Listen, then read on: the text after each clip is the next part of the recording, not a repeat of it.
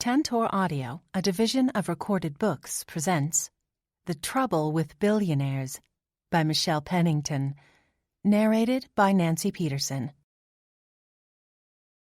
Chapter 1. Charlotte couldn't believe the price of children's baseball cleats. After searching each of the tags, she gave up finding any she could afford and groaned. "Some people in this world have too much money," she told her son Taylor. Taylor scrunched his eyebrows together. "How can you have too much money, Mom?" "Oh, believe me, it can happen."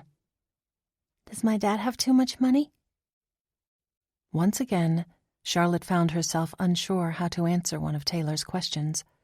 The divorce had been hard enough on her, but he was only 6. She tried to shield him from as much of the tension between her and Daniel as possible, and lately that had been nearly impossible. "I guess not, since he's still playing baseball, right?"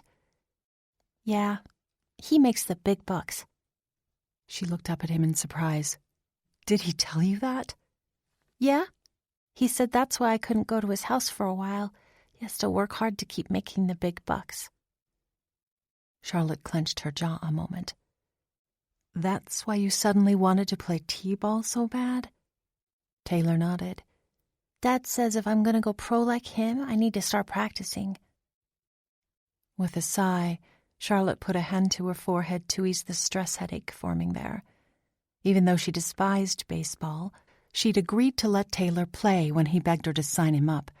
She'd suspected his new and intense interest in the sport had something to do with his dad, but it still aggravated her to hear about this conversation. Mostly because Daniel always found a way to smooth things over with Taylor when he canceled their visitations. It had been happening more frequently after she decided to move from Missouri to Alabama when she inherited her grandma's house, which allowed him to blame it on her.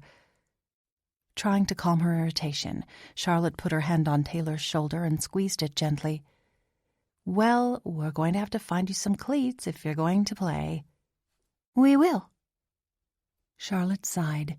The boy was an optimist, a trait he did not inherit from her. She adjusted the strap of her Louis Vuitton handbag, one of the last relics from her marriage, and bent down to resume the search. She might have to sell the bag to make ends meet, but she needed the shoes now. Well, they could always eat ramen noodles for a while. Taylor wouldn't care. "Mom, can I go check out the bats over there? I need one of those, too." "Sure," Charlotte said, looking in their direction. A sick feeling roiled in her stomach. How much did bats cost? Apparently, the prices weren't too high for most people. Mac's Sporting Goods was packed. Balls bounced and rolled around the aisles with kids chasing after them, and she'd already nearly tripped over a kid who sat with his legs stretched across the floor as he tried on shoes. Most of the parents looked cranky, but one man was actually laughing as he lifted a small boy up 6 feet in the air so he could reach a shoebox on the top shelf.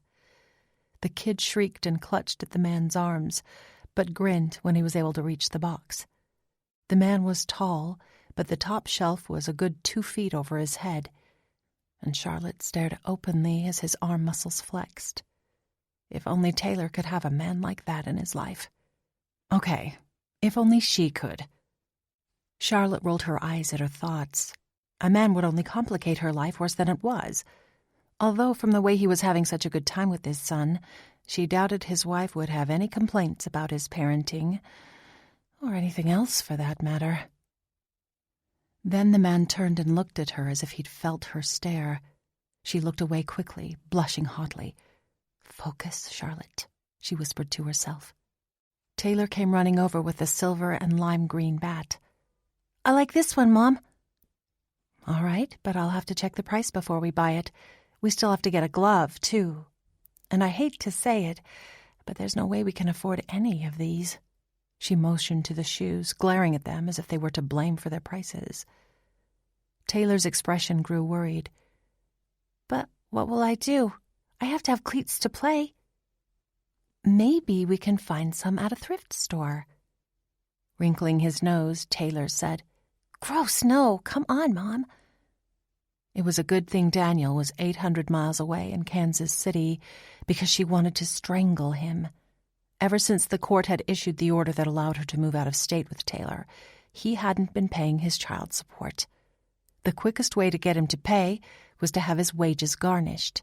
But pro ball players only got a paycheck during the regular season, so it would be a few weeks before she'd see a cent. She hadn't been able to earn much money for the last year since she'd been in beauty school, and the move had wiped out most of her savings. She was desperately hanging on to the nest egg she'd saved to get her salon going.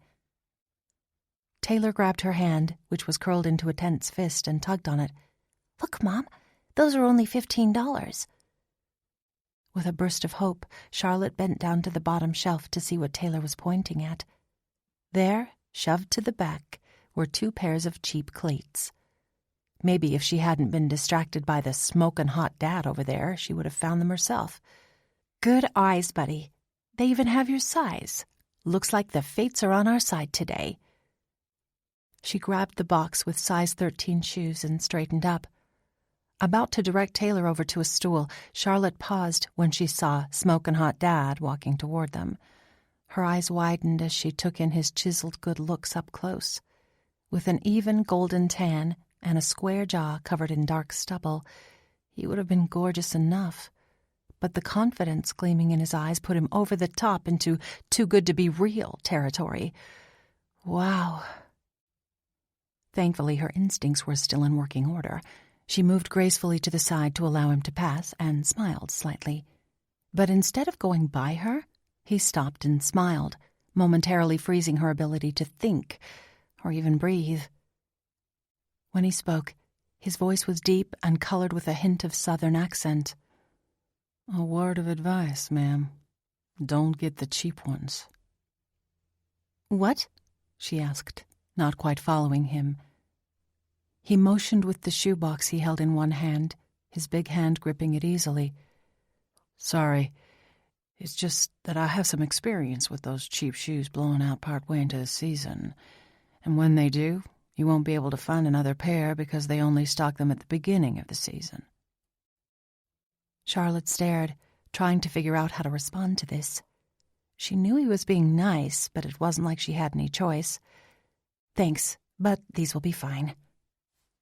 She turned back to Taylor with the shoes, so when he leaned over her shoulder to look at the box, she started to think maybe his wife had a few issues to deal with after all.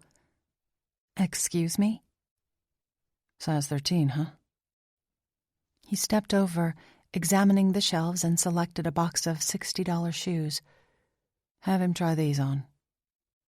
Charlotte narrowed her eyes.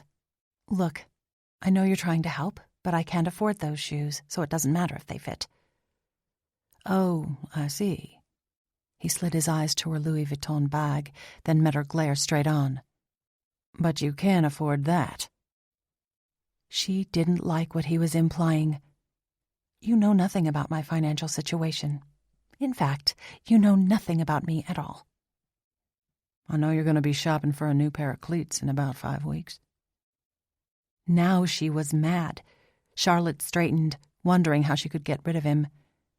"Don't you think you'd better go find your son, instead of bothering people who don't want your help?"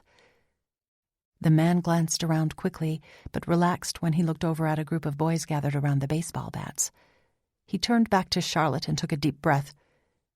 "Okay, look, I'm sorry, but you really should get different shoes, and if you can't afford them, I'd be happy to help. I'll pay for these and leave them at customer service for you to pick up on your way out." The man started walking away with the shoes, obviously used to getting his way, but Charlotte was too mad to accept his generosity. "No, thank you," she called out to him. He spun around and eyed her with his jaw clenched, betraying his irritation. "Fine, but there's a good chance your son will be on my team, so I think I'll hold on to them for you. I don't want one of my players not having any cleats to play in." Fuming, she turned back to Taylor. He was looking at her with concern in his eyes, so she forced herself to calm down. Smiling, she said in a bright voice, "Well, that was crazy. Let's get these things on your giant feet and see if they fit. You know, it sure would be nice if you'd stop growing so fast." An hour later, they rolled up in front of the weathered farmhouse she had inherited from her grandmother. Charlotte still couldn't believe it was actually theirs, free and clear.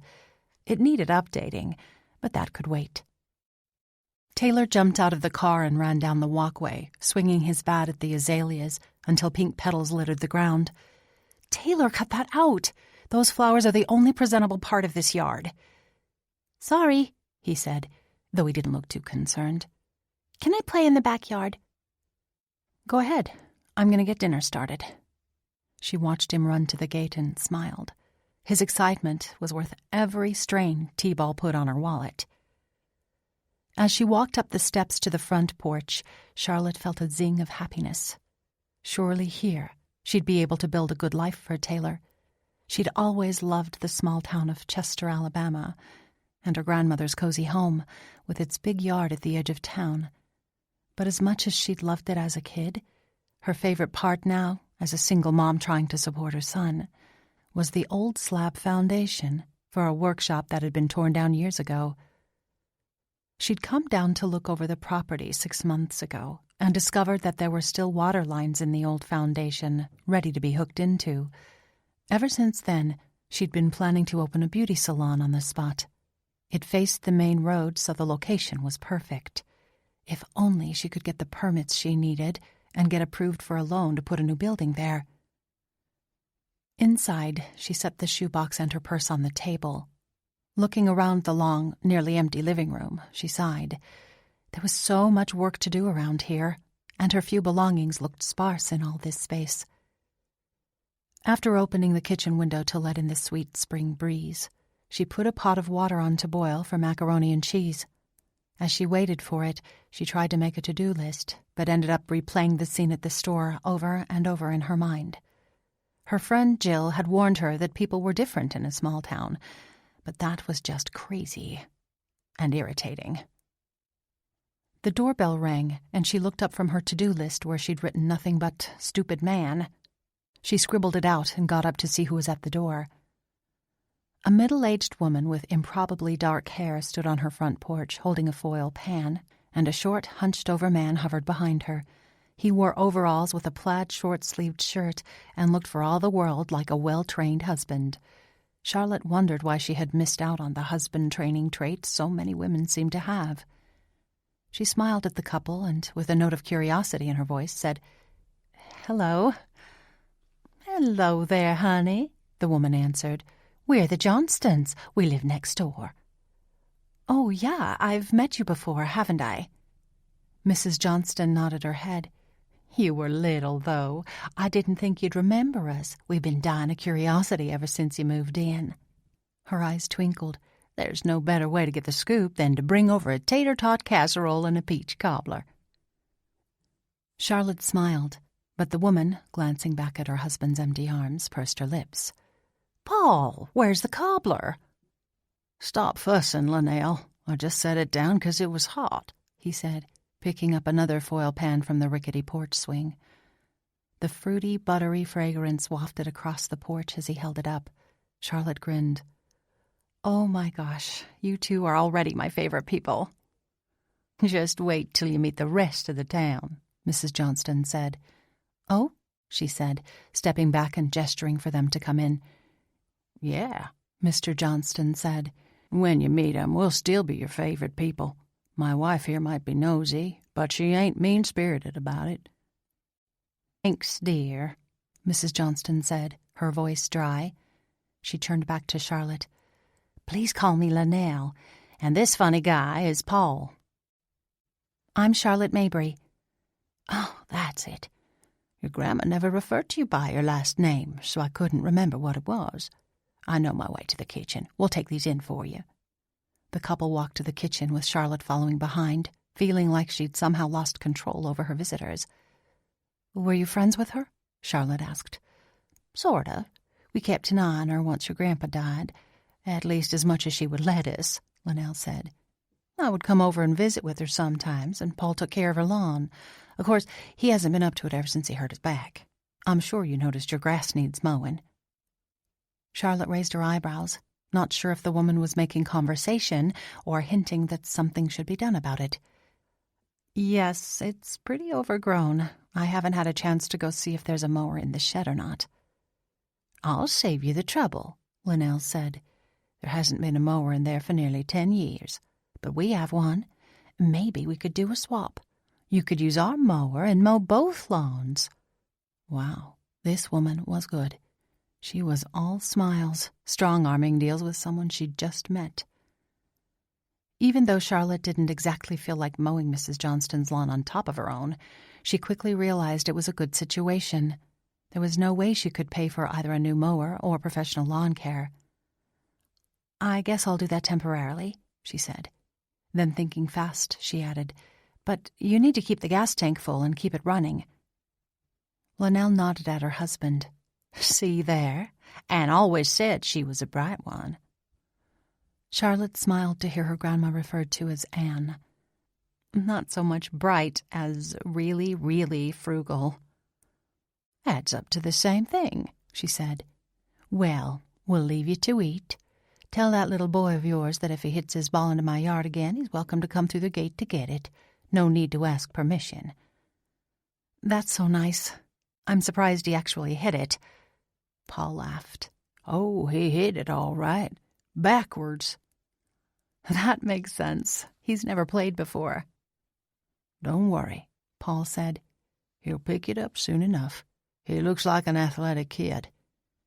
"Yeah, he takes after his dad," Charlotte said, her voice a bit strained as usual when she talked about her ex-husband. "Oh, yeah?" Linnell asked, looking like an inquisitive bird. Clearly, she had a nose for the interesting details. "Yeah, he plays ball for the Royals." "Sounds like quite a catch. What fatal flaw did he have, dear? Alcohol? Other women?" She asked this as if it could be nothing else. Charlotte couldn't believe she was even answering all her questions. Surely the price of one tater-tot casserole and a peach cobbler wasn't her life story. "No, nothing like that," she said vaguely. "Oh, I bet he was gone all the time," she said with unnerving shrewdness. "Oh, for Pete's sake, Linnell," Paul said. He grabbed hold of his wife's pudgy arm and towed her to the front door. "Don't you want to be invited over again?" Charlotte smiled and said goodnight as they left. When she got back to the kitchen, the back door swung open and Taylor ran in. The door slammed behind him, but Charlotte was happy to see the red in his cheeks from exercise and the sparkle in his eyes, so she didn't get on him for not closing it softly. He leaned his bat against the wall and dropped his new glove and ball next to it. "What's for dinner, Mom? I'm starving." "Well, luckily our neighbors brought over a casserole. Wasn't that nice?" "What's a casserole?" he asked. It was a fair question since he'd never had one before, but Charlotte knew her grandma and a whole generation of Southern women were spinning in their graves. Chapter 2. Nate pulled up in front of Preston Tillman's house and put his truck in park. "Thanks for the shoes, Coach," Preston said, as he unbuckled and jumped out with his new pair of cleats clutched in his skinny arms. "See you at practice." "You bet," Nate replied. He waved at Preston's mom, Justine, who'd come out on her porch, then put his truck in drive and rolled off before she could come over to thank him. Justine was newly divorced and looked at him like he was a piece of chocolate she wanted to bite into. As he drove home, he couldn't shake the irritation that lingered since leaving the store. Most of it was directed at himself. He'd handled the situation at the sporting goods store all wrong. And then he'd been rude when it didn't go the way he wanted. Hopefully she'd forgive him when he apologized, which he planned to do the next time he saw her. And in a small town like Chester, there was no way he wouldn't see her again, especially since her son was playing t-ball. As these thoughts rumbled through his head, he pulled through the ornate wrought iron gate at the front of his driveway as the security guard opened it electronically. He drove around the circular drive and stopped in front of his house, a stately old plantation home he'd been restoring for the last 3 years. Anxious to get back to work, he tossed the size 13 cleats in the back seat and strode inside, determined to shake off his bad mood. Work. He needed work. "Sam," he called, his voice echoing through the grand foyer. Within moments, his personal assistant, Sam Gardner, walked in. "Yes, Mr. Haverton? Remember that meeting in Tampa I canceled?" "Yes, sir," I want to do it after all. Can you arrange it? Of course. For when? First thing tomorrow. We can fly over tonight, and let's go over all the month-end reports on the way. Sam looked surprised, but nodded and turned to make arrangements. Nate took a deep breath. Focusing his energy on something productive should cure his irritation. As he climbed the grand staircase, running his hand along the gleaming handrail, his phone rang. He pulled it out of his jeans pocket and saw it was Alexa Morrill. He hadn't talked to her since he'd been her date at a movie premiere a few weeks ago. Alexa, just the person to cheer me up. What's wrong, Nate? Did you finally get bored in that backwater home of yours? No, I'm just in a bad mood. Well, I have the perfect cure for that, Alexa said, her voice as smooth as the glossy rail beneath his hand. What? I'm up for anything. Then, remembering some of her more shocking escapades, he corrected himself. Almost anything. How about having dinner with me? What? It's 7 o'clock right now. Where in the world are you? With Alexa, she could be on the other side of the Pacific, expecting him to fly over to meet her. I'm 20 minutes away from your house, darling. I'm floating between meetings in New York and L.A., so I thought I'd come down and visit you until I fly out tomorrow. Are you surprised? Nate chuckled. You always surprise me. But you're lucky I'm home. I was going to fly to Tampa tonight. I could go with you if you want, she offered. And my meeting in L.A. can be put off if you'd like me to stay longer. No, you'd be bored out of your skull. I'll have to stack my meetings back to back if I'm going to clear room on my schedule before T-ball starts, since I'm coaching. What in the world is T-ball? Nate laughed, knowing Alexa wouldn't be at all interested. I'll tell you over dinner. See you in a few minutes. He hung up and turned back toward the office. Hey, Sam, postpone Tampa till Wednesday. A loud sigh came from Sam's office down the hall. Yes, Mr. Averton. Nate ran upstairs to his bedroom suite to change into slacks and a button-down shirt, knowing Alexa was likely dressed up.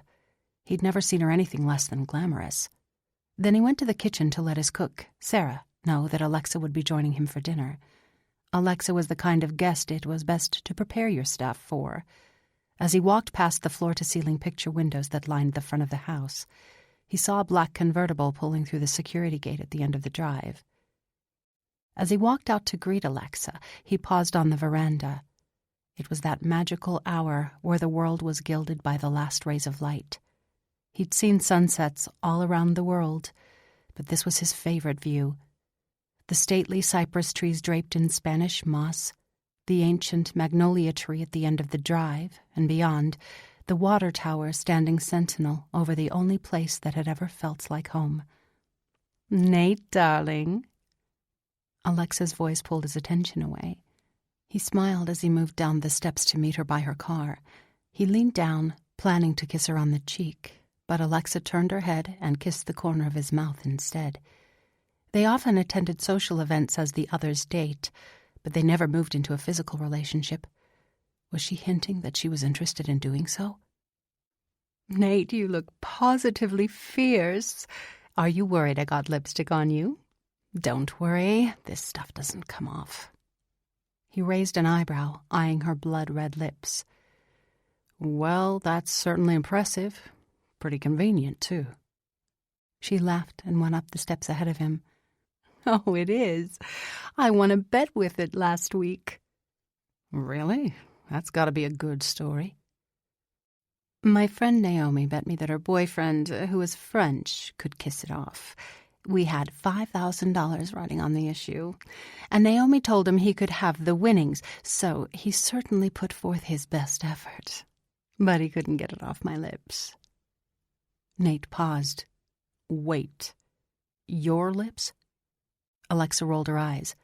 Well, I was the one wearing the lipstick, darling. Nate chuckled and held the front door open for her. She walked ahead of him and dropped her purse, keys, and sunglasses on the entry table. When do we eat? I want to freshen up. As soon as you're ready. Just a minute, then. I won't keep you waiting. Alexa knew her way around his house and disappeared down the hall to the bathroom. Nate waited patiently for her to return, checking emails on his phone. When she returned, she smiled at him and tucked her hand around his arm. I must say, I do love the casual atmosphere here. It's so relaxing. I think so, Nate said, curious as to why Alexa was suddenly showing all this affection. Not that he minded. She was a beautiful, entertaining woman.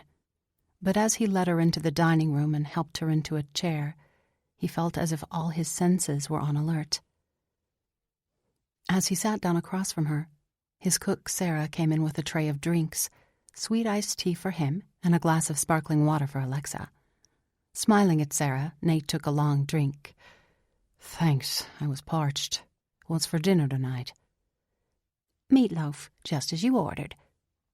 Perfect, Nate said. Sarah made the best meatloaf he'd ever had. Meatloaf? Alexa asked, enunciating the word as if it was two, both of them disgusting. Nate paused, remembering that Alexa had vastly different tastes than he did. Sarah, what do you have that might tempt Alexa's appetite? Sarah kept her expression smooth, but Nate knew her well enough to see the hint of disdain in her eyes. I have some well-marbled ribeye steaks. Instead of answering Sarah, Alexa said, Nate, you know I don't eat beef. Ever. What else, Sarah? We have fresh mahi fillets. Alexa wrinkled her patrician nose, so Sarah continued. Or I could make an omelet and salad. Alexa sat back in her chair. That would be perfect. Egg whites only, please. Sarah nodded and slipped from the room. Where is Marco? Alexa asked. He's the best chef you've ever had. Knowing Sarah could likely hear from the kitchen, Nate said, Nonsense. Sarah is a treasure, and Marco stays in Tampa for when I entertain business associates there. He's probably lounging by the pool and getting fatter than ever. At least when he's not wowing the critics in his exclusive restaurant downtown. He's happy, I assure you. He was miserable here. Well, of course he was. As much as I love you, Nate, I can't stay in this town for longer than a day or two. No place to eat or shop. There's not even a decent salon. Remember all the trouble I had last time I was here and broke my nail trying to open the French doors? Nate nodded, remembering. That had been an interesting day, making a trip into Mobile because of a fingernail. They ended up at some party or other at a high-rise overlooking the bay. Alexa had a nose for finding entertainment. As the daughter of one of his business partners, she'd been born with nothing to do in life but enjoy herself. And she usually tried to pull him away from his work to join her, which was the reason he liked having her around. She helped him relax. Well, let me open all the doors for you from now on. How long are you staying? Well, that depends. Can I sleep here this time? I don't think I can stand more than one night in the Magnolia Inn. The wallpaper is older than I am. Nate laughed, but shook his head. You know how I feel about that. Around here, people get ideas if you have a woman stay the night. Would it be so terrible if people thought we were together? I mean, we kind of are, aren't we? Together, I mean. His suspicions were right. Admittedly, a part of him would be willing to pursue what she was so obviously offering, but he knew it wasn't a good idea to make any kind of commitment. Perhaps, though only as good friends. Maybe more than friends, I don't know. But Alexa, I wouldn't want you to get hurt. My business concerns don't allow me much of a personal life. Alexa's red lips dipped into a frown. And yet you're making time for, what's it called, skee-ball? Nate smiled. No, t-ball. But if I can't make a practice, I can call one of the other parents to take over. No one can take over for me in a relationship when I can't be there. Well, that's really narrow-minded of you, darling, Alexa said. Nate raised his brows, but saw from her smile that she was teasing him. Yes, when it comes to that sort of relationship, I'm extremely narrow-minded. But do you see my point? Yes, but I understand your commitments. I have them too, after all. I thought maybe we could help each other and be a little less alone when we aren't working ourselves to death. Sarah brought in their dinner, and as she served it, Nate let his eyes linger over Alexa's familiar features. She was beautiful, independent, and sophisticated. Any man would be lucky to have her. That sounds nice. What do you have in mind? I could come visit more often. Oh, and we could have a dinner party at your place in Tampa. Get all our friends together. Sounds fun, Nate said, focusing on his dinner. If I can find time in my schedule. Alexa raised an eyebrow and sighed dramatically. You're impossible. Chapter 3. Arriving at the town's Little League baseball fields, Charlotte looked around, amazed at how nice they were. Worn-out houses lined the streets of this neighborhood. Some even had rusty cars on blocks sitting in the overgrown yards, with lots of other junk laying around. But everything about this park was top-notch. Green, manicured grass, shiny metal fences, and smooth red dirt infields with perfectly painted lines. How did a small town like Chester have a park like this? "Come on, Mom! Why'd you stop?"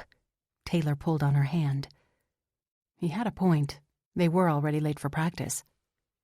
She looked around, trying to figure out where to go since there were teams on all 3 fields.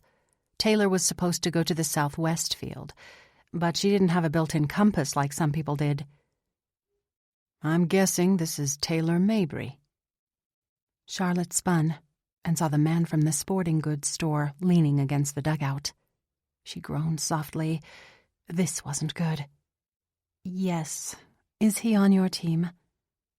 "Looks that way. Hey, buddy, come on through. We'll get you sorted out." Taylor ran towards the gate, and Charlotte faced the man. Maybe he wouldn't recognize her. He held his hand out to her. "I'm Nate Haverton. I had a feeling your son would be on my team." She shook his hand and forgot to respond. The contact with his warm, slightly calloused skin was doing strange things to her sensory system.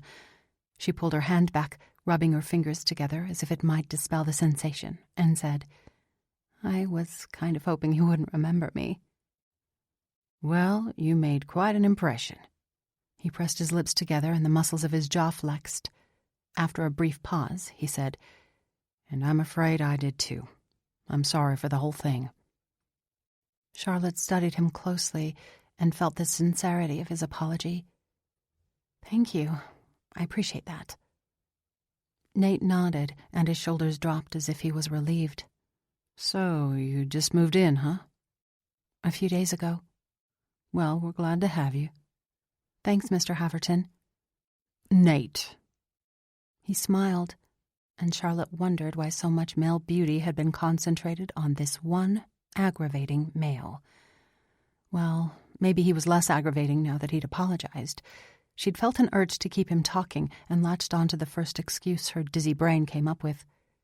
"I'd better warn you that Tyler has never played t-ball before. He'll probably need a lot of coaching." "Your husband hasn't worked with him any?" Nate asked, his eyes darting toward her hand. "Ex-husband." Charlotte raised her left hand and wiggled her bare fingers. "And no, he doesn't spend any more time with Taylor than he has to. I would help him, but I'm terrible. Worse than terrible, in fact, a danger to others." Nate grinned, and Charlotte nearly melted to a puddle in her shoes. "He'll be fine. Don't worry about it." "Thanks," Charlotte said, smiling as she forced herself to walk away. She made her way over to the bleachers where the other parents were sitting. 2 women sat on the front row talking up a storm. A couple sat near the top, and a few other parents were sitting on folding chairs along the fence, facing out to the field. As she passed the women on the front row, she could feel their eyes on her, and they stopped talking. She had to make friends sooner or later, so she met their eyes and smiled before climbing up a few rows to sit behind them. The petite one on the end turned around and said, "Hey there, honey. Don't mind us looking you over. We're just nosy like that." Charlotte chuckled. "It's all right. That's what I get for being new in town." "Yeah, and for being so pretty. Look at you. I swear you could be a model." The tall blonde next to her laughed. "No wonder Nate Haverton couldn't take his eyes off you." "We were talking about my son Taylor," Charlotte said, very aware she was blushing. Hopefully they wouldn't notice her reaction. "Well, I saw you make sure he knew you were single." The woman waved her fingers on her left hand around like Charlotte had done a few minutes ago. "And I don't blame you one bit. Bless me, but that man is fine." The women burst out laughing. Had they been watching the whole time? "No, I wasn't." But before she could explain, the lady said, "Don't worry, honey. I'm teasing. I'm Delin. My boy's that gawky thing out there with his cap on backwards." The first one who spoke to her said, "I'm Misty. Mine's the short kid out there picking his nose." Sure enough, a short, big-cheeked kid was mining for gold while he waited for his turn at bat. "Brady," Misty yelled out, "you cut that out or I'll jerk a knot in your tail." The boy's head jerked toward the bleachers and he stuck his hand behind his back like he was hiding it. "I'm Charlotte Mabry. Maybe you knew my grandma, Ann Goldman. I inherited her house, so my son and I moved in a few days ago." "Everybody knew Mrs. Goldman. Are you divorced?" This lady cut right to the chase. "Yeah, for over a year now." Delin gave her half a smile full of sympathy. "I'm sorry things worked out that way for you. Don't let it ruin you for men, though. I'm on my second husband, and he's not perfect either, but much better than the first." Misty gestured toward Nate with her thumb. "We got a prize pool right here in town if you're interested. Poor Justine isn't going to like the competition." Glancing over to where Nate was adjusting the tea for one of the kids, Charlotte asked, "He's single? But I saw him in the sporting goods store with a little boy." "Probably just helping out," Delin said. "He does a lot of that. But nope, he's not married, and he doesn't have any kids. And besides having the tightest behind this side of the Mississippi, he's rich." "We all grew up with him, but he moved away for college and went on to make a load of money," Misty chimed in. "He moved back a few years ago and bought the old Sutton mansion. Justine's had her eye on him ever since her marriage went south." Delin chuckled. "Girl, when he came over here before practicing, asking for volunteers to help with practice, her butt flew out of her seat, and now look at her, over there trying to boss the kids around. We all know she can't even make her own kid minder." Justine must be the woman on the outfield pairing up boys to practice throwing balls to each other. She looked frazzled but determined. If Justine had a crush on the way-too-hunky t-ball coach, well, then she could have him. All 6+ feet of him. Knowing he was wealthy was enough for Charlotte to make up her mind to turn off her wayward attraction, even if he was patient and focused with the kids, even if he had been perfectly pleasant and welcoming, even if he was sinfully attractive. She'd learned her lesson about men with money. No, thank you. Just then, a ball flew over the fence past first base. Nate ran over with an easy stride and jumped the 4-foot fence as if it took no more effort than blinking. Charlotte wasn't the only one to raise her sunglasses for a better look when he jumped back over again with the ball. "I might need to kick James to the curb," Misty said, fanning herself. "Y'all need to get some religion," said a woman behind them. "I have religion," Delin called back. "I need some of that. He is yummy." Everyone within hearing laughed, but Delin only smiled and turned around to face Charlotte. "Hey, by the way, we're going to order some mom t-shirts for the games. Do you want one? Only $20, and it'll have your kid's name on it." Charlotte tried to look politely interested, but her muscles tightened. More money. "I'd like to, but best to be honest. Well, I won't have any extra cash until I get my salon up and running." "Wait, what? You're opening a salon?" Raising her eyebrows at Delin's enthusiasm, she said, "Yeah, I worked at a high-end salon in Kansas City before I moved here. Now I want to open my own place." Delin turned to Misty. "Did you hear that?" "Oh, I heard, girl." Turning to Charlotte, Misty said, "You can count on me to be one of your first customers." Charlotte smiled, looked over her layered ombre-colored style, and smiled more. Just the kind of client that could help keep her business afloat. "I'll give you first shot at booking an appointment." "What about me?" Dylan asked. "Well, you too, of course." Charlotte couldn't see much of her hair since it was in a messy bun and sticking out of a ball cap with a rhinestone star over the bill. But it looked color-damaged. Lots of work to do there. Charlotte's heart expanded with hope. If the rest of the women in this town were as enthusiastic as Dylan and Misty, she just might make her salon a reality. As she turned her attention back to the field, she told herself she was watching Taylor. And she was. But with Nate standing out there in the sun, it was easy to let her eyes stray his direction. There was no harm in checking him out a little, right? When it was Taylor's turn to try batting, Nate stood behind him with his arms around his shoulders, adjusting Taylor's hold on the bat and scooting his feet apart to correct his stance. And then began 5 minutes of agony for Charlotte as she watched Taylor either miss the ball entirely or hit the tee, making the ball fall down and roll away. Nate would patiently scoop it back up, correct Taylor's stance again, and make a few practice swings while holding the bat with Taylor to help him get a feel for it. Finally, Taylor connected, knocking the ball off the tee. It flew past second base, and all 6 kids who were fielding went running after it. Nate hooted and gave Taylor a high five before sending him off to first base. Charlotte cheered. "There you go, Taylor. Way to hit that ball." Then Nate turned and grinned at her. He shook his head. "Well, he's strong. The rest is just practice." She grinned until Dylan said, "I told you, honey. You done caught his eye." And then she elbowed Misty. "This is going to be fun to watch." Chapter 4. Somehow Nate managed to function through the practice, but the whole time he was extraordinarily aware of Charlotte Mabry in the bleachers. His response to learning she was single caught him off guard. He had obviously noticed her gleaming chestnut hair and slim womanly figure, but he knew it was her firm, low-pitched voice and serious demeanor he found most intriguing. There was just something about her, and where before his brain had put up off-limits signs concerning her, it was now waving a green flag.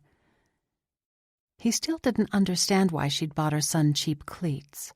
Both times he'd seen her now, she looked stylish and put together, like someone who spent a lot of money on her appearance. But she clearly loved her son, and moving to this small southern town wasn't normal for someone who liked to have a mall close by. Clearly, she was a mystery to be solved, and there was nothing Nate liked better than solving problems. After practice, Nate watched as she greeted her son when he stepped out of the dugout.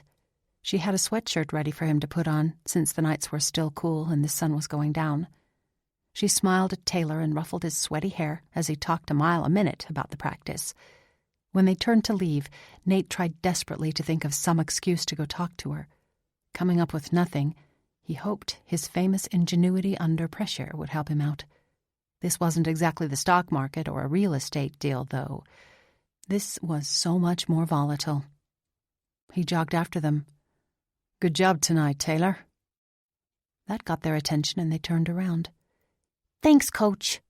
Taylor grinned up at him and tossed his ball up into the air, fumbling with it as it fell back down and rolled out of his glove. Just then, Justine rushed up to them, waving a clipboard. "You didn't sign up to bring a snack." Nearly groaning at the interruption, and the fact that Justine always found a way to corner him, Nate folded his arms, determined to wait until he could get Charlotte alone again. Taking the clipboard, Charlotte tucked a smooth strand of dark hair behind her ear and peered down at the sign-up sheet. "So I need to bring drinks and a snack for all the players to one of these games?" "Yes, and be sure you don't forget which date you pick." Nate narrowed his eyes at Justine, not liking her tone. When he glanced at Charlotte, though, he got the impression that she wasn't even paying attention to Justine. Her eyes flicked over the paper, then over to Taylor, who was still tossing his ball up in the air and still not catching it. "How many players are there?" she asked, her eyes trained upwards, as if she was doing mental calculations. The realization hit Nate that she might be worried about the cost. One more clue that money was tight for her. "You know, they'd be happy with some snack cakes or something," No way. Justine shook her head. The other moms are committed to bringing healthy snacks. I never give my son anything but organic, unprocessed, natural food. Nate raised his eyebrows, ready to argue with her, but Charlotte beat him to it. Look, I'll bring what I can. You might want to bring something for your son just in case what I bring isn't good enough. Charlotte signed her name and handed the clipboard to Justine, then turned and walked away without another word. Nate grinned as Justine sputtered. She was a short woman with thin hair, and now she looked like an angry cat who'd been doused with water. Well, there you go, Justine. Not a bad idea. Then he jogged after Charlotte. He was far from done talking to her. Sorry about that, Nate said as he drew even with her. Charlotte stopped and turned to him, so he leaned closer to whisper, I think she's a few donuts shy of a dozen. Don't worry. I already got the full scoop on her from the Magpie Mamas. The what? Charlotte shrugged and smiled a little as she looked over at him. Oh, some of the other moms. They were really friendly, but they reminded me of a couple of chittering magpies. I don't think they care for Justine too much, though. He looked back over his shoulder and saw Justine standing where they'd left her, even though her son was pulling on her t-shirt, trying to get her to leave. Her stare creeped him out. Yeah, she's not a very comfortable person to be around. Charlotte laughed. You look kind of nervous. Is she still staring at me? She looked back. Oh, yeah. Nate gave her an exaggerated shiver. We have all season to go. Speaking of which, did you need something else? It took Nate a second to think of something to say. Charlotte had a knack for throwing him off balance. I just wanted to tell you Taylor has a lot of potential. If you ever want me to come over and give him a bit of extra coaching, I'd be happy to.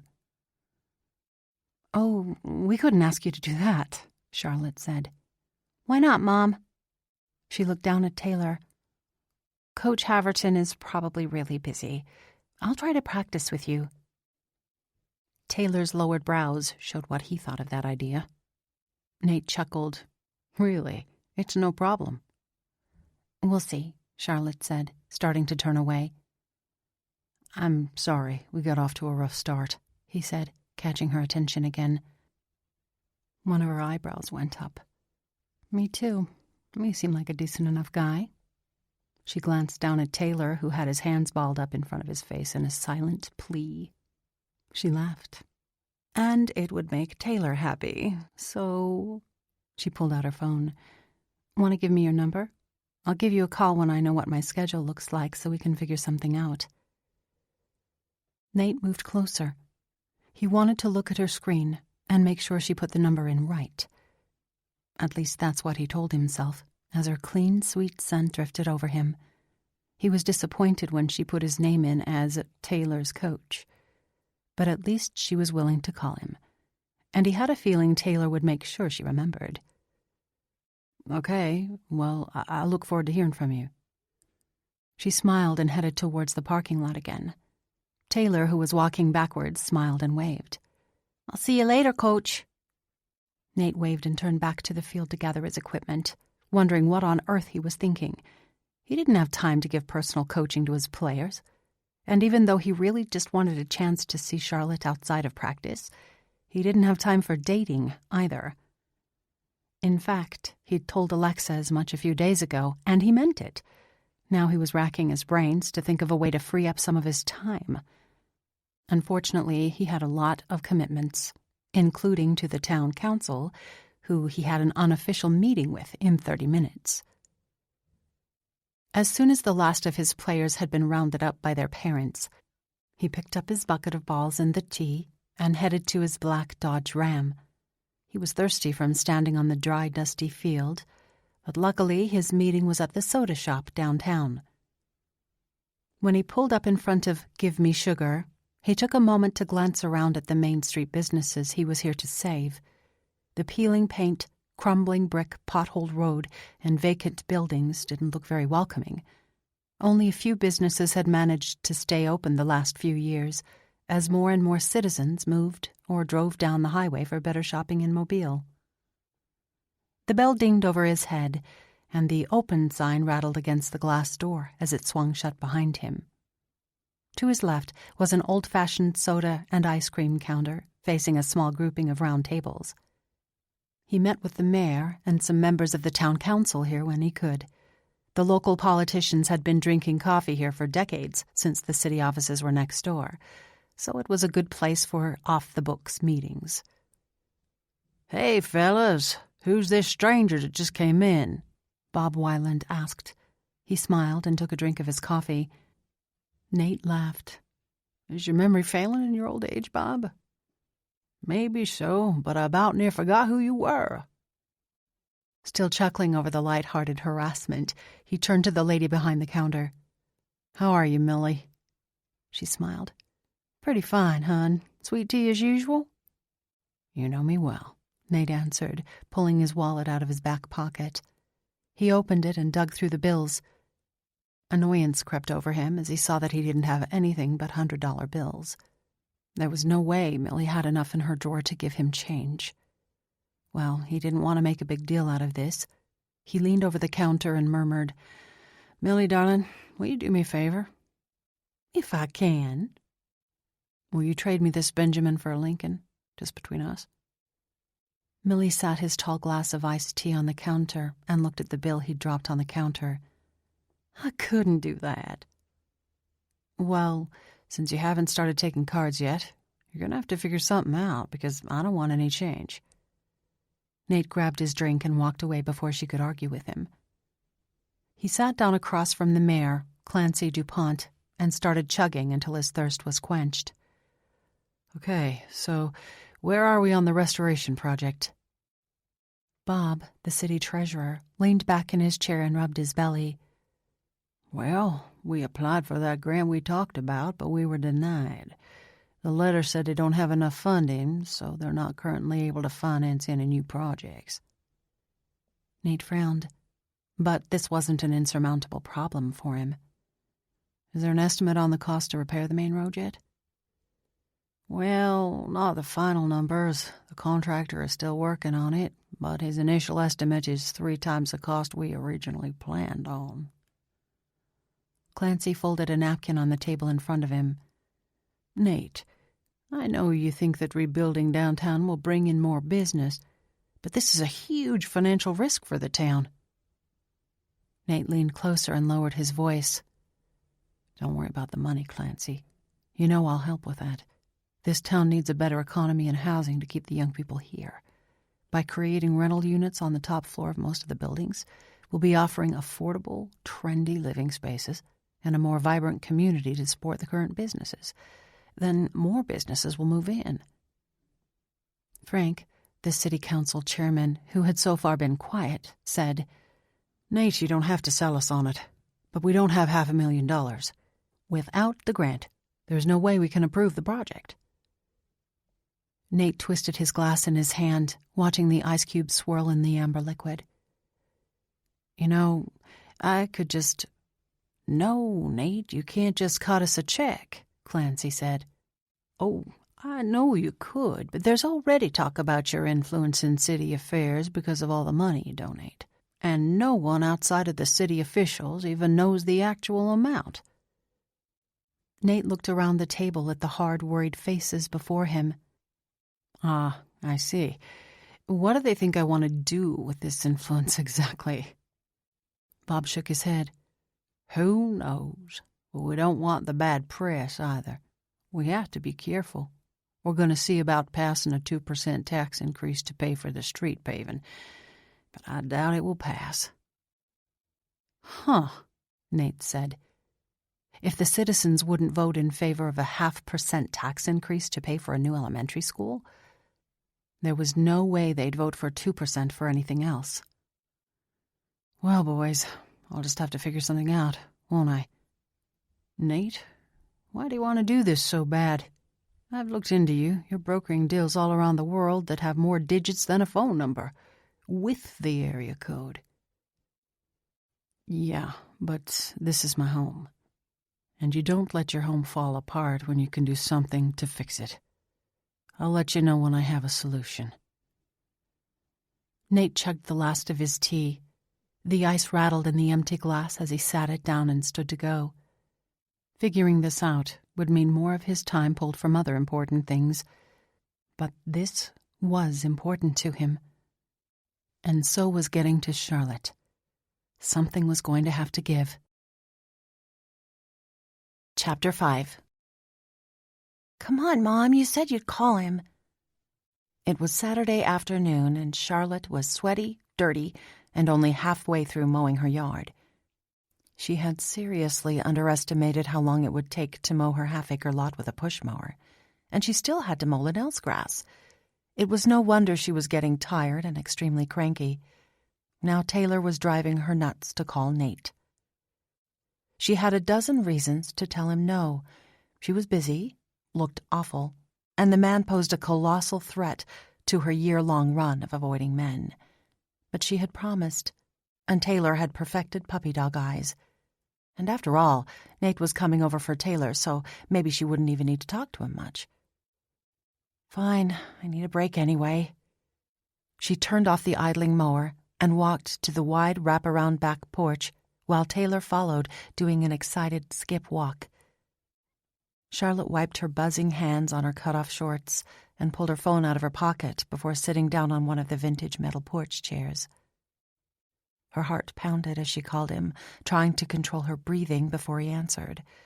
Of course, with her luck, he answered after the first ring. Hello? Hi, Nate. Taylor's been begging me to call you. Charlotte? Wow, I didn't think you'd call so soon, if at all. Charlotte squeezed her eyes shut and pressed her lips together. She should have made Taylor wait a few more days. She opened her eyes and fixed them on Taylor, who was doing his best to eavesdrop on the conversation. 6-year-old boys can be relentless when they want something.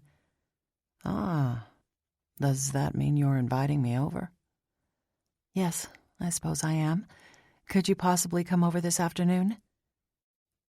There was a pause, during which Taylor held his breath and waited with big eyes. Then Nate's deep voice sounded over the phone again. Yes, sorry. I'll have to shuffle a few things around, but I can be over there in about 30 minutes. If it's too much trouble. Not at all. I'm glad you asked. See you soon.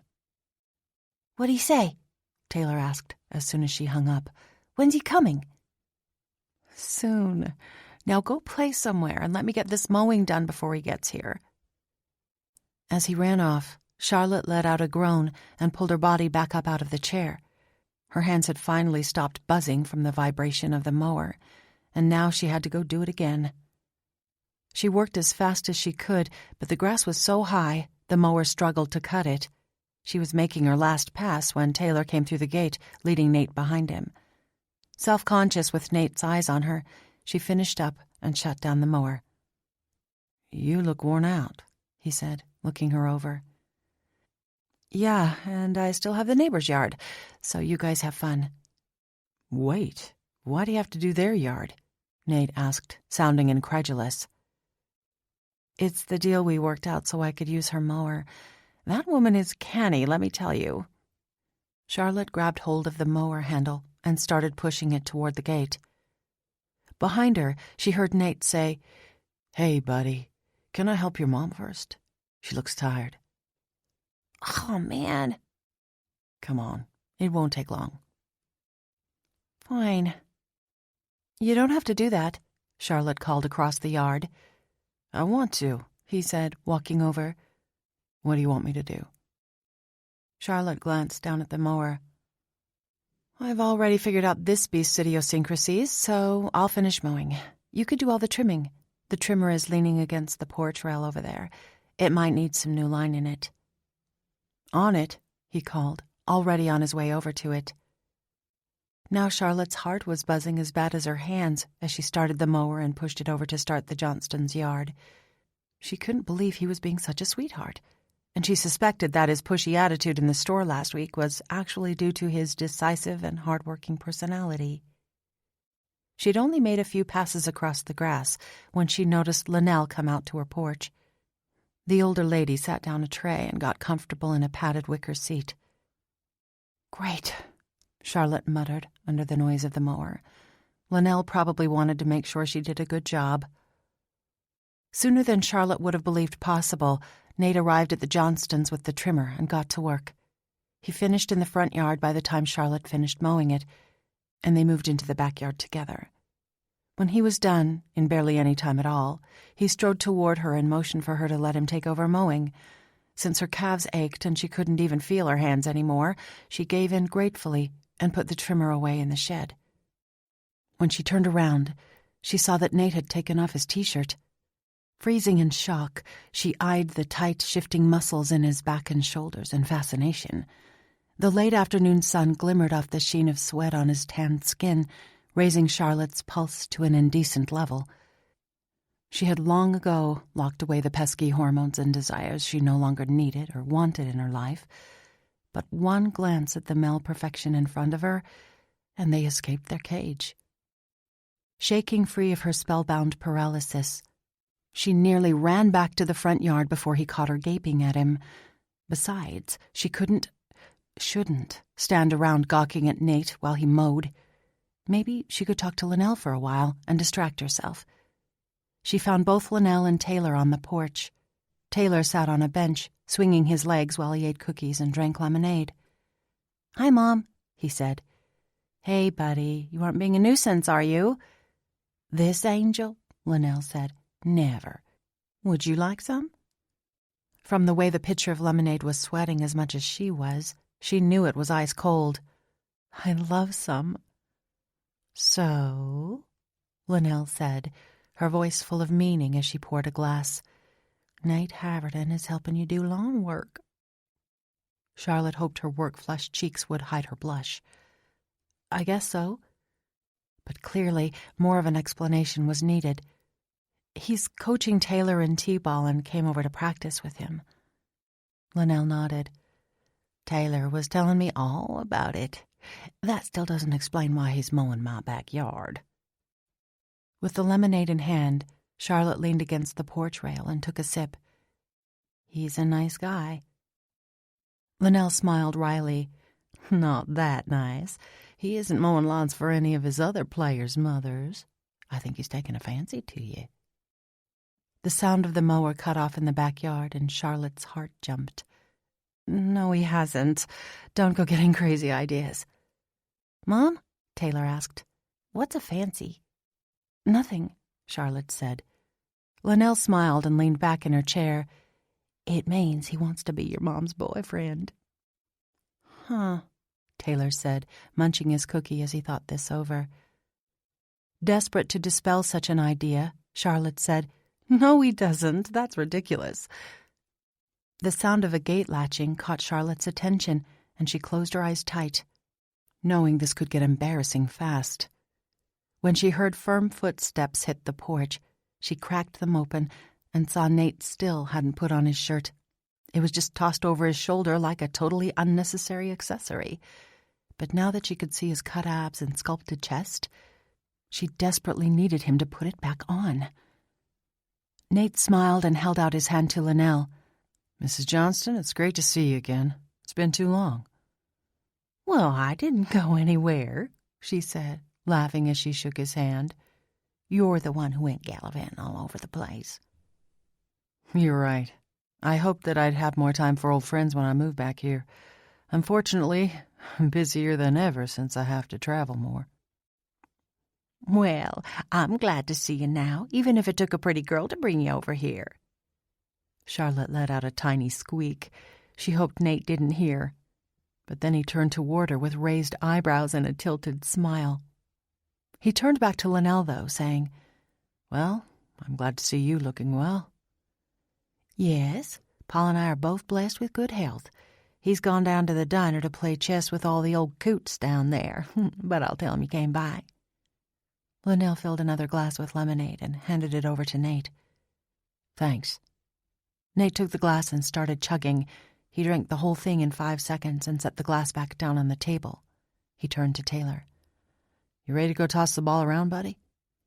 Taylor jumped out of his chair. "Yeah, let's go." "Taylor," Charlotte called as her son ran down the steps. "What do you say to Mrs. Johnston?"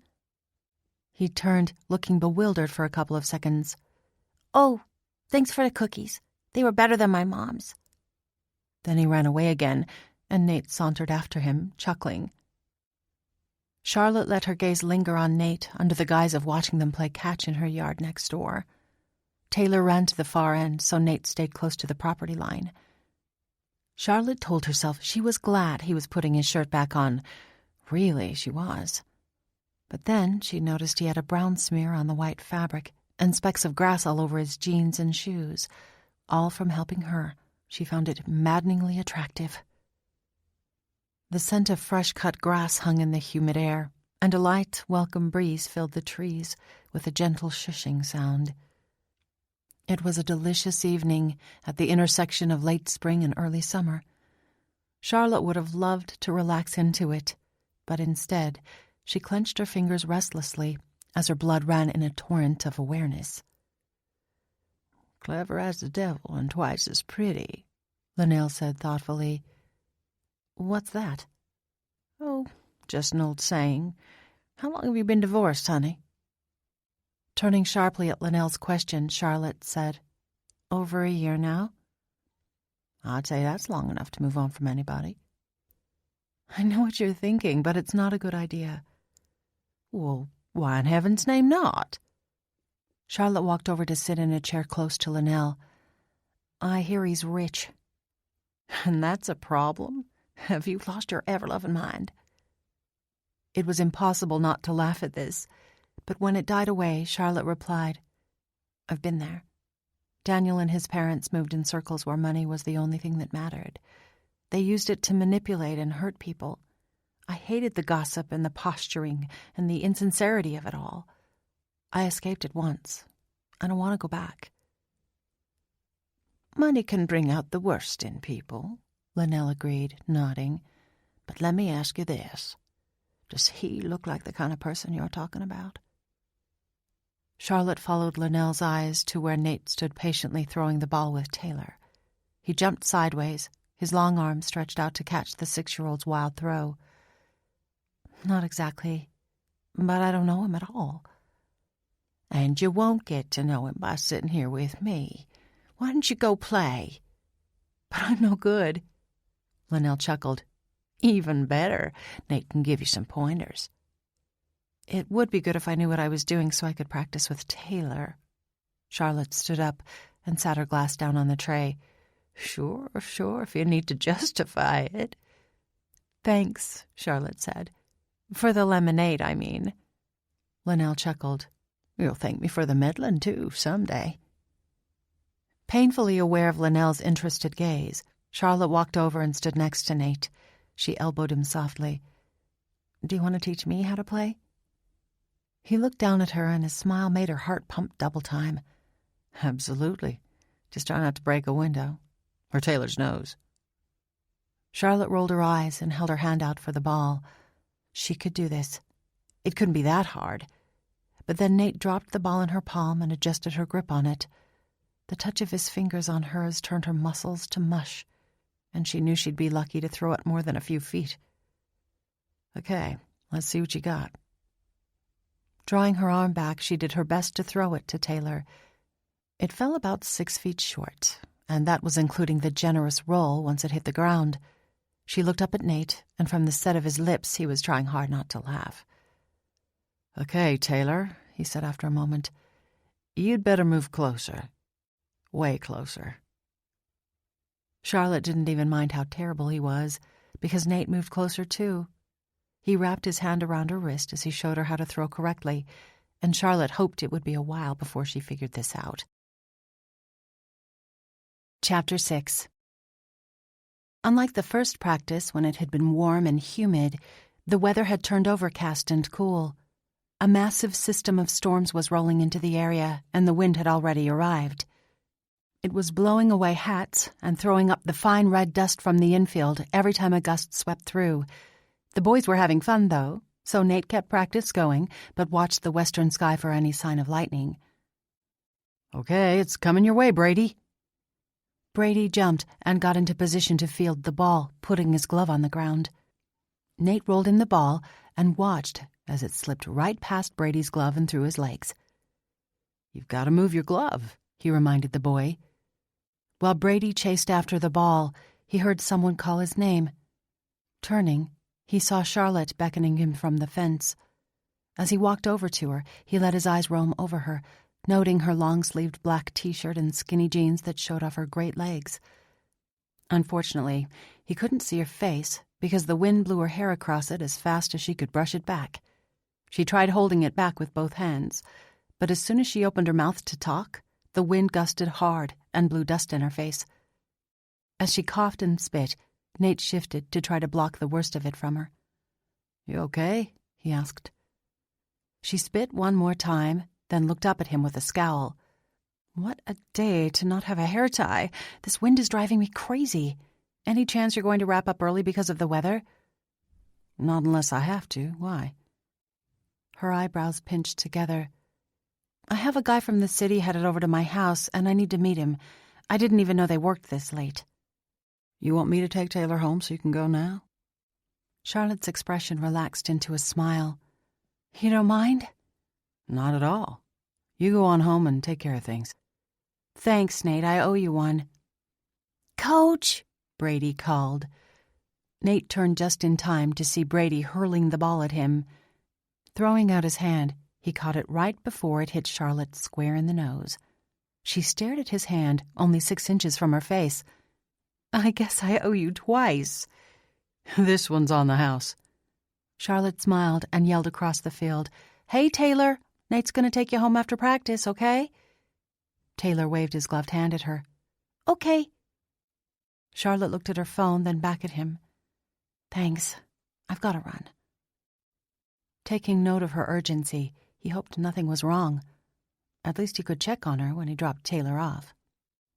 30 minutes later, thunder rumbled in the distance, and a flicker of lightning flashed on the horizon. Josh, one of the dads who helped out with the team, looked up at the darkening sky. "It's blowing up a storm." "Yeah." Nate turned and yelled out across the field. "Let's pack it in. Everybody go home." The parents all hurried their kids along and helped him gather up his equipment. Nate called Taylor over to him. "I'm taking you home, buddy." "Awesome! I get to ride in your truck." Raindrops landed on the soft dirt with a muffled thud.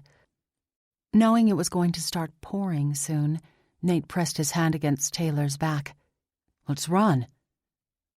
Nate was surprised at how fast Taylor was. The kid was a natural athlete. He struggled more than some of the other players, but it was clearly from lack of experience, not ability. Nate wondered about his dad and why he hadn't spent more time playing with the kid. As they got to his truck and climbed inside, the memory of Charlotte learning to play catch last week still amused him. She was the epitome of grace, except when a hard object was being hurled in her direction.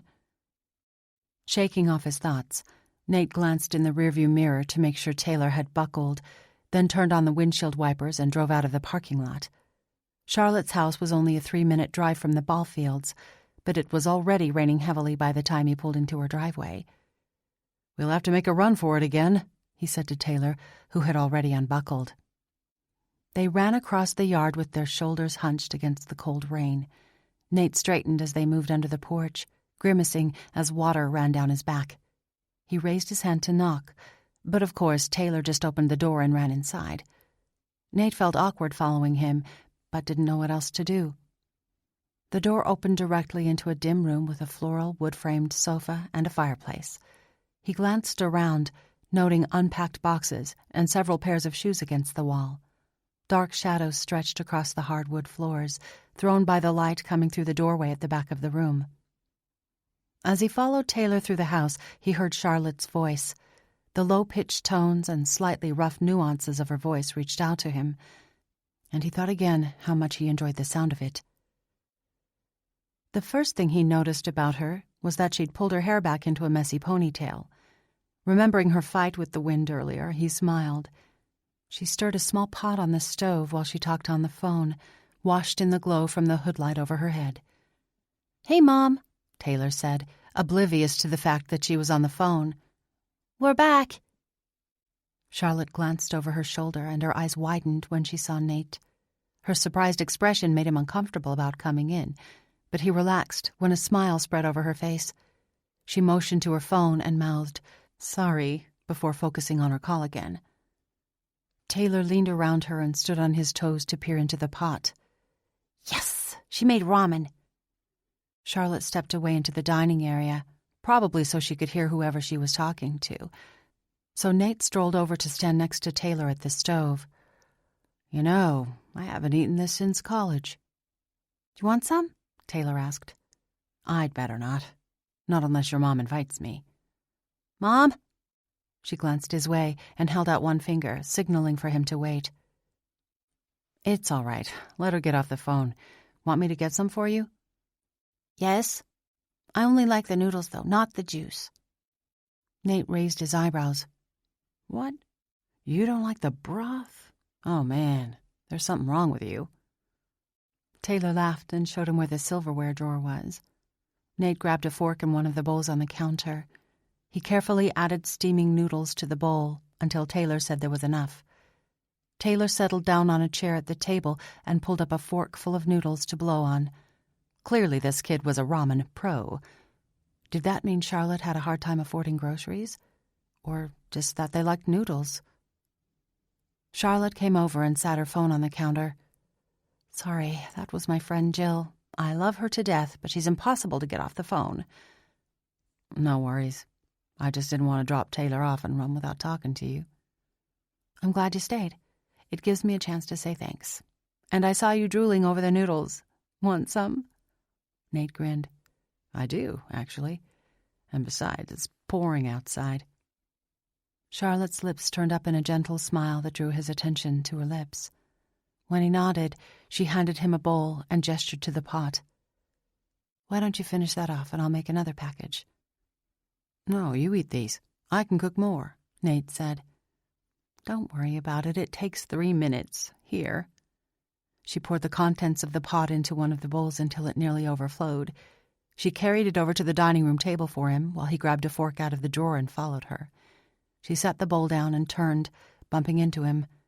When her hand came up to steady herself against his chest, they both froze, looking into each other's eyes for a long, still moment, broken only by the sound of Taylor's slurping behind them. He stared at her lips again, this time wondering what it would be like to kiss her. A spark flared between them, but Charlotte stepped back, not quite meeting his eyes. "What can I get you to drink? I have water or milk." "Water's fine." Charlotte nodded and let out a heavy breath as she stepped away. The right side of Nate's mouth quirked up. It seemed she was as affected by him as he was by her. A few minutes later, they all sat around the table while Nate told her how practice had gone. "I'm done eating. Can I go play on my tablet?" "No, you need to do your homework and go to bed." Taylor's face scrunched up angrily. "No, I'm too tired to do homework."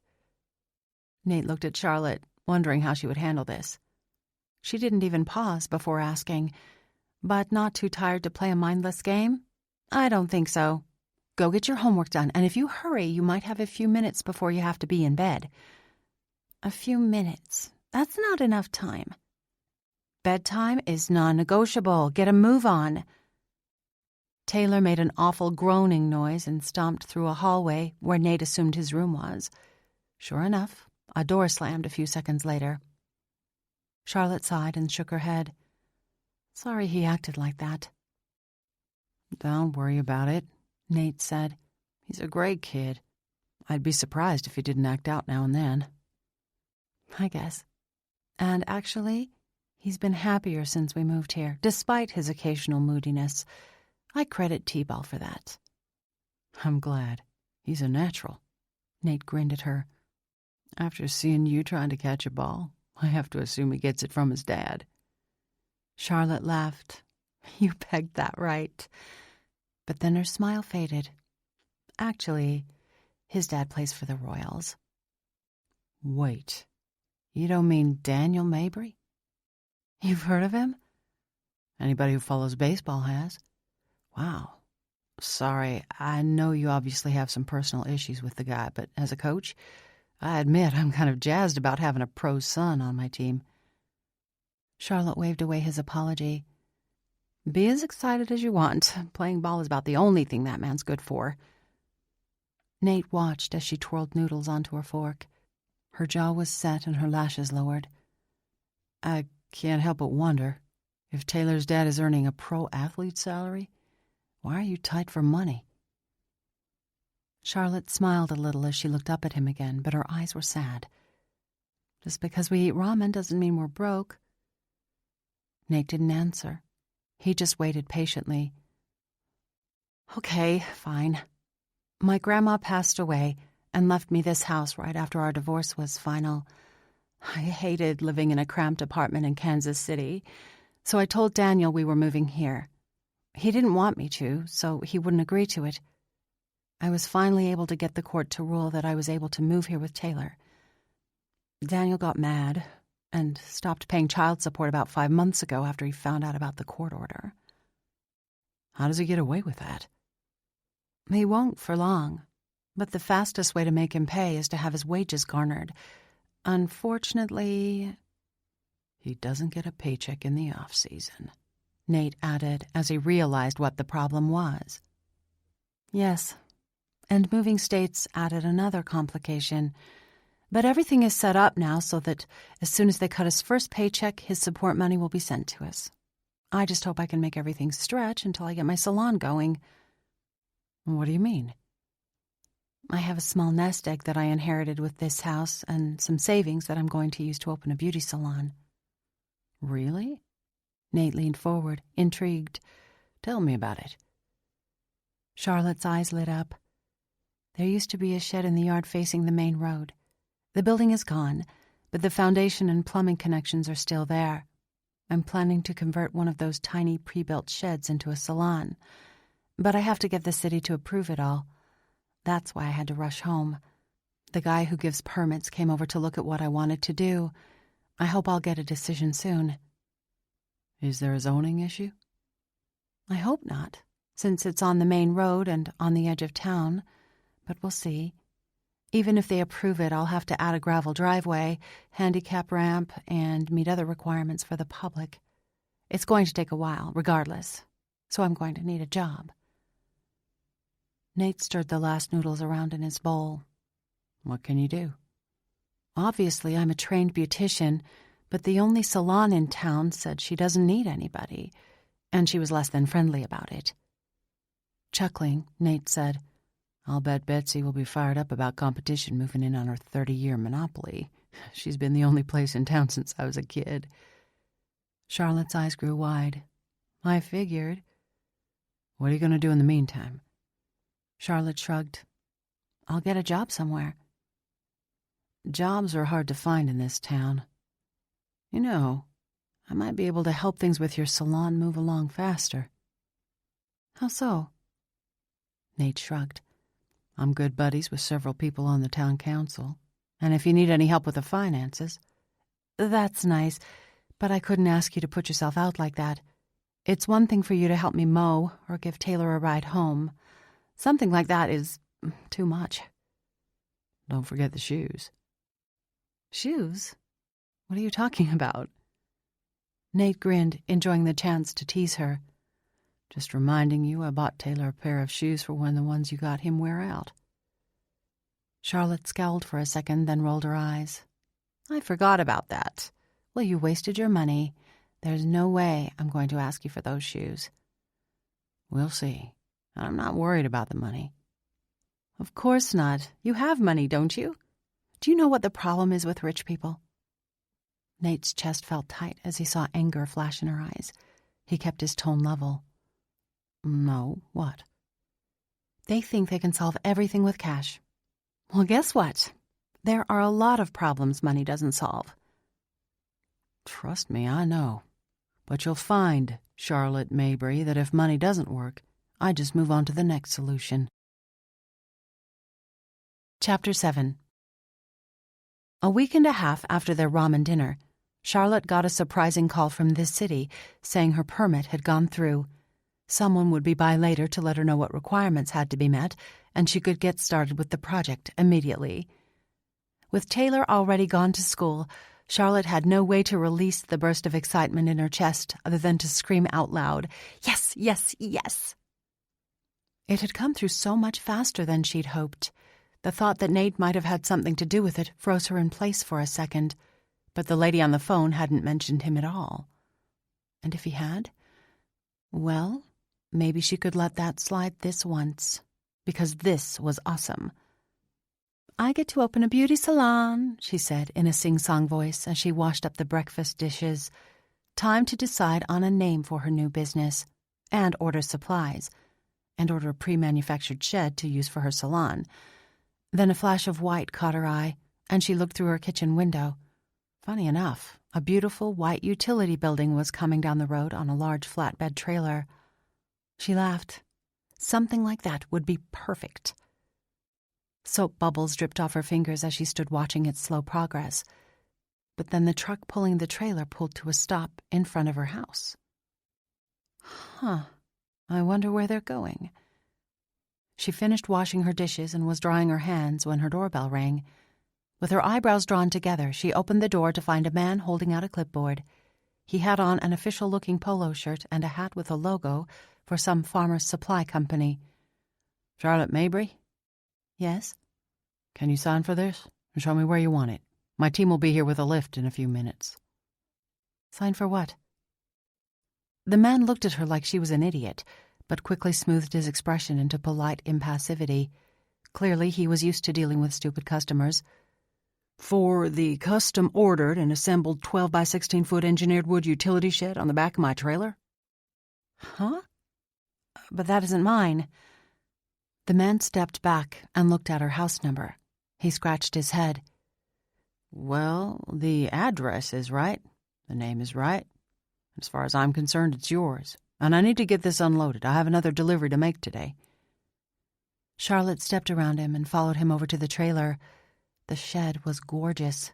It looked more like a little house with its white siding and gabled windows on the roof, with black shutters. Then her brain caught up. Nate. His name fell from her lips like an accusation, and the man beside her quirked his eyebrows. He flipped through the papers. "Oh, yeah, Nate Haverton is the name on the invoice. Well, glad that's solved. Where do you want it?" "I don't want it anywhere. I want you to take it back." Now the man really did look at her like she was crazy. "Sorry, but there's no returns on a custom order like this. Not unless you find any defect or damage from transport." He waved his arm. "But I've never delivered damaged goods yet. Take a look-see." Barely holding on to her temper, Charlotte said, "I can see that it's perfectly fine, but I didn't order this and I don't want it. You can just take it to Nate Haverton's house and drop it off on his front lawn." The man took off his ball cap and swiped at his forehead with the back of his sleeve. "Well, ma'am, I can't go dropping it off any old place I want. My permit only grants me permission to travel over a specific route." "You had to get a permit to bring it here?" "Sure did, lady. It's an oversized load." Time to get Nate over here. She pulled out her phone and dialed his number. "Hello?" he said, sounding perfectly at ease with the world. It made Charlotte's blood boil.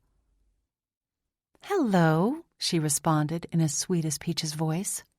"There's a man parked in front of my house with something that belongs to you. You'd better get your butt over here and tell him where he can stick it before I do." She hung up without waiting for him to answer. "I'm sorry, I didn't catch your name." "Eddie," he said. "Eddie, would you like to step inside until Mr. Haverton can join us and clear up this mess?" For the first time since he arrived, Eddie smiled. "Sure, that'd be fine." By the time Nate's truck pulled up in her drive 15 minutes later, Charlotte had given up trying to convince Eddie to turn his trailer around and take it back. He'd chugged down a glass of ice water and dug in his heels. There was nothing he could do except unload the building. So when she opened the door and saw Nate's calm expression, she let loose. "I can't believe you went and bought that thing after I explicitly told you I didn't want your help." Nate just smiled and shrugged his shoulders as if he'd bought her a set of Lincoln logs instead of an actual building. "Look, I'm sorry. It wasn't supposed to get here until tomorrow." Even the fact that she had known he was responsible didn't stop the flash of anger she felt at hearing him admit it. "What the heck does that have to do with anything? Do you even remember our last conversation about how I don't like people throwing money around to solve problems?" Yes, and I agree some problems can't be solved that way. Getting your salon going as soon as possible isn't on that list. I was planning to talk to you about it before it got here, though. But not before you bought it. Would you have said yes? No. Well, there you go. Can I come in? She stepped aside but said, "Why, Nate?" Why do I want to come in? He asked with raised brows, but she knew he was being purposefully obtuse. "Why did you do this without consulting me? Are you trying to buy my affections? Made me feel indebted to you?" What? No, I'm trying to help you. Then his jaw clenched. I'm glad you think so poorly of me, but I help people all the time like this. Do you ever stop to consider if they want your brand of help? This is too much. Can we please talk about this inside? Charlotte stepped back and crossed her arms, glaring at him. "You aren't going to convince me this is okay." His arm brushed her as he passed by because she didn't leave enough room for him in the narrow doorway. It angered her that she was so aware of even the slightest touch, especially when he'd done something so stupid. He reached over her head and swung the door shut, then faced her with his arms folded. Consider it a rental if you want, or rent to buy. We can figure out the details later. For now, we need to get it off the trailer. I'd appreciate that, Eddie said, nodding in approval. Charlotte rolled her eyes and focused a hard glare at Nate. "You're not leaving that thing here." Where else are we going to put it? I know you're upset, but let's be practical. That thing would be a monster to move twice. But the lot isn't even ready for it, Charlotte protested. I know. That's why it wasn't supposed to be delivered until tomorrow, Nate said, holding out an imperious hand for Eddie's clipboard. He flipped through the pages for a second. They must have scheduled it wrong at the store. Dang it. Well, I have a crew coming out in... Nate looked at his watch. 10 minutes. Charlotte crossed her arms and smirked. Well, Eddie has another delivery today. There's no way they can get it done in time. Not till 3, Eddie supplied. I could call the guys I got coming with the lifts and push this back a few hours if it'd help. Charlotte stared at Eddie with her mouth agape. But you've been telling me for 30 minutes that you were in a hurry. Eddie's eyes flashed to Nate. Not a huge hurry, he said earnestly. In fact, I might be able to reschedule the other delivery since it doesn't need a permit. Sounds great, Nate said. I've got a tab down at the cafe if you want to go relax somewhere cool while you wait. That's nice of you, but I'm a handy guy to have around if you could use an extra man. Charlotte glared at Eddie, but that wasn't fair. It was Nate she was mad at. He exuded power, and people automatically responded to it like lemmings. Eddie, you do not have to rearrange your whole day for his convenience. But Eddie wasn't listening to her. Nate had stuck out his hand for Eddie to shake, and that seemed to be all the man could focus on. Nate patted him on the back in a chummy gesture as he led him toward the door. Glad to have your help. Let's go outside and figure this out. I think I heard a truck pull up. It's either the plumber or the landscaping guy. What? Charlotte asked, the word coming out more like a squawk. But neither man answered her since they were already heading out the front door. Feeling as if she was being swept away by a riptide, she followed them and saw 2 work trucks pulling up on the street in front of her house. Nate was going to get it as soon as she got him alone, and she was looking forward to it. 5 hours later, Charlotte sat on the back porch watching every step of the efficient and unauthorized process of getting the plumbing roughed in so the building could be moved into place. Against every instinct screaming at her to make Nate take the building away, she'd finally resigned herself to what was going on. A potent combination of outrage and disappointment simmered inside her. She'd started to believe he was different than her husband and every other rich person she knew. When Linnell came over, Charlotte wasn't surprised. She had figured it was only a matter of time before her neighbor gave in to her curiosity. "Have a seat," Charlotte said, waving her into a chair.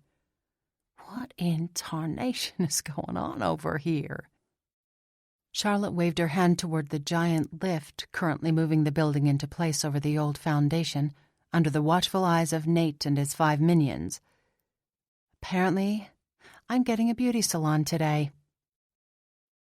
"Why do you sound more like your septic tank backed up?" Raising her voice so Nate would be sure to hear her, she said, "Because I didn't agree to this." "It sure is pretty, though." Charlotte narrowed her eyes. "That's beside the point." In no time at all, the building was settled into place, and the plumber and some man with a giant compressor and a nail gun went inside. Nate talked to Eddie, signed some papers, and jogged over to them. He nodded at Linnell, but spoke to Charlotte. "Want to come see the inside?" "Not at the moment. Right now, I want to discuss terms with you." "Terms?" "Yes. You mentioned a rent-to-own option. I think that sounds great." Nate stared down at her with absolutely no expression on his face, though his eyes narrowed slightly. She wondered if that was how he looked at his business associates when they said something he didn't like. "Is that the only way you're going to be okay with this?" "Yes." "Fine. Let me call Sam." "Who's Sam?" "My personal assistant. He's the best contract drafter I know." "Great. Sam and I need to have a conversation. Linnell?" "Yeah, honey?" "Want to come in for some pie? I got one of those frozen chocolate cream pies." "No, thanks. I'm going to go have a look-see at your new salon."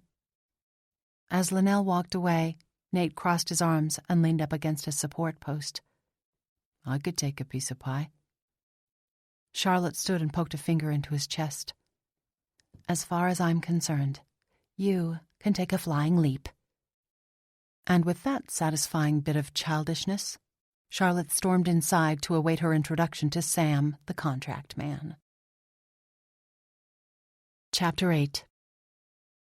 Nate stared across the table at Charlotte over the mess of wadded-up papers between them.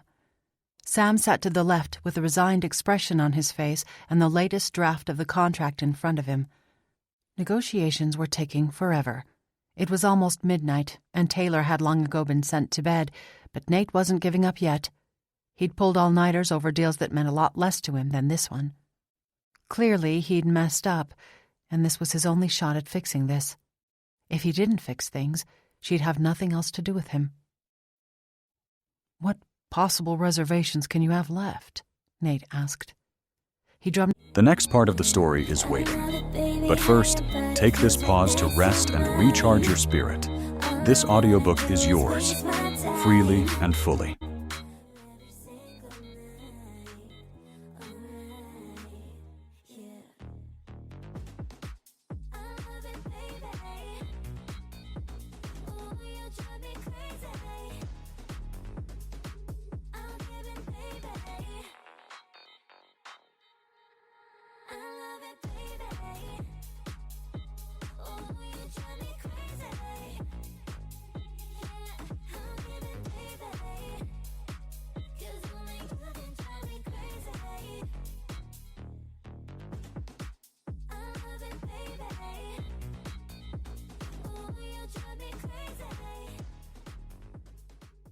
His fingers on the table, then leaned forward.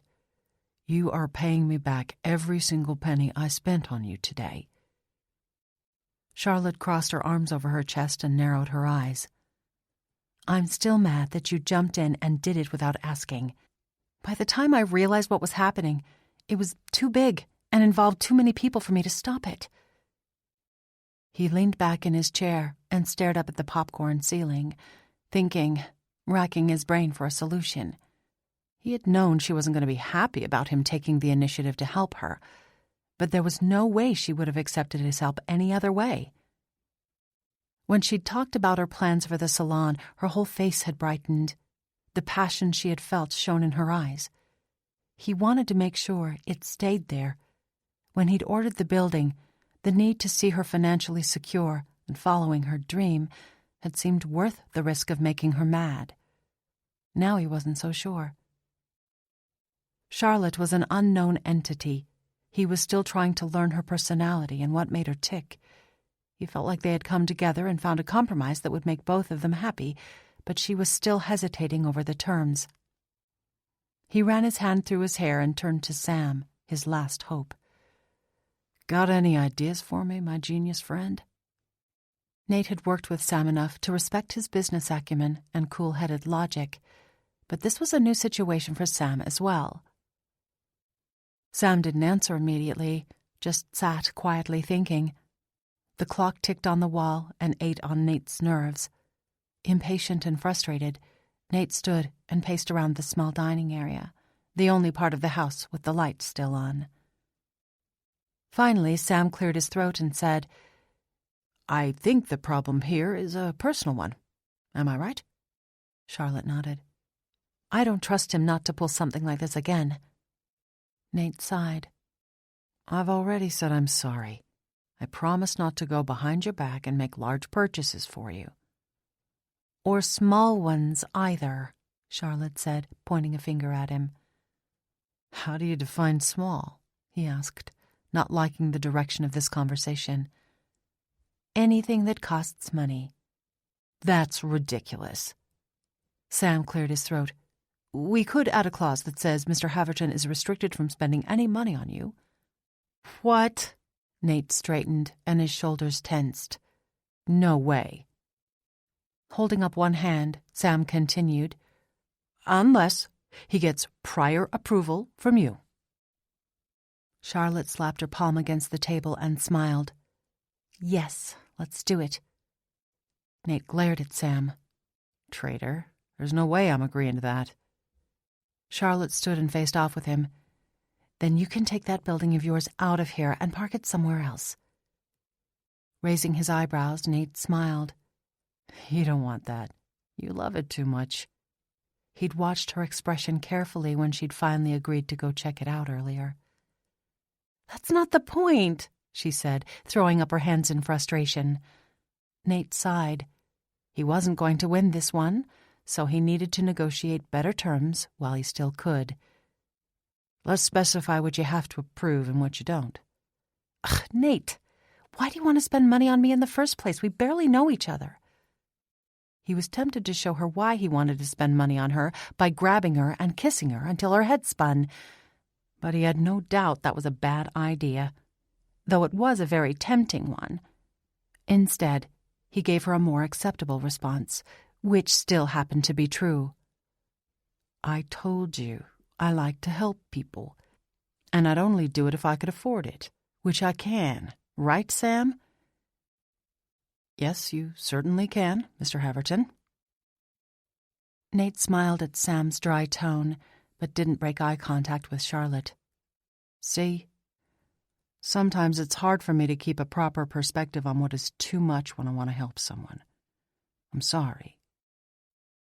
Tilting her head to the side, Charlotte studied him with a grave expression. "This is hard for me." Nate leaned closer. "I know, but I want to fix this. Will you sign the contract?" Charlotte glanced over to the contract on the table. "Only if we add in Sam's clause." "If that's what it takes, add it in, Sam." Sam picked up his pen and added the new wording before sliding it across the table toward Charlotte's chair.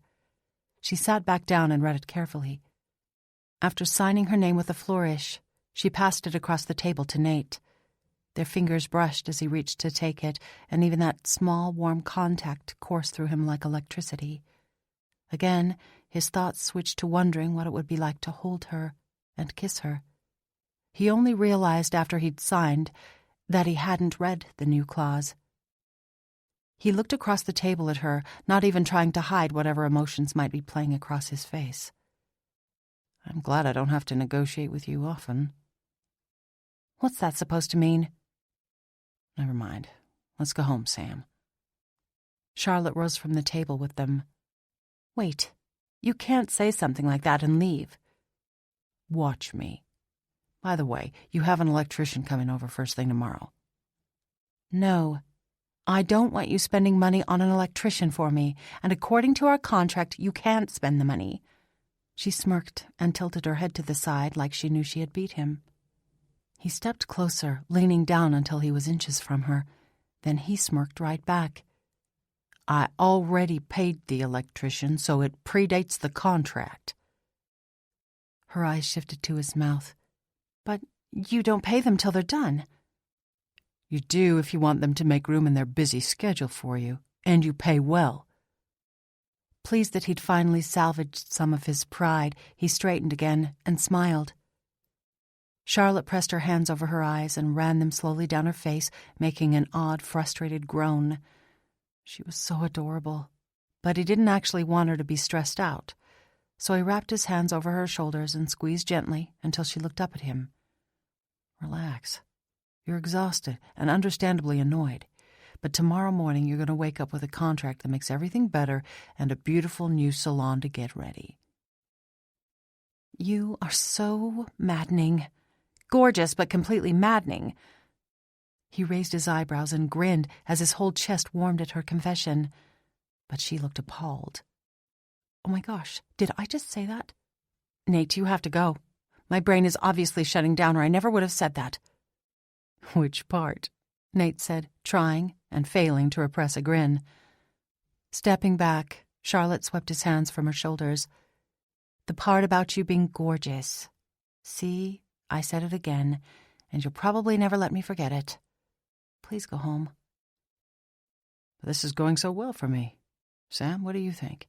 Should we take pity on her and let her go to bed, or stay here so I can bask in her adoration of my perfect male beauty?" Sam dumped an armful of crumpled papers in the trash can before replying, "I vote we go." "Of course you do. She isn't admiring you." Sam smoothed out the contract on the table and took a picture of it with his phone. "She also isn't saying I'm maddening." "Well, what woman wants a man that doesn't make her a little crazy?" Charlotte interrupted their conversation with a sputter of indignation. "Oh, no. I didn't say anything about wanting a man at all. Here, I'll open the door for you." Nate walked to the door, but paused to say, "But we could stay and help you think of a name for the salon. How about Charlotte's Cut You Down Salon? Or maybe Crazy Lady Wielding Scissors?" That did the trick. For the first time all day, Charlotte smiled at him. Something inside him settled down and relaxed. Maybe he hadn't ruined his chances after all. "You're full of good ideas, aren't you?" Nate thought about the ideas currently floating around in his head, most of which were some variation of kissing her goodnight. "You have no idea. Come on, Sam, we better get out of here before she starts hating me again." A week later, Nate stood up from the long table in the conference room in his Florida offices.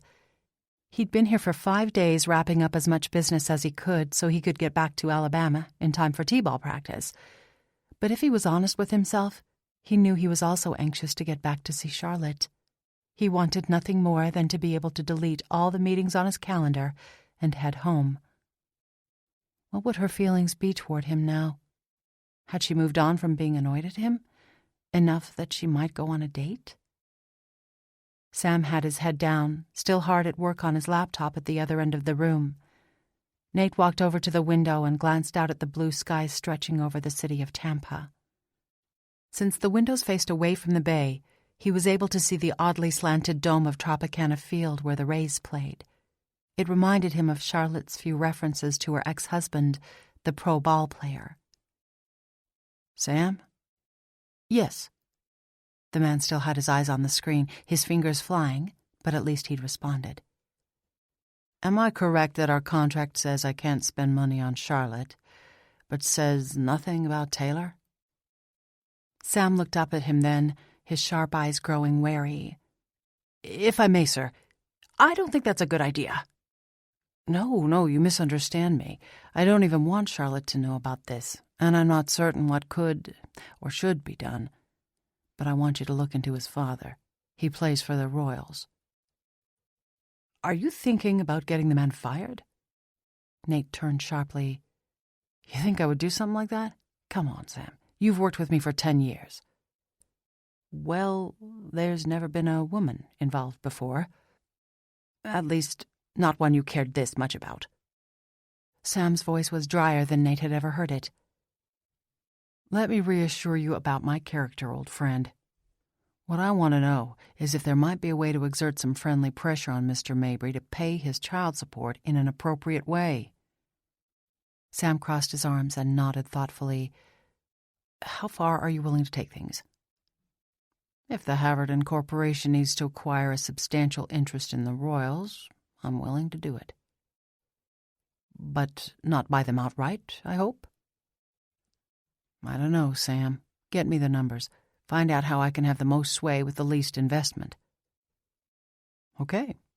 Do you want me to leave for Kansas City today, or fly back with you first?" "You'd better come back with me first. There are a few other things we need to wrap up. How long until you can leave?" 30 minutes. Nate nodded and went over to the intercom to call his secretary. "Zoe, can you call my pilot and tell him to schedule takeoff for an hour from now? Also, I'm leaving in 30 minutes. So anything you need me to sign before I leave needs to be in front of me ASAP." Chapter 9. Charlotte's financial advisor, otherwise known as her best friend, flew in as promised as soon as she heard Charlotte was ready to get her salon open. Jill was the perfect person to help her iron out the business aspects of running a salon, since Charlotte was only trained in the actual business of making people beautiful. All the things that gave her a headache, like taxes, overhead, and pricing, made Jill as happy as a cricket. And once Jill got a look at the actual building with its cute shutters and basket of purple petunias, she flipped with excitement. But when Charlotte told her the whole dramatic story about the salon, Jill sat her down with a firm expression and extracted every single detail before demanding to see the contract. Fortunately, Sam's contract met with her approval. She even laughed at the Sam clause, as Charlotte had taken to calling it. "You have a strange knack for meeting overbearing rich men, girl." "Is there any other kind?" she asked. They didn't discuss it again because they got so busy with getting the salon set up, which was a relief for Charlotte. She knew the crazy ideas Jill would get if she even suspected Nate was someone Charlotte was, well, attracted to, which she had to admit she was. Even after their big blow-up, he'd given her space, but texted her occasionally to ask her how things were going. And each time her phone dinged with a notification, and she saw it was him, her heart gave a telling lurch. Now that they were communicating more, she realized that he was a very busy man, always going to Tampa where his main offices were located. And yes, she hated that he was so far away. Because Jill would read way too much into her feelings, Charlotte was determined to keep it under wraps. So when it was time for t-ball practice on Tuesday, Charlotte tried to slip out with Taylor and leave Jill at the house going over purchase orders. Unfortunately, Taylor said, "Coach Nate said he might have to miss practice today. I hope he doesn't." Jill's ears perked up. "Coach Nate? Like as the Nate Haverton who bought your salon? Your domineering sugar daddy?" Charlotte rolled her eyes. "Stop calling him my sugar daddy. He's no such thing. I'm paying him back, and there is definitely no sugar involved." "Unfortunately," whispered a little voice in the back of her mind. As usual, Charlotte climbed a few steps up the bleachers and plopped down behind the magpie mamas. Jill followed, announcing loudly, "Okay, I'm ready to meet this rich guy of yours." Delynn heard her, of course, and twisted around. "Hey there, you a friend of Charlotte's?" "Besties since high school," Jill answered, smiling brightly. "I'm here for a quick visit." "And you came to see the sights, huh?" Delynn wiggled her thin eyebrows. "Can't blame you there." Jill's manicured eyebrows shot up. "Sights? Charlotte, have you been keeping something from me?" Misty, who sat next to Delynn, laughed. "She didn't tell you the coach is hotter than a spit and griddle?" Jill turned to study Charlotte. "No, she failed to mention it." Then, with a mischievous smile on her lips, she leaned forward for more gossip. "Details, ladies, please." Delynn was happy to oblige. "He's 6'3" near as I can figure. He's built and athletic. Then there's that lady killer smile of his. Best of all, his hind end fills out a pair of jeans as well as any butt on a Wrangler ad." Misty stopped chewing her gum long enough to drawl. My husband thinks I requested this team because my son's friend was playing on it. Nope. It's because I get to watch Nate bend over and pick up balls for an hour every week. Jill was fighting hard not to burst out laughing. Her lips twitched. Charlotte, dear, what do you think of the coach? Is he hot? Charlotte rolled her eyes, knowing it was pointless to refute it. Why don't you decide for yourself? Here he comes. She pointed toward the outfield. Nate had jumped the fence facing the parking lot and was jogging toward the infield. Where he got his boundless energy, she'd never know, but every line of him was as graceful as a cat. Jill leaned towards her, her eyebrows disappearing behind her bangs. Yeah, I've got some questions for you, girl. Later, Charlotte said. When Nate arrived at the dugout, he dropped his duffel bag in the dust and scanned the bleachers. His eyes landed on her, and he smiled and gave her a manly chin flick like she was the only person around. She blushed as she felt the full weight of all the incredulous female eyes that turned her way. Blast the man! But her embarrassment didn't stop her heart from pounding with the intense pleasure of having him single her out like that, even though she was still mad at him. A little. Charlotte heard him thank Josh for starting practice for him as he walked up. My plane got delayed a bit. Thanks for covering for me, Nate said. Josh tossed a ball out to the kids again. No problem, man.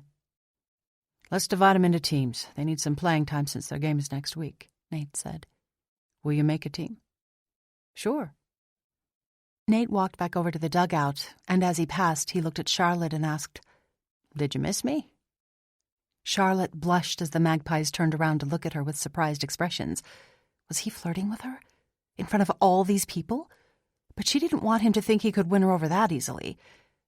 You'd have to be gone a lot longer than that. Nate laughed. Well, I don't mind admitting I missed you. Then he jogged back over to the home plate as if he hadn't just made her the object of everyone's curiosity.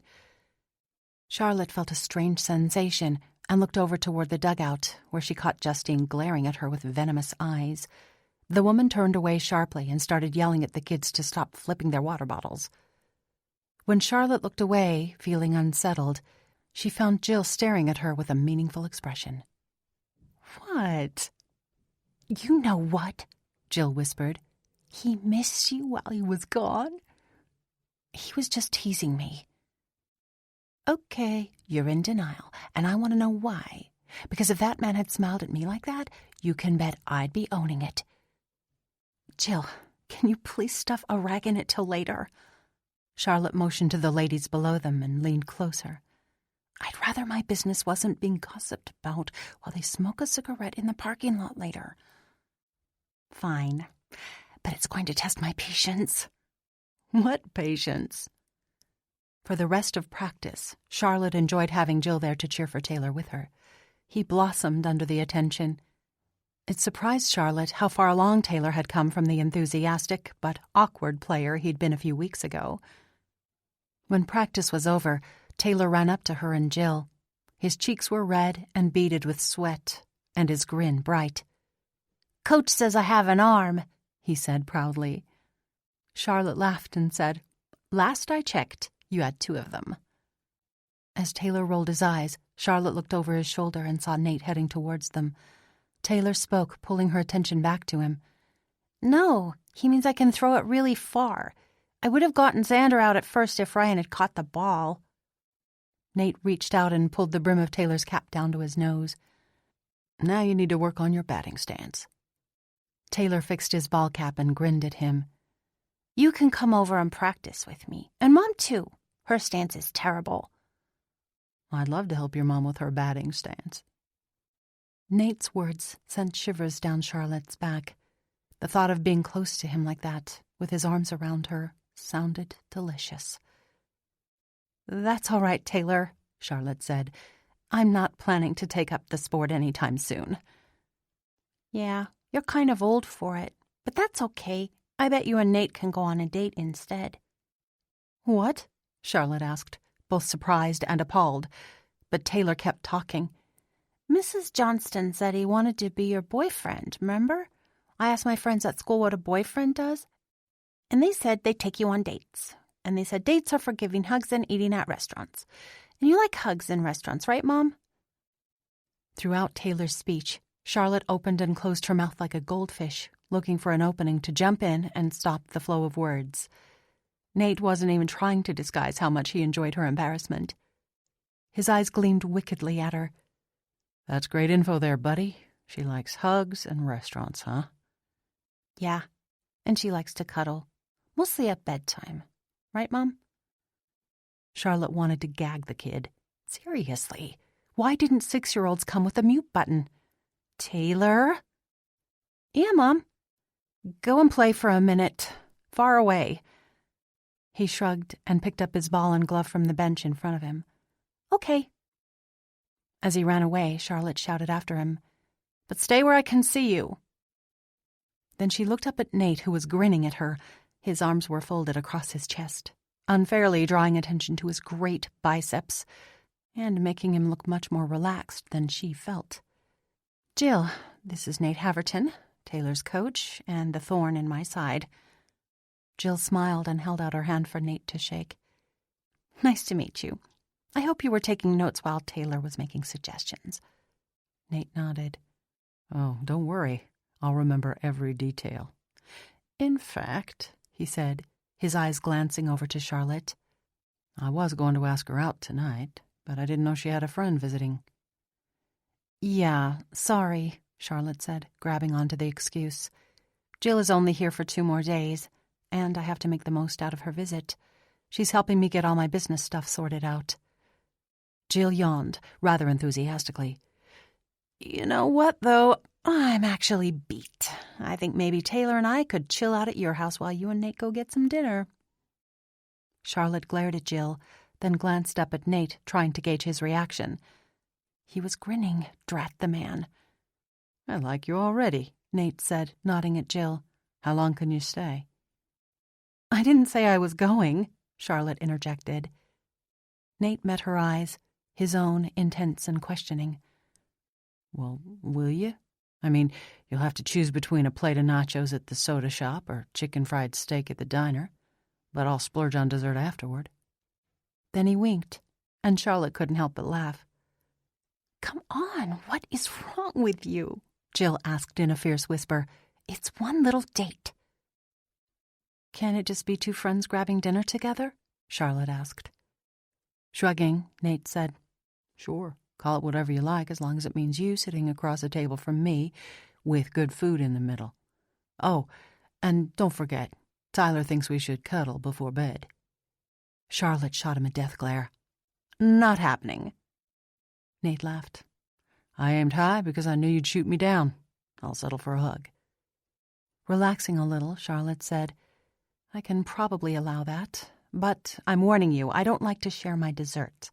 You'll have to get your own. Wow. If I'd have known you were that stingy, I would have asked Jill out. Nate turned to Jill. Are you single? Jill grinned.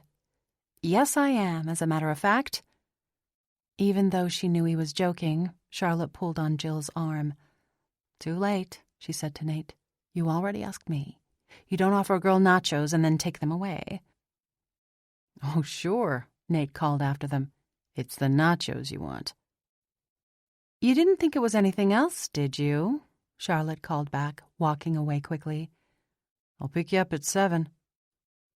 Charlotte nodded and turned her back so he wouldn't see the silly smile she couldn't keep off her face. What was she doing? Nate was the last person she should be dating.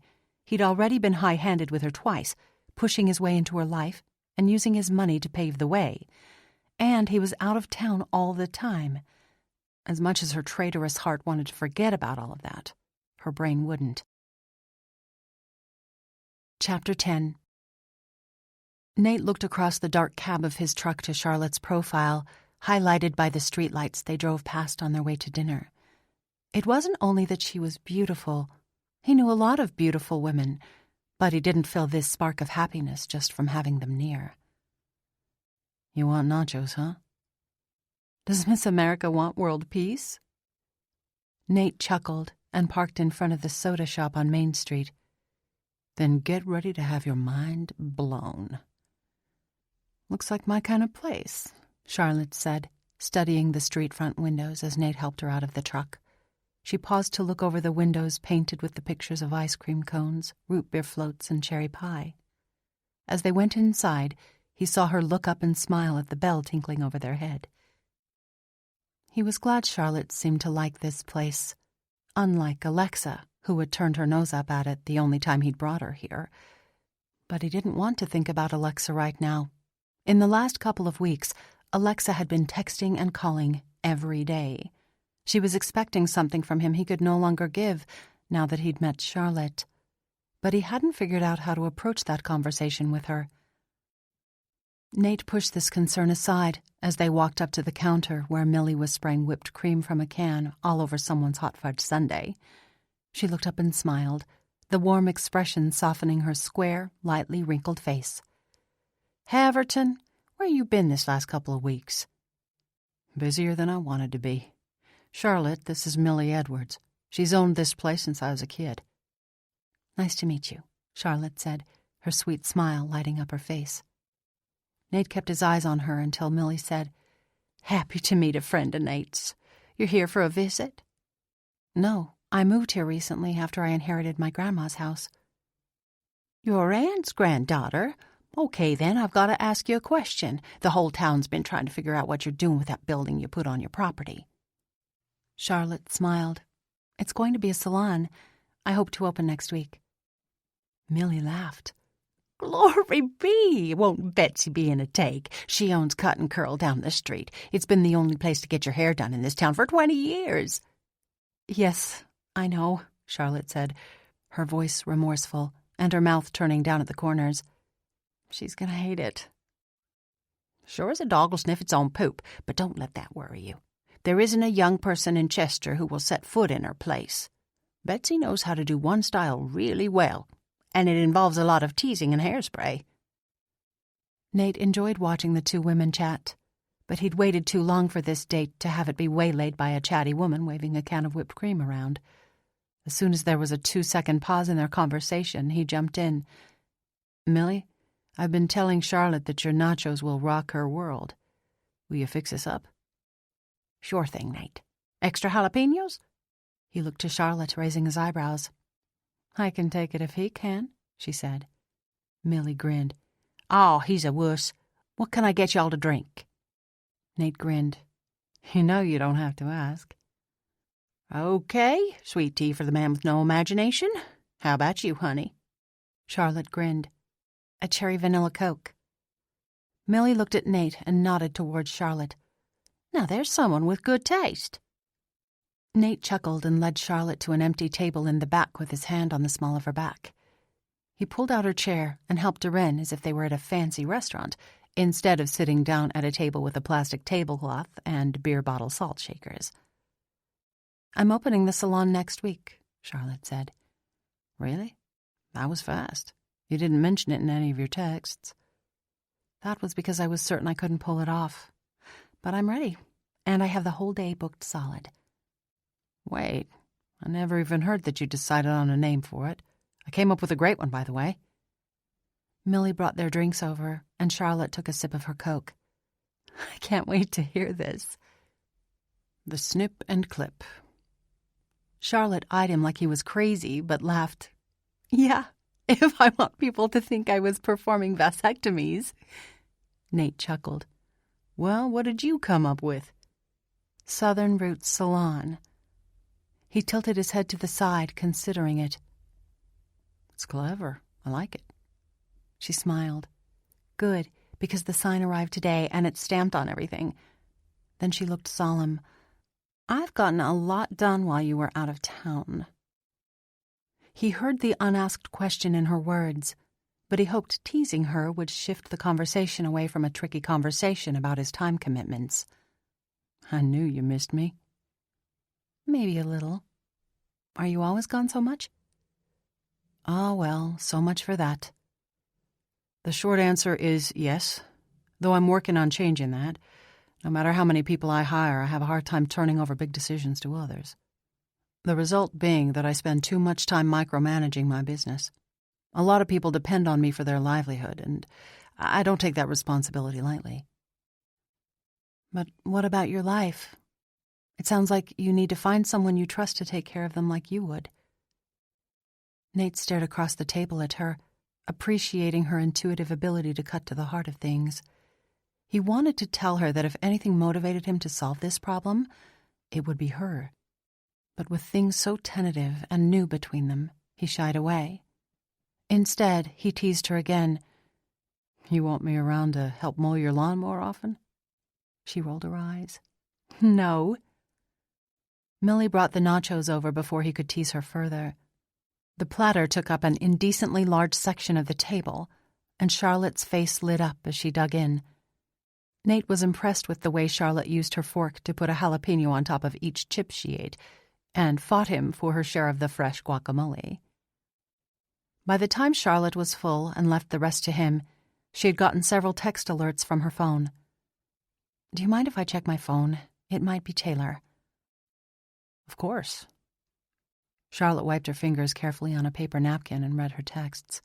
Nate sipped his tea, watching her expression for a sign as to whether everything was okay. Within seconds, Charlotte's eyes popped open wide. Everything okay? Nate asked. No. Yes, Jill is messing with me. She has to be messing with me. What? Charlotte looked up at him. She says you're a billionaire. Nate flinched and looked anxiously around the restaurant. He'd hoped to keep the extent of his finances under cover until she knew him better. Too late for that, thanks to Jill, and likely Google. But the whole town didn't need to know about it. Yeah. What do you say we go talk about this somewhere else? Charlotte's face paled. You mean it's true? Are you freaking kidding me? I thought you'd laugh. Nate got up and held his hand out to her. Let's talk in my truck.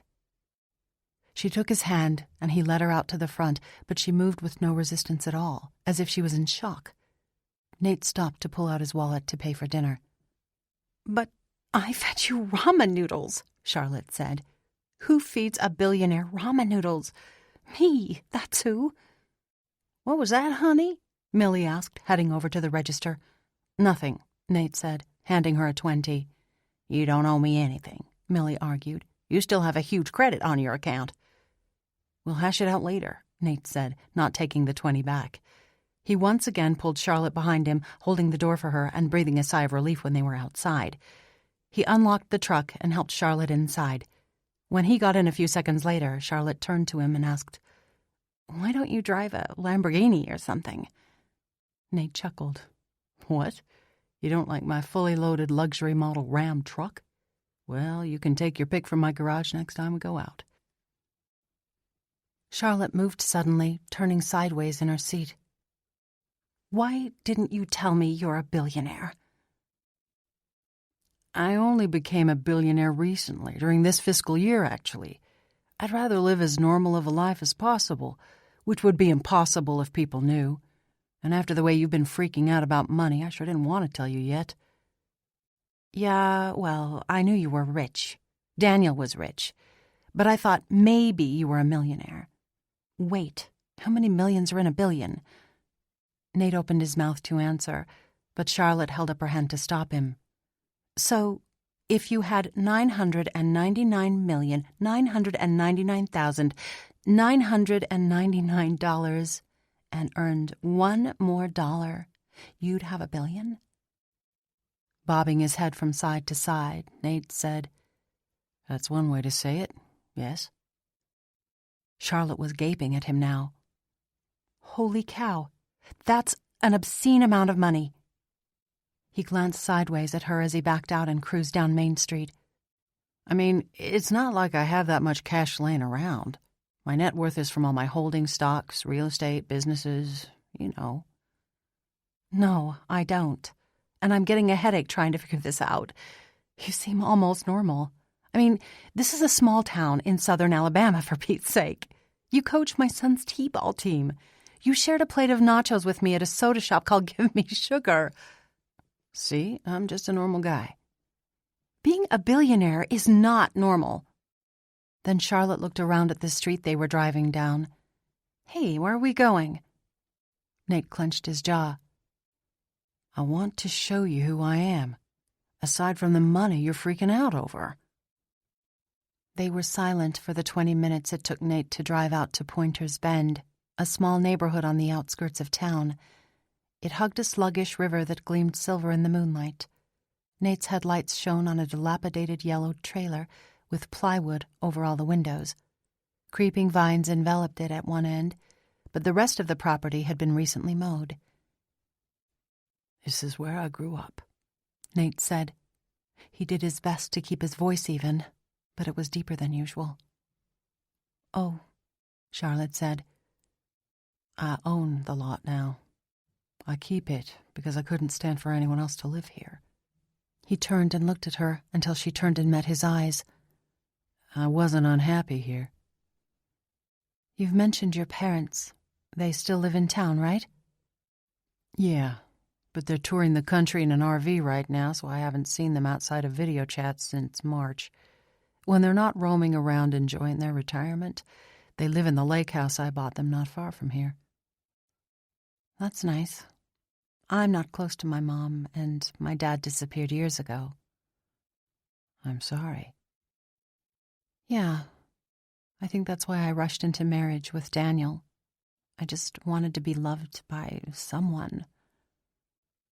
Nate's heart lurched at the thought of all the hurts she must have endured to put that somber tone in her voice. We all do. We just don't always know it. He looked through the windshield at what once had been his home and reached for Charlotte's hand. I grew up in a family where one paycheck didn't stretch till the next. I only got milk and juice growing up because my mom got government assistance. It didn't bother me much until I was older and realized the strain it was putting on my parents. I was determined that someday I'd make sure life was easy for them. I guess you succeeded. In some ways. But like you said, money doesn't solve all your problems. You see, I got caught up in the business world. I'm good at it. Obviously. Nate flashed her a smile, then continued. But I wasn't happy. Somehow I'd lost sight of what made me happy when I was a kid. So you came back here? Yeah, in Florida. I own a house that's bigger than the high school here. My garage has a Lamborghini in it, just like you hoped. I didn't. And a Maserati and a Bentley and 2 limos. But I like your truck. You get what I'm saying? Charlotte turned, angling her legs toward him. Yeah, this is home. Exactly. And I was satisfied with it for a while. But not anymore? Nate smiled and gripped her hand tighter. Let's just say that coming home was a good start. Then, untangling his fingers from hers, he put the truck in reverse. Now what do you say we head back to your place before Jill digs up anything else incriminating about me? Chapter 11. Charlotte wasn't still sure how to deal with the fact that Nate was a billionaire. How many billionaires coached t-ball and helped with lawn work? Just one, she was sure. If only the man would have been cold and spoiled like other rich men she'd known, she'd have had a much easier time controlling her wayward emotions around him. One awesome, not confusing development from their date was her new friendship with Millie at Give Me Sugar. When Charlotte took Jill and Taylor there on Saturday for ice cream, she offered to let Charlotte put a large flyer about the salon on her front window. She'd already been telling every woman who came in that Charlotte was taking appointments. Millie was better than any advertising she could have paid for. Her first customer on Monday morning was Delynn, who was pleased as punch about having bragging rights over Misty, who couldn't come in till her lunch break. Delynn wanted a new style and a root touch-up. As Charlotte combed through Delynn's freshly shampooed hair, Delynn said, "So, I heard you and Nate went to dinner after practice the other night." Charlotte nearly groaned. The last thing she wanted to do was discuss that crazy night with Delynn. "We just grabbed some nachos." "So it's true? Justine is sure going to have her panties in a twist. Is he as good of a kisser as I've always imagined?" Charlotte blushed hotly. I wouldn't know. We just ate dinner and talked." "What? I wouldn't have let him get away so easily. He'd have had my tongue down his throat before we left my driveway. In fact, one time I was on a date with Sam Little, and we never did leave the driveway. Keep it simple, that's what I would say. Charlotte couldn't help but chuckle. As awkward as this conversation was, Delynn was so brilliantly shocking, you couldn't help but get a kick out of her. That was probably the furthest thing from Nate's mind. Delynn roared with laughter, so much so that she bent forward, and Charlotte had to ease her back into position and comb her hair back into place so she could cut it evenly. Finally, Delynn said, "Guys always have that on their mind. You should know. You've been around the block." Charlotte reflected that her short marriage with Daniel did not give her the experience Delynn seemed to think it did. "Well, regardless, you can tell people the rumors aren't true. We aren't going to date anymore." "Why not, honey? There ain't a thing wrong with that man his money won't make up for." Laughing despite herself, Charlotte said, "Except that his money is the problem." "Say what?" "It complicates everything." Delynn shook her head, making Charlotte want to sigh in frustration. It was going to take forever to finish this lady's hair. "In my experience, it's the lack of money that complicates things. My life would be about perfect if there was more lettuce in the salad bowl, if you know what I mean." "I do." Charlotte would love to have more money, but she wasn't willing to give up her happiness for it. She was going to be sure that never happened again. "Are you wanting layers?" "Who doesn't want layers?" Charlotte shrugged and got to work. Delynn ended up loving her hair. She tipped Charlotte generously and booked an appointment for 6 weeks later. "Because I don't want to take a chance of not getting back in. This is going to save me gas money and time driving to Mobile for a haircut." Clients flew by, and soon Charlotte was rubbing her stiff neck as she dumped a dustpan full of hair into the trash can for the last time that day. Behind her, she heard the door open, and she turned to see who it was. An older woman in her late 50s stood in the doorway with a fierce expression on her face and a smoking cigarette between her fingers. It was Betsy George, the owner of Cut and Curl. She looked even less friendly than the first time Charlotte had seen her. "Hello," Charlotte said hesitantly. "I'm closing up for the day." "Fancy," Betsy said, looking around. But there was so much dry sarcasm in her voice, Charlotte knew she'd just been insulted. Confused, but refusing to be pulled into a confrontation with a stranger, she answered calmly, "Thank you. I've worked hard on it." Betsy gave a sharp cackle. "Yeah, on your back." "I beg your pardon?" "The whole town knows Nate Haverton paid for this place.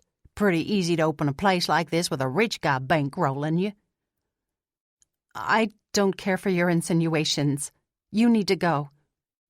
"Afraid to let the competition check you out?" "No, but I don't have to be insulted on my own property. I've asked you to leave. Please do so." "I don't take orders from hussies, especially ones that steal my business and my niece's man." Charlotte gasped and scrunched up her eyebrows in confusion. "What on earth are you talking about?" "You know what I'm talking about." Desperately trying to hold on to her temper, Charlotte gritted her teeth. "I have no idea, actually. Enlighten me." "Nate Haverton. You're trying to come between Justine and Nate Haverton." "Justine is your niece?" Betsy smiled, as if satisfied at Charlotte's reaction. "Now you know what I'm talking about." "Not particularly. You're completely off base about me and Nate, and even more so about Nate and Justine. If she told you otherwise, she was lying through her teeth." Betsy snarled and flicked the ash from her cigarette all over the floor. "Hey, don't do that," Charlotte cried out. "Get that thing out of here before I call the police." She gave a harsh laugh, thick with years of nicotine built up in her throat, and took a drag on her cigarette. "My son is the cop. Have fun with that." Enraged but off balance from this information, Charlotte wondered if he would lock her up for dragging his mom off the property by her matted orange hair. But then the door opened, and Nate stepped in behind Betsy. "Hey, Charlotte, I came to see how your first day went." As he eyed Betsy, who was hunched up like an angry cat, Charlotte said, "It just took a turn for the worse." Nate calmly reached out and removed the smoking cigarette from Betsy's hand. "Hey, give that back," she cried, as he held it gingerly between two fingers and carried it outside. She followed him and gasped indignantly as he tossed it into the gravel drive next to her car. "You can pick it up if you want," he said calmly. "Have a nice day, Mrs. George." Then, before the woman could gather her wits, Nate strode inside and shut the door, locking it behind him. Charlotte had watched this masterful move with appreciation, then opened the windows to air the smoke out. "Thanks. I couldn't get her to leave." "You have to know how to motivate people." Remembering the woman's words, Charlotte's cheeks flamed. "Nate, she said the most awful things about us." "What did she say?" Nate asked, his voice calm and firm. She implied I was sleeping with you so you'd pay for this place." Charlotte's cheeks burned like fire as she said the words, completely mortified. Nate rolled his eyes. "Not very creative, is she?" "What do you mean?" "Every time something doesn't go the way she wants in this town, she claims someone is sleeping with somebody. Don't worry about it." "Don't worry about it? A whole town of biddies are talking about me like I'm—" "Easy." "Yes, and I'm not. All because I went on one date with you. What would they say if we were actually dating?" "No telling. Gossip is a major source of entertainment for these folks. It's one of the downsides of living here. But except for a few gems like Betsy, the people here would do anything for you." "But this is awful. I hated it when Daniel's snooty friends gossiped about me. Now it's a whole town." "I doubt anybody believes the jealous ramblings of Betsy George. Just relax and wait. You'll see. People will move on and get to know you." "Oh, yeah? Well, Betsy also said I was coming between you and her niece." "Who?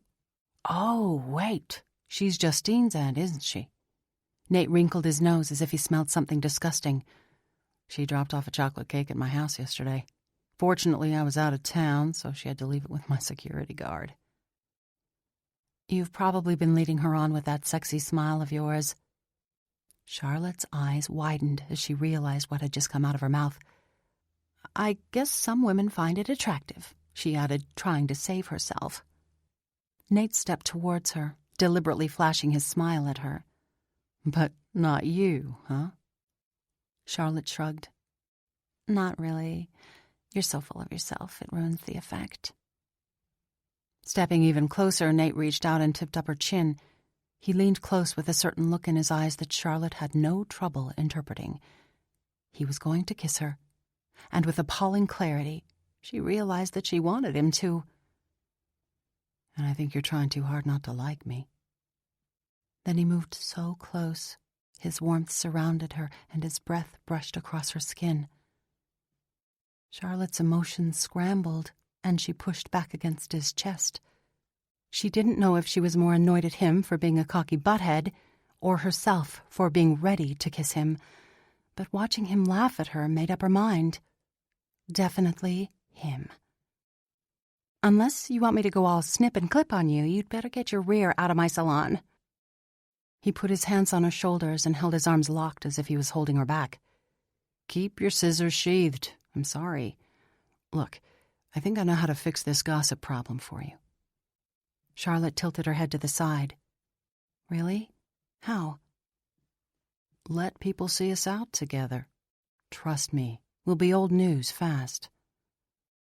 "But we aren't together, Nate." He raised his eyebrows, but didn't argue with her. "But people think we are, and the more it looks like we're hiding it, the more interested they'll be. Plus, if Justine thinks we're official, maybe she'll move on. I'm starting to have nightmares that she'll break into my house and try to have her evil way with me." Charlotte snorted. "She's not that crazy." Nate raised his eyebrows, and Charlotte realized that Nate's hands were still on her shoulders, but he was a lot closer now. Being this close to his lips again sent pleasurable shivers down her spine. "Fine. But whatever we do, it is not a date. I'm paying my way, and Taylor is coming along, and Jill is still here till after the game tomorrow." "I love hanging out with Taylor, but no one is going to think it's a romantic date if he's there. And with your friend along, too?" Fine. I'll see if Jill will watch him again. Deal. I'll meet you downtown tomorrow. Say about 6? Someone knocked on the door, and then Nate released her so she could open the door. When she pulled it open, Jill walked in, looking down at her tablet. "Why do you have the door locked?" Then she looked up and saw Nate. Her brows rose, and her lips widened with a huge, knowing grin. "Ooh, Charlotte, what are you two doing in here that you had to lock the door?" Charlotte felt her cheeks turn red. "Get your mind out of the gutter. We were talking." "Yeah, uh-huh. Way to go, Nate. It's about time you made a move on her." Nate looked way too amused by Jill's teasing.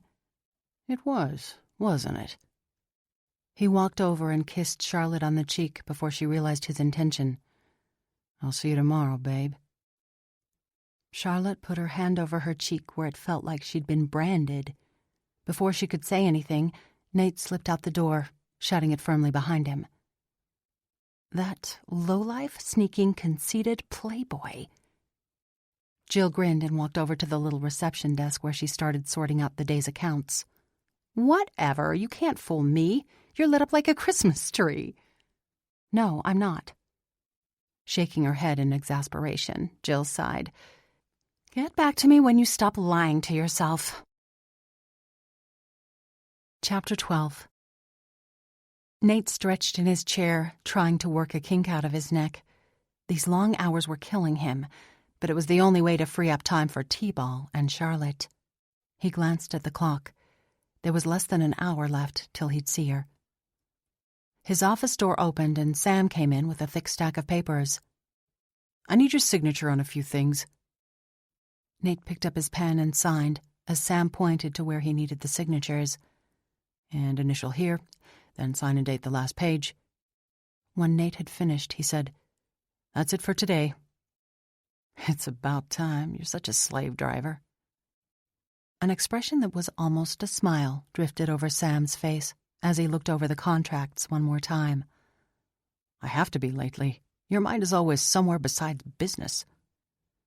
"Sam, would you be unhappy in my employment if our plans work out?" The man straightened and met Nate's eyes. "As long as I'd still have something to keep me busy after you sell everything off." "Not quite everything. And there's still my charities to manage and a few other pet projects. I'd still keep you hopping." "Then I won't be giving notice anytime soon." Sam paused before leaving. "By the way, you have a meeting in Kansas City on Wednesday." Nate paused. "With who?" "The CEO. And I've made arrangements to set up an off-the-record meeting with Mr. Mabry afterwards." Nate followed Sam to the door. "Sounds good. It'll make things tight, though." They paused next to Sam's office. "I still say your chances of getting Charlotte to accept your invitation are slim to none." Nate pounded him on the back, then walked to the front door, calling back over his shoulder, "You always underestimate my powers of persuasion, Sam." But as Nate got in his truck and drove downtown, he knew it was all bravado. He had absolutely no confidence in Charlotte agreeing to anything. Hopefully tonight, she would get to know him better and trust him a little more. As he pulled up in front of Give Me Sugar, he was disappointed not to see Charlotte's car already there. He got out anyway. Before he could even shut the truck door behind him, he heard a woman's voice call his name from across the street. He turned and saw Justine coming out of her aunt's salon. She was walking across the hot pavement in her bare feet, doing an odd shuffle because her toes were in some kind of pink foam contraption, and her head was covered in foil. "What the—" Before Nate could mutter another word, he saw a truck turn onto Main Street from a perpendicular road half a block away. Parked cars would conceal Justine from the driver until it was too late. "Justine, stop!" "What?" she asked, but kept shuffling forward. Without another second's hesitation, Nate launched himself across the road just ahead of the truck and plowed over Justine. He rolled to keep from cracking her head on the pavement, and his shoulder hit hard.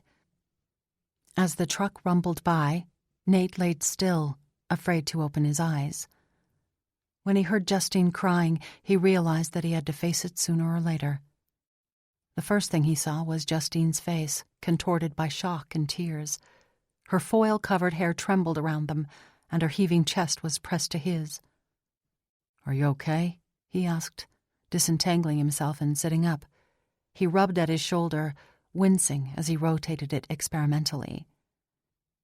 "Thanks to you. You saved me," Justine said, her voice getting louder with each word. Then she launched herself at him and banged her nose to his as she pressed a kiss on his very unwilling mouth. He gripped her shoulders and pushed her away. Her lips still reached for him in a fish-like pucker that would give him nightmares for years. "You two-timing lowlife! How could you do this to me?" Nate looked past Justine's foil flaps and saw Charlotte standing over them with her arms crossed. "Charlotte, help me."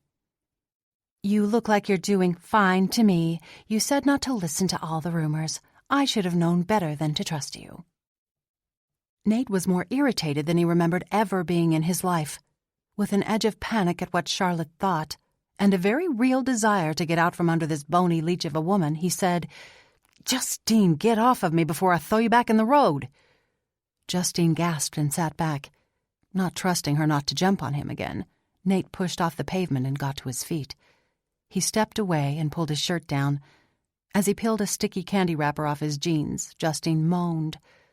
"I think I'm going to faint," she said in a weak voice. "Then I'd suggest you go sit on that bench over there and look before you go cross the road from now on."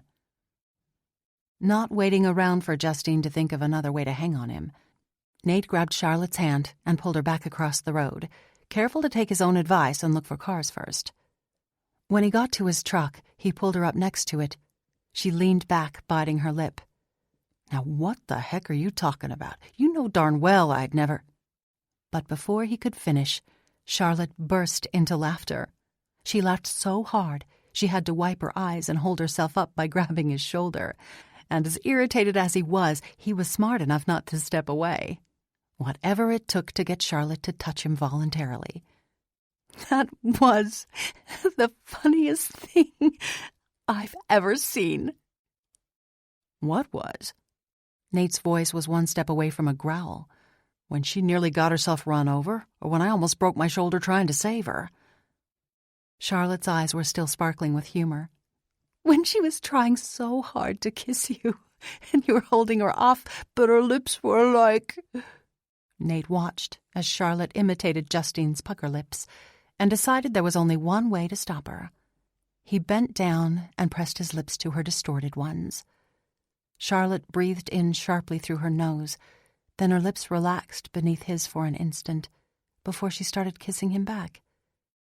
When her lips parted slightly, it took every ounce of his strength to step away. "That'll teach you to make kissy lips at me," he said darkly. For once, Charlotte didn't have a comeback. Nate looked around and saw that Betsy and Justine were glowering at them from across the street in front of the Cut and Curl. To his left, Millie and all her customers were watching them through the windows of her shop. "Let's get out of here. Where's your car?" "Jill dropped me off," Charlotte said, her voice quiet and a little shaky. "Good." He took her hand again and walked her around to the passenger door. Surprisingly, she didn't argue about getting in, so in only a few seconds, he was able to back out and escape all the curious eyes. "Where are we going?" Charlotte asked. "My house." "You kissed me," she said, staring at him. "You deserved it." "Why are we going to your house?" "Because we're going to have dinner together one way or another." "What exactly happened back there?" "The fool woman came running at me and didn't even watch for cars." Charlotte slapped a hand over her mouth, but was unable to stop the chuckle in her throat. "If you were trying to convince people you and Justine aren't having a fling, rolling around with her on Main Street probably wasn't the way to do it." "Hardy har har." A minute later, they pulled up to his house and passed through the gate. Charlotte said, "Wow, your house is beautiful. It looks like something from Gone with the Wind." "Thanks. I'm glad you like it. I've been restoring it for the last several years. Let's go inside and let my cook know we need dinner, and then I'll give you a tour."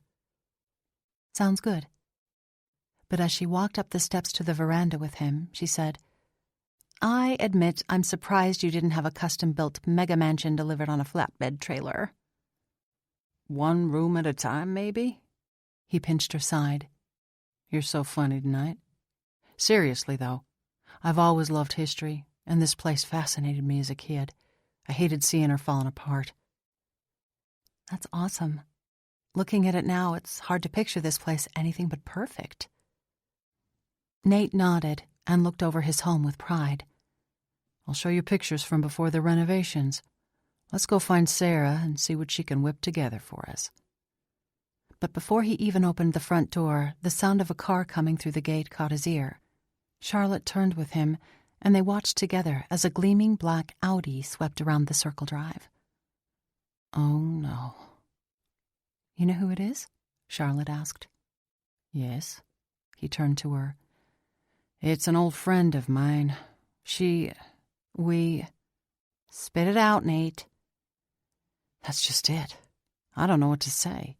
She wants more than friendship from me, and I was okay with that until I met you.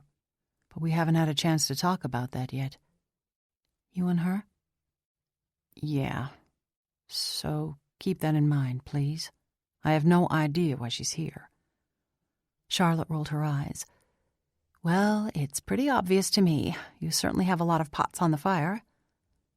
Before Nate could think of a suitable retort, Alexa got out of her car and came towards them, climbing the steps with an exaggerated sway to her hips and a firm click of her heels. "Nate, darling, I hope I'm not interrupting anything." Her eyes had barely left Charlotte since she got out of her car. "I'm afraid you are. I wish you'd called." "You've never minded me dropping by before." Nate clenched his teeth together. "Charlotte, this is my friend Alexa."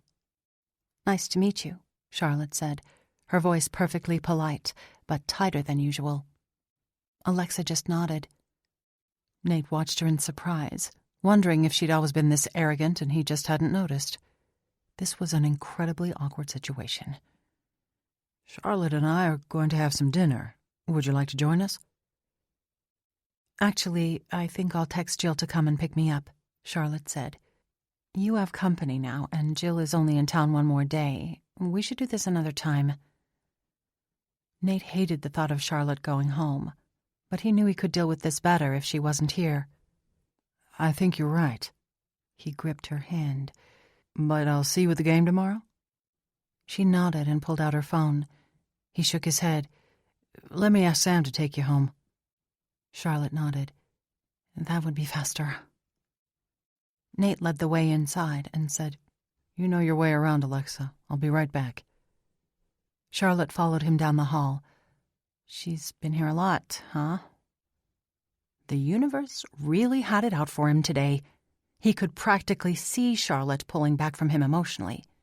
"Yes, but it's not like you're imagining." He knocked on the door to Sam's private quarters, then stood awkwardly in the hall while they waited. Charlotte looked around with curious eyes. "I guess the tour will have to wait." His chest warmed with hope. Maybe she wouldn't completely shut him out.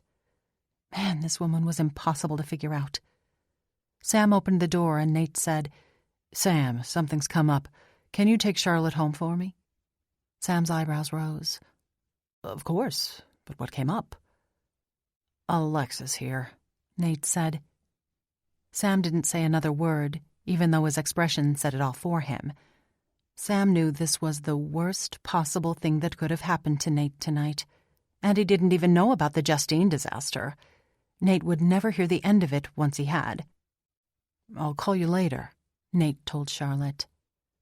"Okay," she said, following Sam back down the hall. Then she looked back over her shoulder. "I might even answer." Nate followed slowly, pausing in the doorway to watch as Sam left with Charlotte. He sighed and turned to find Alexa.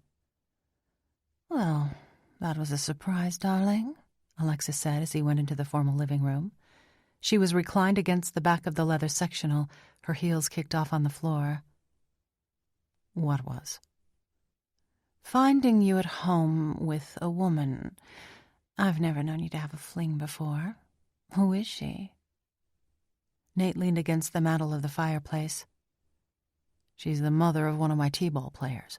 They moved in about a month and a half ago. She's a hairstylist. She's very pretty. Nate looked straight at her. She's beautiful. Alexa's brows rose. Well, if it's like that, darling, there's nothing more to say. I hope we can still be friends. The tension in Nate's shoulders relaxed, and he smiled.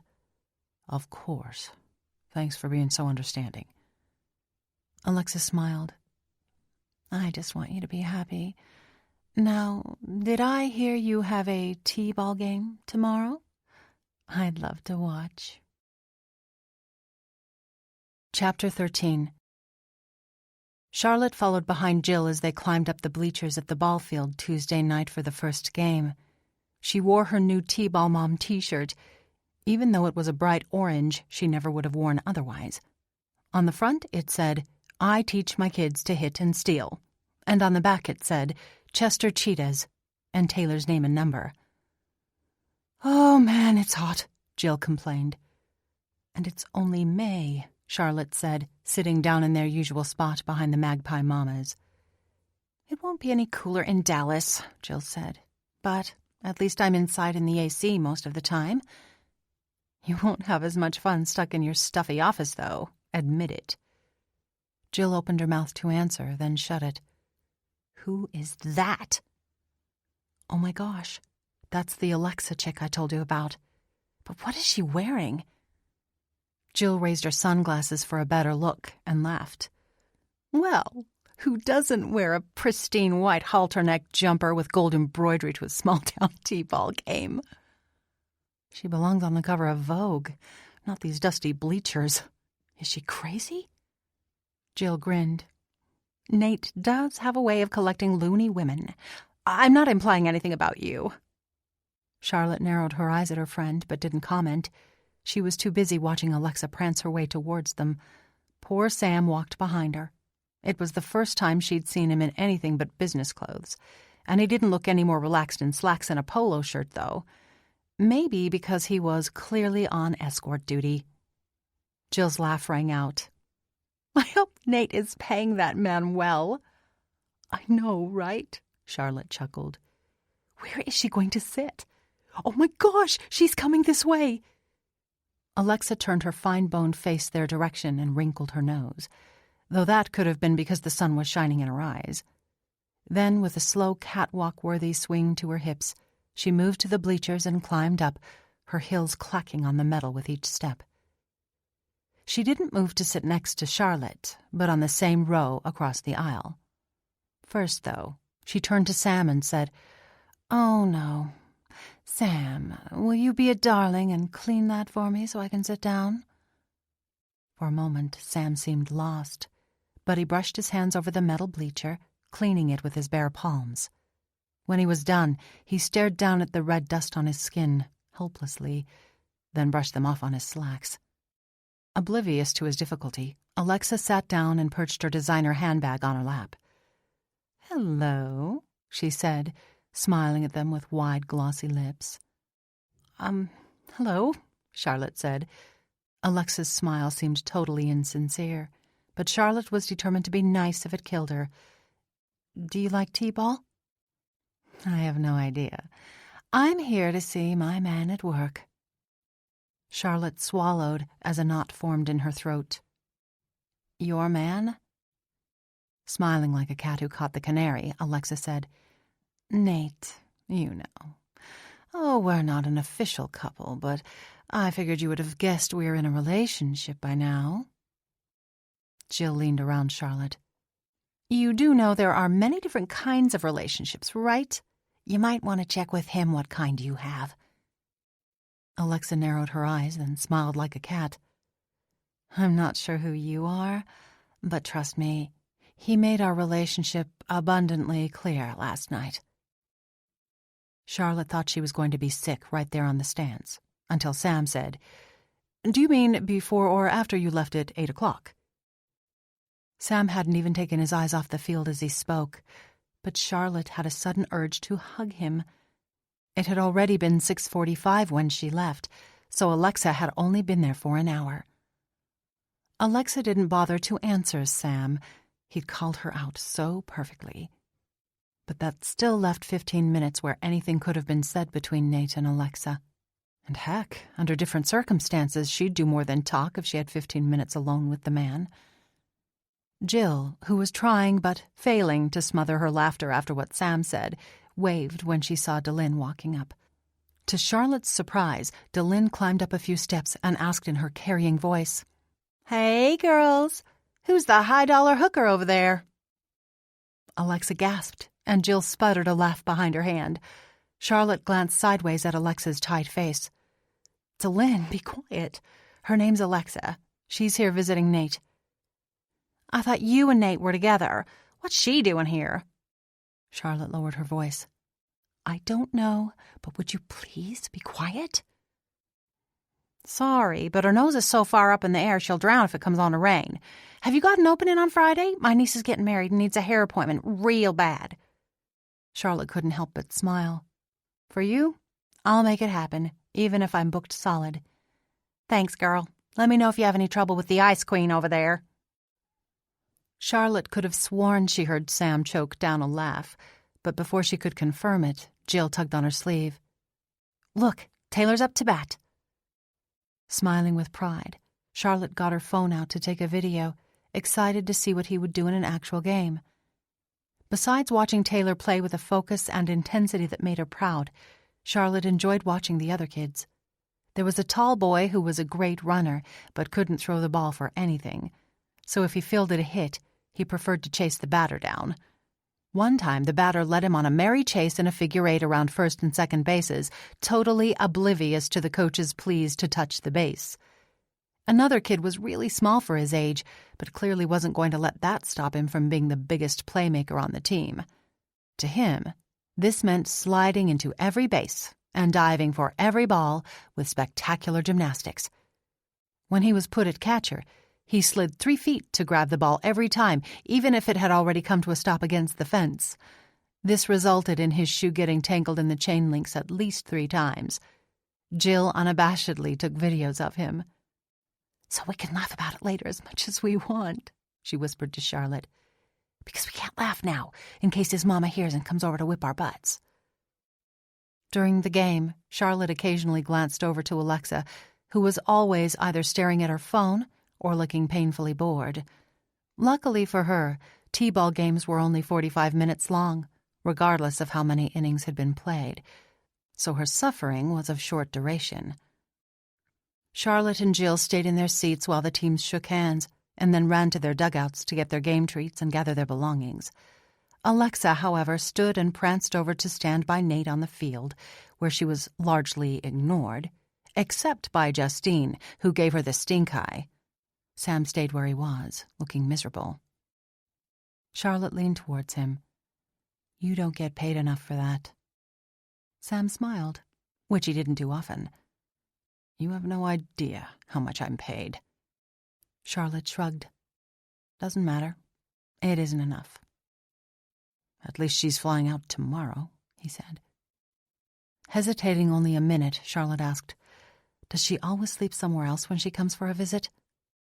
"Yes. Nate always insists she get a room somewhere. She stays at his house in Tampa sometimes, but he knows it would cause talk in a town like this." "No kidding. I went to dinner with him once, and you wouldn't believe what I'm being accused of." Charlotte hated the way Alexa and Nate looked so perfect standing together. Clearly, they had a history she knew nothing about, and Nate cared enough about her to protect her reputation. He didn't seem nearly as worried about hers. Taylor loped up the bleachers, grinning from ear to ear. Charlotte gave him a high five and congratulated him on his game. Jill tickled his armpits and teased him about the time he threw the ball and got it stuck in the fence. Charlotte smiled at their interaction, but her eyes wandered over to watch Nate and Alexa again as they walked back toward the bleachers. Sam stood, and so did Charlotte. It was time to go. She tugged on the brim of Taylor's cap. "Come on, buddy. What do you say we all go get some ice cream to celebrate, since Jill is leaving tomorrow?" Taylor jumped and whooped, "Yes, I want chocolate." Grabbing his shoulders, she steered him down the bleachers. Nate and Alexa stood below, obviously waiting for Sam. Feeling awkward, Charlotte smiled politely but didn't quite meet Nate's eyes before she moved to walk by. But then a strong, gentle hand grasped her arm. She looked up, meeting Nate's eyes. They were intense and questioning. Not even going to say hi? I didn't want to intrude. Nate's jaw clenched for a moment. You could never be an intrusion. I wish... He lowered his voice and leaned closer. I wish I was free tonight. Charlotte tossed Jill her keys and motioned for her to walk ahead with Taylor. Alexa made it clear that she has some claim on your attentions. His whole expression darkened, and he led her a few feet away. Did she? I promise you, the only claim she's ever had on me was one of friendship. He still grasped her arm, and his thumb began running back and forth over her skin in a subtle caress. I've got some meetings I can't miss tomorrow, but can I come over and see you, even if it's late? I don't think that's a great idea. Just to talk? Charlotte sighed. Okay. You'd better get back to Alexa before she kills me with that glare of hers. Nate dropped his hand, and Charlotte stepped away, calling over her shoulder, See you later, Sam. Chapter 14. By 9 o'clock the next evening, Nate was stressed and frustrated. He'd spent the day in tense meetings with the Royal's CEO, including an especially angering one with Charlotte's jerk of an ex-husband. Daniel Mabry had a chip on his shoulder, and Nate longed to knock it off. But hopefully, Charlotte would start getting checks in the mail without her having to resort to wage garnishments and legal battles, and Taylor would get his visits with his dad. But after his late afternoon flight home, Nate had to go over the new plan for the city's rebuilding project. They had to get it done before he left for Tampa the next day. And so he pushed on, while the clock ticked later and later. Finally, he pushed his chair back from the desk.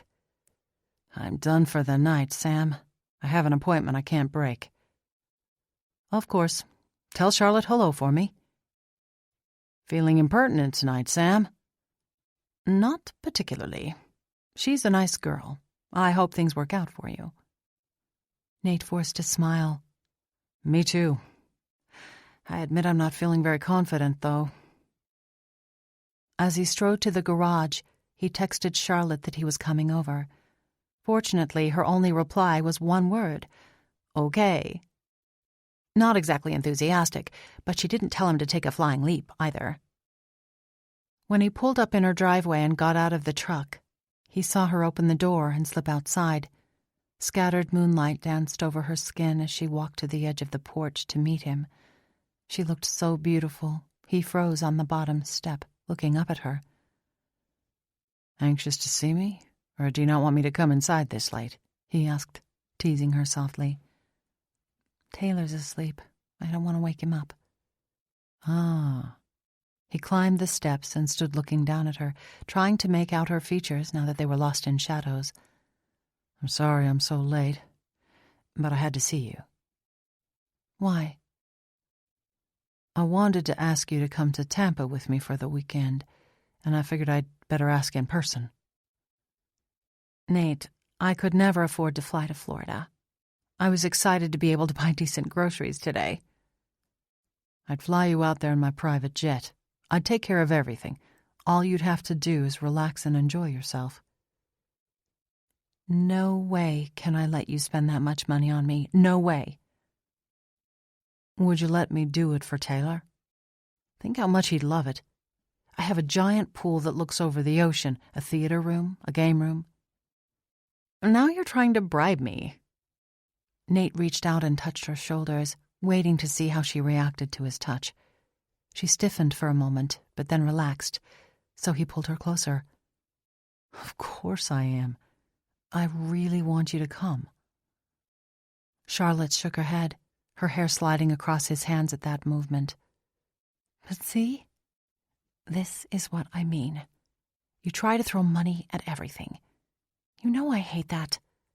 I would have thought a billionaire would be better at negotiations. What do you mean? Don't you know what would be most likely to convince me? As he puzzled over her question, he ran his hands down her arms and slipped his arms around the small of her back. She leaned into him as if she was melting, and her meaning became clear. He truly was an idiot. With his heart hammering, he pulled her close against him. Her head tipped up in a clear invitation, and he bent to answer it, hoping she wanted this as badly as he did. With his lips scant inches from hers, he paused. "Keep it slow, man." Then he touched his lips to hers. But at the softness and sweetness of her lips, and the sheer wonder of this being Charlotte he was kissing, he couldn't restrain the flood of desire that swept through him. With emotions raging through him like fire, he deepened the kiss. And to his surprise, she didn't pull back. In fact, she slid her hands from his chest up and around his neck and held on. He broke away from her lips as his drugged brain remembered that he was going to take this slow. But then he discovered the fragrant softness of the spot beneath her ear. He'd left a trail of kisses there. Charlotte made a sound in her throat that vibrated beneath his lips. Then she pushed back against his chest with gentle, half-hearted pressure. Instantly, he loosened his grasp, and she stepped away. He watched as she moved to the porch rail, which she leaned against as she stared at him with dark eyes. What was she thinking? Feeling? His heart beat so hard, his pulse roared in his ears. "There. Now you know my weakness," she said at last in her sweet-toned alto. He chuckled. "You like kisses?" Her laughter was as soft as the moonlight, and just as magical. "Your kisses, you idiot." "But you couldn't have known that before." "I suspected. And now that I've had them, it's going to be harder to deny myself." "Then don't." Nate stepped towards her, but she held up a hand, warning him to stay away. "It was a bad idea, coming out here in the dark with you." "Charlotte, I think I'll go crazy if this conversation heads where I think it will." She turned away then, pressing her hands to her face. "I'm sorry. I didn't mean to be a tease. I just wanted to give in once." He closed the distance between them. Even though he needed to tread carefully, he wrapped his arms around her from behind and spoke softly in her ear. "Tell me what you're so afraid of." "Of being hurt again, like I was before. Of getting broken by the stress and power and selfishness that comes with wealth. But mostly, I don't want Taylor to be hurt anymore. Do you know what it was like to make the choice to divorce Daniel, knowing I'd be separating Taylor always from one of his parents?" "I can't imagine," Nate said, curling his fingers through hers. "But I wanted a better life for him," she continued. "I wanted him to appreciate the little things in life and know what it means to work." She made a sound between a sob and a laugh. "Maybe not struggle as much as we have the last few months, but I'm working hard to build the best life I can for him. And to me, that doesn't mean spoiling him." Nate was silent, taking this all in. He wondered what had gone on in her marriage before. He knew much more about the man's finances now, thanks to Sam's hard work, but that was just numbers on a report. He knew a lot of the world's richest people. They ran the gamut from charitable, innovative, and hard-working people to sleazy, greedy mucks. He'd pegged Daniel Mabry within 5 minutes of meeting him. He understood why Charlotte wanted Taylor to be a better man than his father. "I'm so sorry, Charlotte." With gentle hands, he encouraged her to turn so he could hold her. She pressed her face into his shirt, and from the way her body shook, he knew there were storms raging inside her, though she didn't cry. He rubbed her back and thought that here was one of those problems he couldn't solve with money. In fact, money was the last thing that could fix this. But that didn't mean he wasn't going to try. "Charlotte, will you come with me? I want to show you that I'm different. I know I messed up a little by buying you the salon." "A little?" she asked, chuckling. "Okay, a lot, but I wasn't trying to buy you. I was trying to help you. There's a difference there, you know?" "I guess so." "Will you come? What's the worst that could happen?" "I could decide I don't want to be a part of your life." Frowning, Nate nodded. "Yeah, that would suck." "Having second thoughts?" she teased him. "No. How do you think I've been so successful in business?" "By working too much and never being satisfied with what you have." "That wasn't necessarily critical. Though I guess you're right in a way. I'm trying to fix that. I want to spend time with you, and this is the best way right now. Will you come?" She was quiet for a minute. "Okay. Yes." "Did you say that so I'll leave?" "Yes. I don't want the neighbors to get ideas about what you're doing here this late." Nate kissed the top of her head and forced himself to back away. As he went down the steps, he called back, "Just remind them that you're making a payment on the Snip and Clip salon." "You're hilarious." Nate acknowledged her sarcasm with a salute and laughed as he walked to his truck. Chapter 15. The next Friday afternoon, Charlotte locked up her salon as soon as she finished with Delenn's niece. Luckily, she'd been able to reschedule her weekend appointments, but she hated losing potential clients by being closed. How had Nate talked her into this? Oh yeah, with the best kisses she'd ever experienced or dreamed about. Nate was one talented guy. If only he'd been a bad kisser, she could have moved on and been perfectly okay right now. Instead, she was more confused than ever.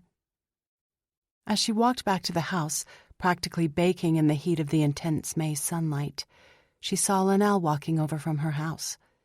Even though she had a lot to do, she didn't mind the chance to chat with her friendly neighbor. Linnell met her on the porch. "The lawn looks nice." Charlotte nodded and opened the front door. "I'm going to have to start mowing more often now that the grass is growing faster. I tell you, though, I'm not looking forward to mowing this summer when it's hot enough to boil me alive." "Well, that's why I came over, actually. I was going to tell you that Nate hired a boy from the high school to do the mowing from now on." "What?" Charlotte asked, spinning around. "But he can't do that." Linnell tilted her head. "Why not?"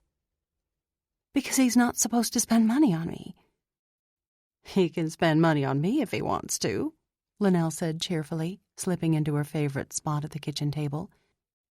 "He does nice things like that for people all the time. Paul and I are getting old, and our income is tight. If someone who can afford to wants to do something nice, I won't say no. And I'm sure the kid is glad for the money." Charlotte shrugged, but said, "You can do whatever you want, of course. But Nate is not paying to have my lawn mowed. You don't mind if I keep using your mower, do you?" "Heavens, no. But why won't you let him help you out? I mean, now that you two are a couple, it's natural for him to do nice things for you." Charlotte poured Linnell a glass of iced tea, which she kept around mostly for when people visited. "We are not a couple."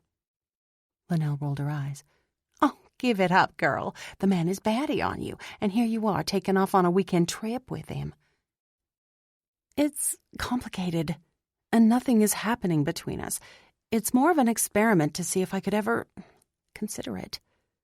And I hope you don't mind, but I have to pack or I'll never have everything ready by the time Taylor gets out of school and we're due to leave." "I can help," Linnell said, unperturbed. She picked up her iced tea and followed Charlotte back to her bedroom. Smiling a little, Charlotte resigned herself to having company. She pulled her suitcase out of the closet and started sifting through her clothes. Light summer pajamas, a stack of underwear, and her flip-flops were soon stacked neatly on the bed. As she turned back to her dresser to get some shorts and T-shirts, she was surprised when Linnell came and stood beside her. She was holding a small stack of panties. "Oh, no, dear. Cotton? Come on, I know you have something prettier than these." Charlotte grabbed the stack and put them in her suitcase. "Yes, but it doesn't matter. No one is going to be seeing them but me." "Of course not, but a girl always feels more confident when she's wearing something lacy underneath." Linnell opened her underwear drawer and brazenly dug through it until she victoriously held up a pair of black lace bikini-cut panties. "Here you go. Let's see now. Oh, here are a couple more pairs. Now a bra to match." After another moment of sifting, she held up Charlotte's only sexy bra. She didn't even know why she still owned it, except that it seemed wasteful to get rid of all of her pretty things. "I am not taking those," Charlotte said firmly. Linnell carried her finds over to the suitcase. "But look, they don't take up any room. What's the harm?" Charlotte sighed dramatically. "Fine." But only because she knew this was a losing battle. She'd take them out after Linnell went home. While Charlotte packed clothes she decided were practical, Linnell kept adding clothes that were decidedly frivolous, like her long drapey black gown and a floral chiffon dress. She was also adamant that Charlotte needed both the black strappy heels and the yellow super-high "what was I thinking when I bought them" heels. "You're being so much help," Charlotte said, her voice dry. "I know. You'll thank me when you get there. Now, let me see your swimsuit options." Charlotte knew this wasn't going to go well. She pulled out a black plain one-piece and tossed it into the suitcase. Linnell's mouth dropped open. "Are you kidding me?" She waved her hands up and down Charlotte's body. "You have that figure, and you're wearing that swimsuit?" "I'm not wearing a bikini, so you can forget it. I don't even own one." With a knowing look on her face, Linnell stepped back over to the dresser. With unerring instincts, she opened the bottom drawer and found the teal one-piece with its daring V-neck front and an Aztec design in gold foil printed over it. "Now, this is more like it." Linnell pushed it deep into the suitcase, as if afraid Charlotte would take it out, and she would. Linnell tossed back the rest of her iced tea. "Looks like my work here is done. I need to get back to my place because my friend Joy is coming by to play skip-bo." Charlotte followed her out and accepted the empty tea glass while trying not to look relieved. "It was nice seeing you," she said politely. "You too, sugar. Have fun. And for Pete's sake, loosen up a bit." With her quirky neighbor heading back across the lawn to her own house again, Charlotte glanced at the clock and went into panic mode. She ran into Taylor's room and packed his clothes, then started gathering toiletries. All too soon it was time to go pick up Taylor at school, and she had no time to repack her own suitcase. Sighing, she told herself she didn't have to wear the things just because they were in her suitcase. 30 minutes later, she pulled up to her house again with Taylor almost bouncing in his seat with excitement. She had to give Nate that. Seeing Taylor's simple pleasure in this trip outweighed any doubts she had. Exactly on time, Sam pulled up behind her car. He was giving them a ride out to the private airfield where Nate kept his jet. She pulled their suitcases outside, and Sam loaded them up.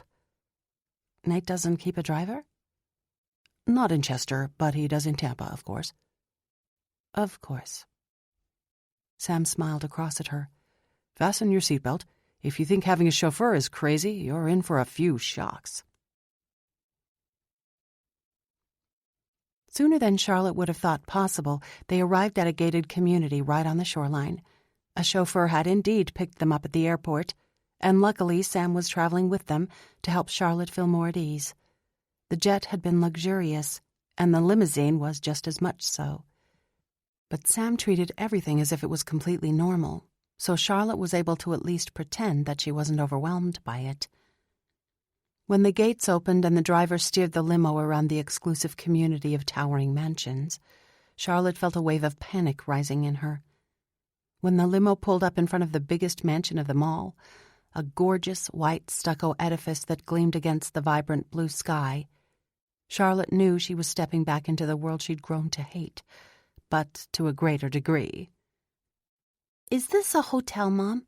Taylor asked, his face and hands smudging the pristine limo windows. "No, this is Nate's house here in Florida. Remember, I told you he had 2 homes." "But this one is even bigger than the other one." "It certainly is. Come on, let's go check it out." She was glad Taylor didn't realize she was forcing herself to sound cheerful. He jumped out of the limo, and Charlotte followed him out, immediately pulling her sunglasses down to protect her eyes against the glaring brightness. Sam was overseeing the transfer of their luggage as 2 women in maids' uniforms waited to carry them in. Managing to repress the urge to carry her own bag, Charlotte clenched her fist around the straps of her shoulder bag. "Your bags will be waiting in your room," Sam said, as if noticing her strain. "Mr. Haverton has texted me that he has wrapped up his last meeting for the day and will be home in 20 minutes. In the meantime, he wants me to give you the grand tour so you can feel more comfortable. Shall we?" He motioned to the front door that the maids had left standing open. Charlotte nodded. "Come on, Taylor." Taylor was crouched down over the flower beds looking at something. "Okay, but can I come back out later and try to catch the green lizard I saw?"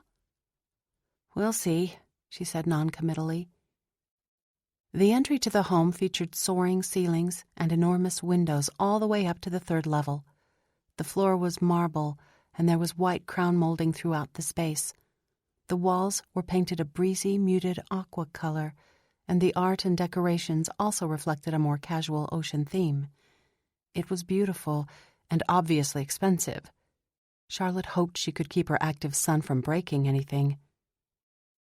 "Through here," Sam was saying as he led them through the house, "you will find various living areas, the formal dining room, a smaller breakfast room, and the gourmet kitchen." Charlotte tried to make mental notes of where everything was, but then they emerged into a great room with a wall of ceiling-height windows looking out on the ocean. She was still trying to take in the view that stretched out to the horizon when Sam opened the massive French doors that led them out onto a deck that was larger than her whole house. There was a seating area under a pergola, an outdoor kitchen, a built-in hot tub big enough for 12 people, and an enormous rectangular pool that was shallow by the steps, then sloped into the deeper blue of the deep end. The far side of the pool featured an infinity edge that looked out over the ocean. Exotic plants with their strong fragrances were scattered artfully around the deck among the hammocks, loungers, and tables. Taylor kicked off his flip-flops and immediately stepped into the pool, going down the steps as far as his knee. "When can we go swimming, Mom? And when can we go to the beach?" "We need to wait till Nate gets here and ask him what his plans are." Then a deep voice rang out from across the deck. "Nate's plans are to do exactly what you 2 want to do. I am completely at your service." "Coach!" Taylor screamed, running out of the pool and leaving dark footprints across the concrete deck. "I can't believe we're here. I love your pool." Nate smiled down at Taylor and gave him a high five. "I'm glad." Then he looked at Charlotte. "And how about you?"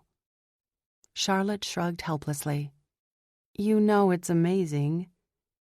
"It's better with you guys here." And then, looking at him in his khaki shorts and white t-shirt stretching across his chest, Charlotte was overwhelmed by a vortex of unwanted emotion and attraction. His smile scrambled her brain, so the only thing she knew to do was resist. "I have a bone to pick with you," she said. He grinned. "Of course you do. About what?" "Linnell said you hired someone to mow the lawns. It's in clear violation of our contract." He walked toward her slowly, his smile never faltering. "Ah, yes. I've been looking forward to this argument." Chapter 16. What argument could you possibly have? We have a contract, remember? Nate eyed Charlotte, taking in the way she put her hands on her hips, drawing attention to her figure.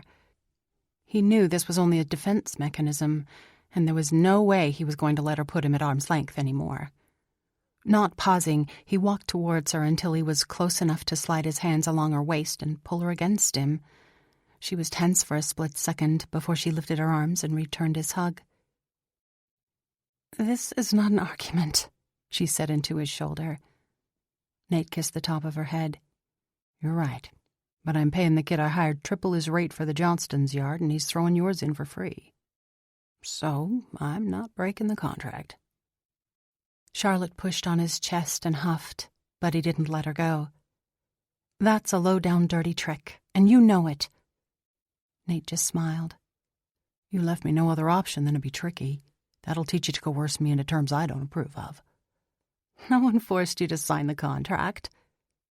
Nate bent and nuzzled his face into her neck, then murmured, "No, but you distracted me, so I didn't know what I was doing. I could say the contract is void because I was under undue influence at the time." "Nate, where's Taylor?"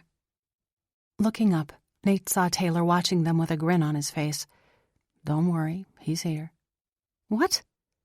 This time when Charlotte pushed against him, Nate released her and stepped over to greet Taylor.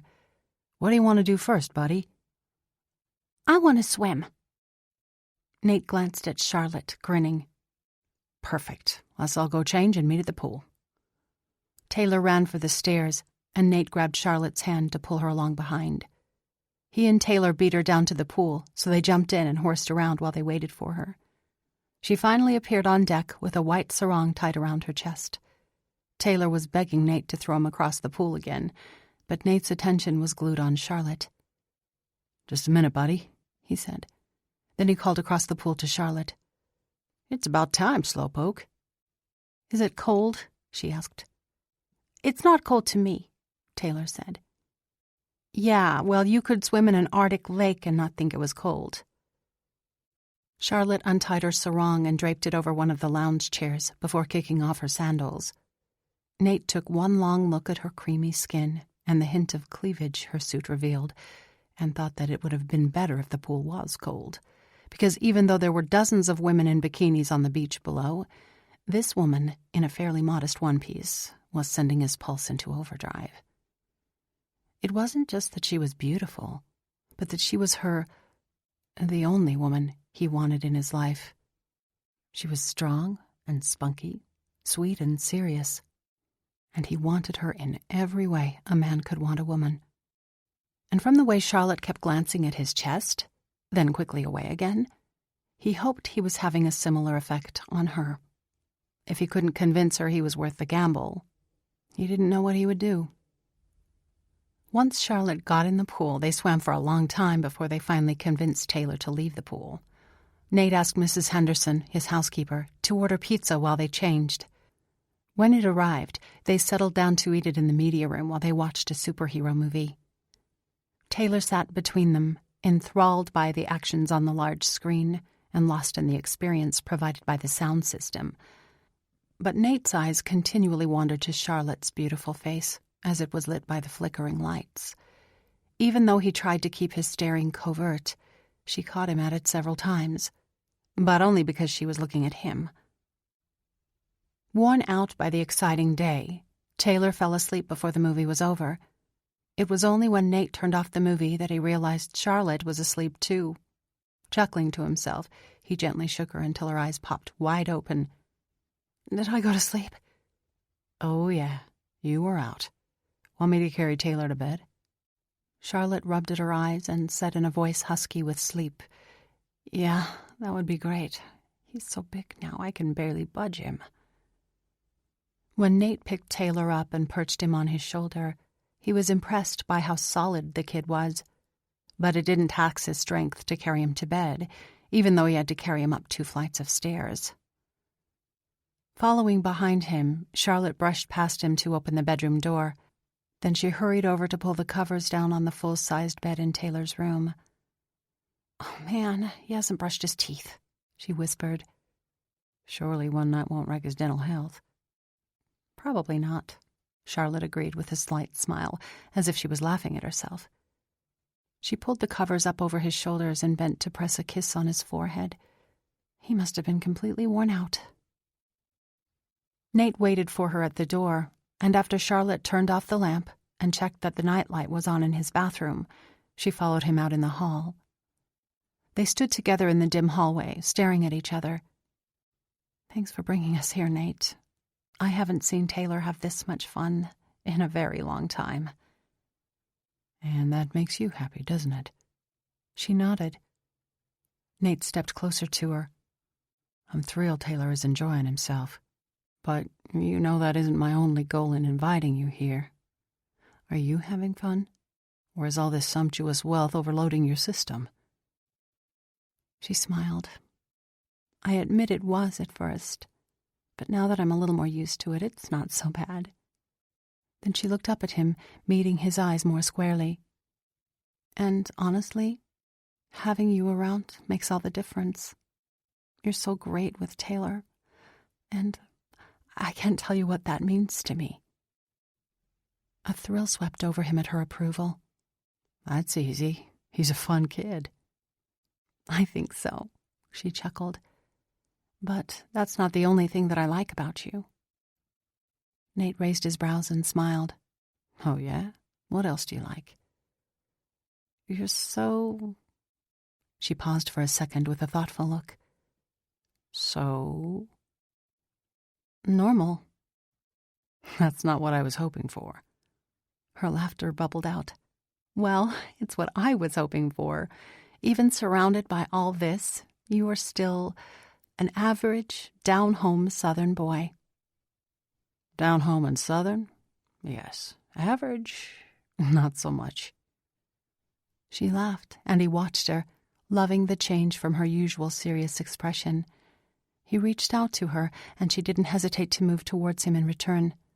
As he put his arms around her, she said, "Don't knock it. Average is working for you." "Huh. Forgive me if I want to change your mind on that." And then he kissed her, long and thoroughly, until there could be no doubt left in her mind that whatever was blooming between them was far from common. But he knew feelings would only take them so far, and he had a lot of work to do to make a life that Charlotte would willingly be a part of. The next day was spent mostly on the beach, where Charlotte kept slathering Taylor with sunscreen. Nate was sure to give her the same careful attention since her skin was so fair. She looked like a goddess on the beach with her hair piled up in a bun and her graceful body reclining in the sun. She looked so relaxed that Nate was sure to entertain Taylor and keep him safe in the waves so she didn't have to worry about him. Eventually, they headed back into the house for a late lunch.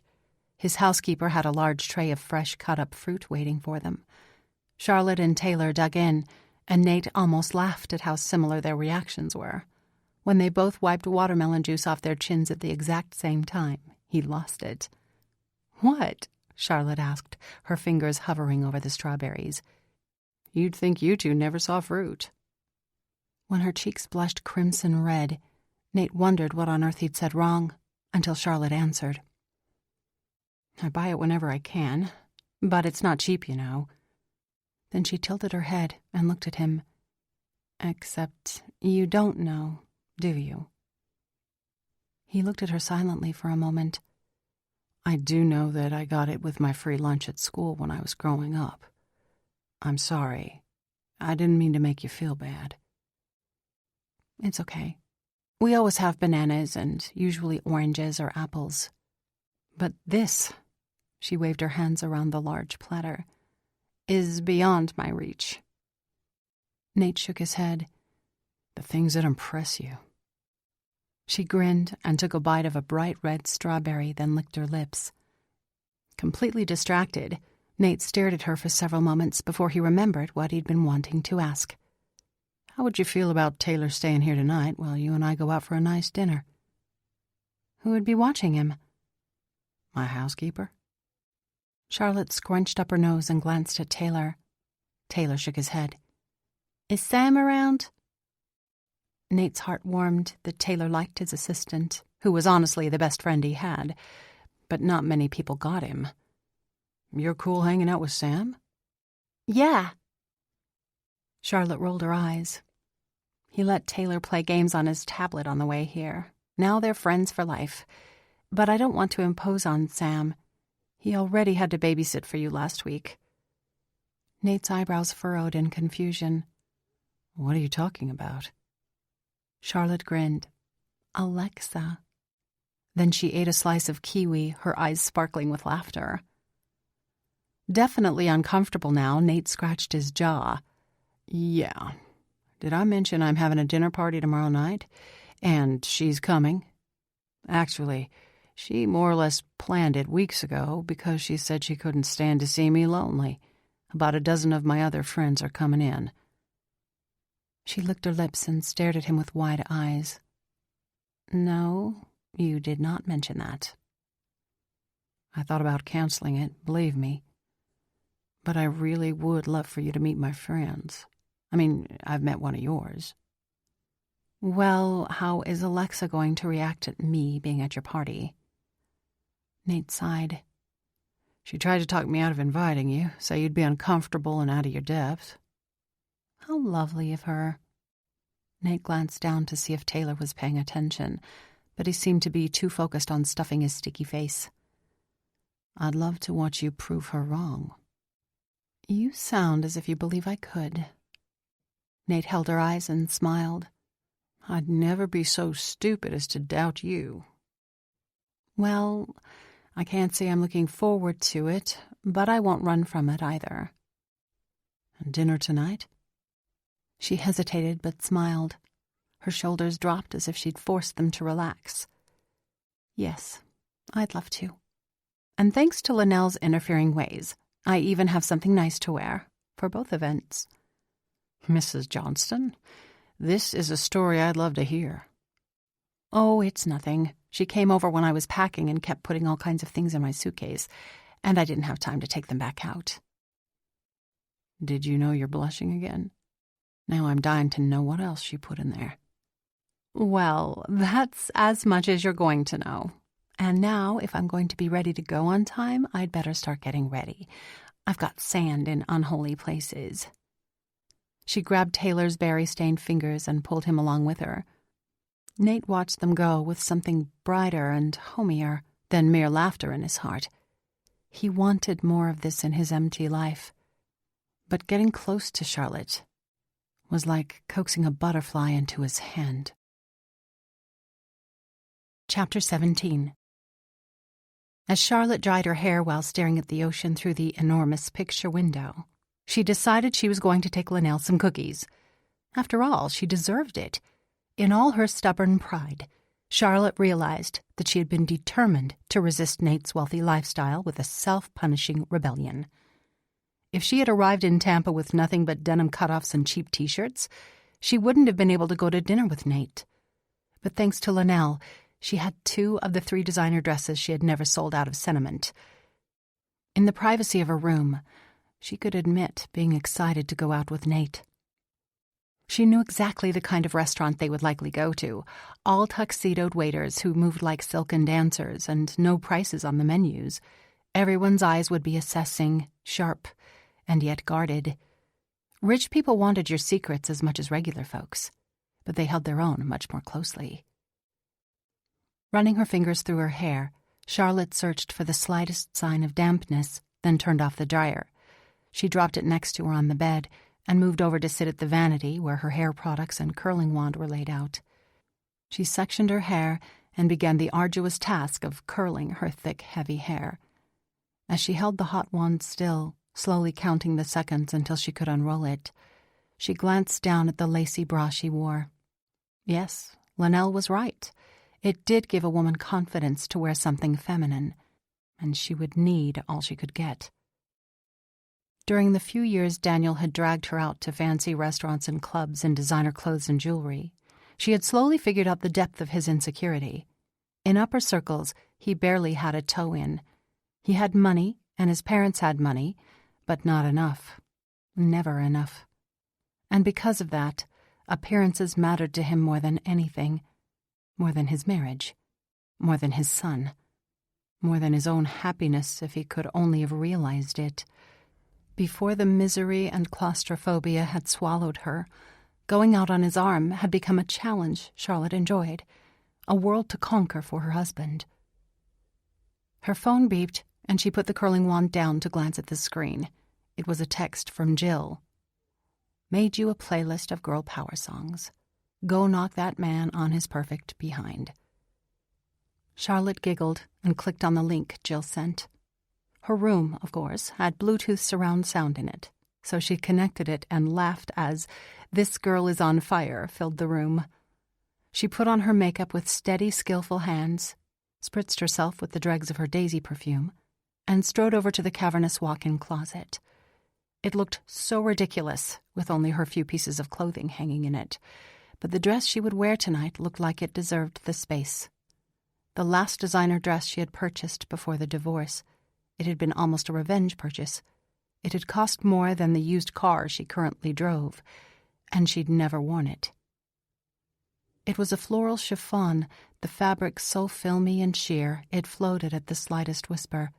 Cut by a master just for her, the fabric clung to her figure down to her hips, where it flared like a flower's petals to her knees, but sweeping down lower in the back. The pattern had muted coral roses and sprays of yellow rosebuds and pale green leaves, but the designer had taken care to cut the fabric so that the pattern flowed across the bodice, cap, sleeves, and skirt as if painted on after the dress had been sewn. The hem was so narrow it barely existed, and with the golden sheen now tinting her skin, it looked amazing on her. Glancing at the time, Charlotte carefully applied her lipstick and slipped on her yellow heels. Standing in front of the full-length mirror, she turned from side to side, mostly because the skirt of her dress felt amazing swishing around her legs. A satisfied smile curled her lips. "Let's do this," she said. She picked up her clutch from the end of the bed, slipped lip gloss and her phone inside, then walked out into the hall, closing the door behind her. With her chin lifted and a slight smile on her lips, amused at herself, Charlotte carefully descended the curving stairs down to the main hall below. Nate stood several yards away, talking on his phone. He was dressed in an immaculate black suit and looked too perfect to be real. He was talking on the phone, but turned when her heels clicked onto the tile floor. Then his eyes widened and his jaw hardened in a way that buoyed Charlotte's confidence still further. "I'm sorry, I have to go." He put his phone in his pocket and stared at her. She glanced down, not quite sure how to react to the intensity of his eyes. "Can we just hold on to this moment?" he finally asked. Charlotte laughed and walked towards him, keeping her steps slow, playing with him. "What's so special about this moment?" His eyes lit with humor. "This is the first time you've ever set out to bewitch me." Tilting her head, Charlotte wondered how to respond to this. "You think so?" "I'm pretty sure. Usually you do it without trying." He took a deep breath and reached out to softly run a finger down her cheek. "I never understood before just how dangerous you are." "Afraid?" "No." One word, but there was a world of meaning in his voice. "Shall we go?" "Let me look in on Taylor first." Nate stepped back, and Charlotte walked past him to the large sitting room across the hall.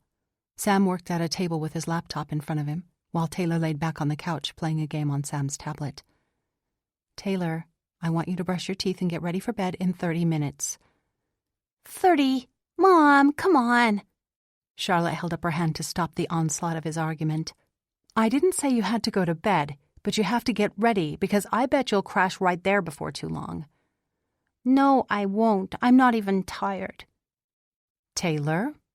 Charlotte's voice was firm. He sighed. Fine.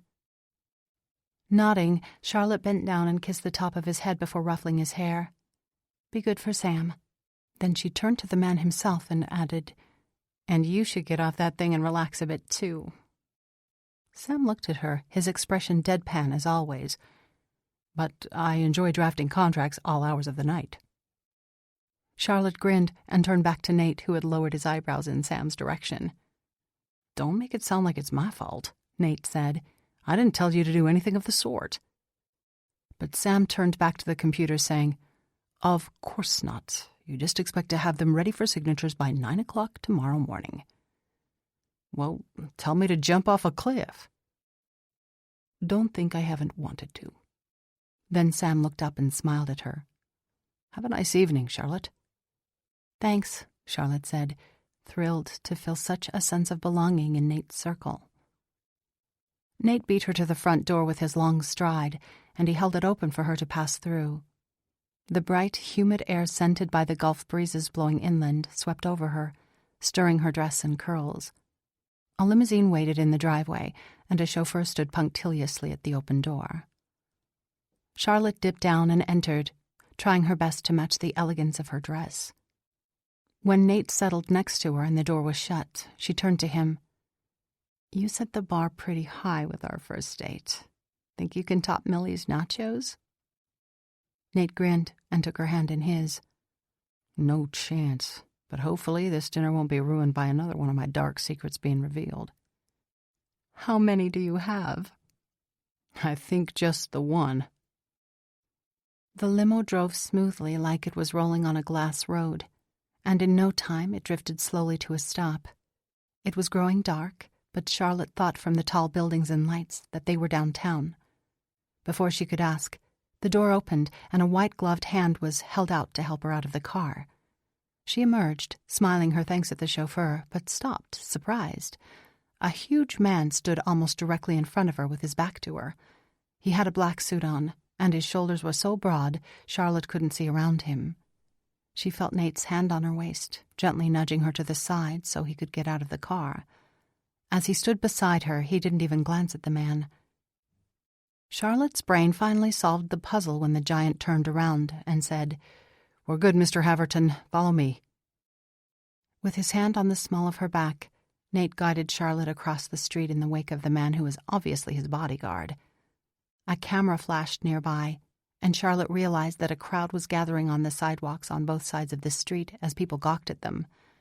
But Nate didn't even glance at them as he swept her into the dim entry of an old street-front restaurant. "You have a bodyguard?" Charlotte asked as the door shut behind them. Her stomach tightened as she considered this new situation. Nate nodded. "Yes. I have a whole team, actually. I don't worry as much in Chester, but anywhere else I take precaution, especially here in Tampa where I'm so well known." Then his smile glinted at her. "And especially when I have you with me. Now, let's find Marco." She relaxed and looked around to see where they were. The room around them was clearly a dining room with no more than a dozen tables, all dressed with white linen, sparkling crystal, and gleaming silverware. The only thing missing were customers. "You didn't book the whole restaurant, did you?" Charlotte asked, appalled. "Not exactly. I'll explain after you meet Marco." Nate led her through the swinging metal doors at the back of the dining room and into a brightly lit kitchen with immaculate counters and appliances. To her surprise, there was only one skinny sous chef busy with a knife and a pile of vegetables, and one very fat man with red cheeks and a spotless white toque and double-breasted jacket. He stood with a tasting spoon an inch from his mouth, breathing in the aroma. Charlotte watched as he finally put the spoon in his mouth, made a smacking sound, and flung the spoon across the kitchen, where it landed in the deep sink with a dinging thwack. Nate chuckled. "Too lazy to walk across the room, Marco?" The man spun quickly and smiled broadly. "Boss!" The man waddled forward and hugged Nate. Nate glanced over Marco's shoulder and rolled his eyes for Charlotte to see. She shook her head. "You own this place?" "Yes," Nate answered, pulling away from Marco. "A fact that surprises me every time I come here. But I don't entertain enough to satisfy Marco's need to feed people. He used to quit on me every other Thursday until we came up with this little enterprise." Marco nodded. "And when the boss man comes into town, I cook just for him." Marco's eyes narrowed as he grinned. "Or for any beautiful lady he brings with him." Charlotte folded her arms across her chest and looked at Nate as she asked Marco, "Oh, yeah? And does that happen often?" "Oh, no," Marco said, going back to his saucepan. "Makes me wonder sometimes." Nate gave a long-suffering groan. "Not this again. Marco, I am not ashamed of you." Charlotte, who'd been interpreting Marco's comment entirely differently, burst out laughing. Shaking his head, Nate said, "Marco is too sensitive. He's never happy unless I'm showing him off. It helps when the food critics rave about him, which is another reason this restaurant is good for him. But maybe he'll finally believe me since I brought you here." He looked at Marco over his shoulder. "Because, Marco, my friend, this particular lady is not just some beautiful lady." His voice softened. "She's the beautiful lady." Charlotte's breath caught, and she stared wide-eyed at Nate. His eyes bore into hers as Marco gave a whoop of joy and started yelling orders at his sous chef. Nate laughed and put his hand on the small of her back, gently nudging her back to the dining room. "We'd better stay clear for a while. Where would you like to sit?" Charlotte looked around, laughing at her previous expectations. There would be no snobby maitre d', no intimidating waiters, no people to impress, just her and Nate, and an eccentric Italian chef. He stepped towards a table in the back with a round booth against the exposed brick wall. "Is this okay?" "Perfect," Nate said, smiling. They each scooted in along the bench until they could sit close enough, their knees brushed, but still able to face each other across the round table. In no time, the sous chef appeared with their drinks, and then one by one he presented his chef's masterpieces. Each course was delicious. There was a creamy tomato bisque, followed by a small salad of artisan greens and sweet tomatoes with a peppery citrus vinaigrette. Warm crusty bread came next with a small plate of crab-stuffed ravioli in a divine sauce, and a pan-seared flounder with a lemon caper sauce completed the meal. As she at last laid her fork down, she looked across the table at Nate, who was still working on his bigger portion of flounder. "That has to be the most incredible meal of my life." Nate met her eyes and smiled. "I'm glad you enjoyed it." "How could I not? And I love that it's just the two of us." He reached across the table and held his open hand toward her. She rested hers in it, smiling across at him as he played with her fingers. Marco came out then, drying his hand on a towel, which he draped over his shoulder. He pulled a chair across from them and sat down, grinning from ear to ear. "That was perfection, no?" Charlotte laughed, enjoying his confidence. "It was. You're a genius." He dipped his head in acknowledgement. "I was inspired by your loveliness." She blushed and looked across at Nate, who was looking at Marco, shaking his head.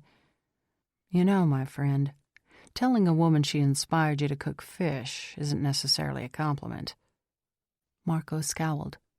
"What is wrong with the fish? It was moist, with a firm, creamy flesh, and—" "Stop," Nate said, holding up his hand. "Please, just stop." One look at Nate's expression was enough for Charlotte to know how close he was to laughing, which completely set her off. And once she started laughing, Nate could no longer contain his own. Soon they were leaning against each other, laughing till their eyes streamed. "What is funny?" Marco asked, looking lost.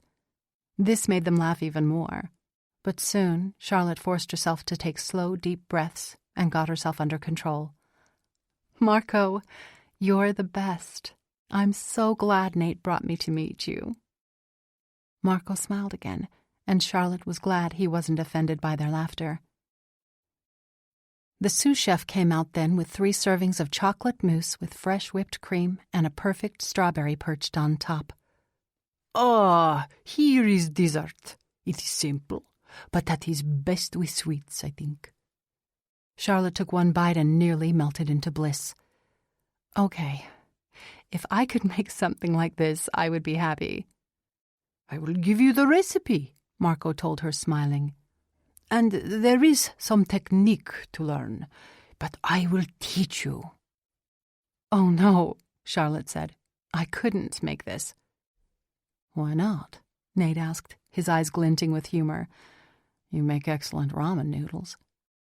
She gasped and pushed on his arm. "I cook other things, too. I'm not that hopeless." Marco was looking between them with a distraught expression. "Please, tell me there is a joke." "No joke," Nate said before eating his strawberry. Then he met Charlotte's eyes. "It was one of my favorite dinners in a long time." She smiled, knowing he wasn't talking about the food. Personally, I thought the nachos were better. Marco stood up abruptly. Bah! You must both come back often, and let me show you what is good. But I see the look in your eyes now, so I will say good night. Good night, Marco. Thank you for the amazing dinner, Charlotte called after him. Nate smiled at her. Shall we get out of here? She nodded and scooted out of the bench, accepting his hand as he met her at the end to help her up. He kept hold of it as they walked out, and she leaned close so that their arms brushed each other. Nate's bodyguard stepped up from his post by the door and preceded them outside. Soon they were back in his car, heading back to his home. Charlotte leaned her head against his shoulder and watched as the city lights flashed past them, and then she said, "Thank you, Nate." For dinner? She tried to figure out how to say what she was really trying to thank him for not caring about image and making a big splash on the social scene, for his genuine enjoyment of the people around him, for the way he made her feel special. Maybe it was enough that she finally understood the kind of man he was. Yes, and for being you. Chapter 18. The tension in Nate's neck was slowly creeping up to become a headache. He needed to stop and take something before it got worse and affected his ability to think, but he didn't want to stop reading through the report that had arrived a short time earlier. He was gambling his whole future on the success of this one massive deal. It had to be done right. He was selfish enough to wish he could let his people take care of the details, but this wouldn't just affect him. Thousands of people depended on the income from his businesses, and if he made a mistake, they would suffer more than he would. The head of his legal team was reading the same report and kept making grunts that didn't instill any optimism in a favorable outcome. With no end in sight to his work for the day, it frustrated him to see Charlotte on the beach below in her aqua blue swimsuit standing in the surf with the sun on her hair. Taylor splashed around like a landed fish as he tried out his new snorkel mask. It looked like he was having the time of his life, but Nate worried Charlotte would be upset that he was leaving them alone so long. If only he could tell her that he was doing this for her, for a chance to be with her.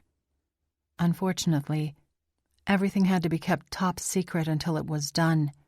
If the media got wind of it, there would be a lot of false and potentially damaging rumors circulated. The door opened behind him, and Sam's voice filled the room. "I got a call from the National Society for the Preservation of Small-Town America. Nate, they've accepted our application for the grant, but they have a whole laundry list of reservations and exclusions and red tape for us to sort through." Nate leaned back and rubbed the back of his neck. "Of course they do, even after I more than doubled their yearly funding." "They don't know you're the donor." "I know." Nate sighed and stood up. "I suppose I'll need to sort through that next and see if there's anything we can negotiate with them." "Yes, unless you let the whole thing go and be satisfied with whatever they're willing to do for downtown Chester." "You know me better than that." "Yes, sir, I do. But perhaps this time, considering your other, interests, you could be content with less than you originally aimed for." Nate's eyes flashed, but he had to at least consider this possibility. "I'll let you know after I see what they're willing to do." He moved restlessly back to his desk. "It will have to wait for now." Normally, Nate lost track of time when he worked. He was conscious of every minute today because he resented each one of them.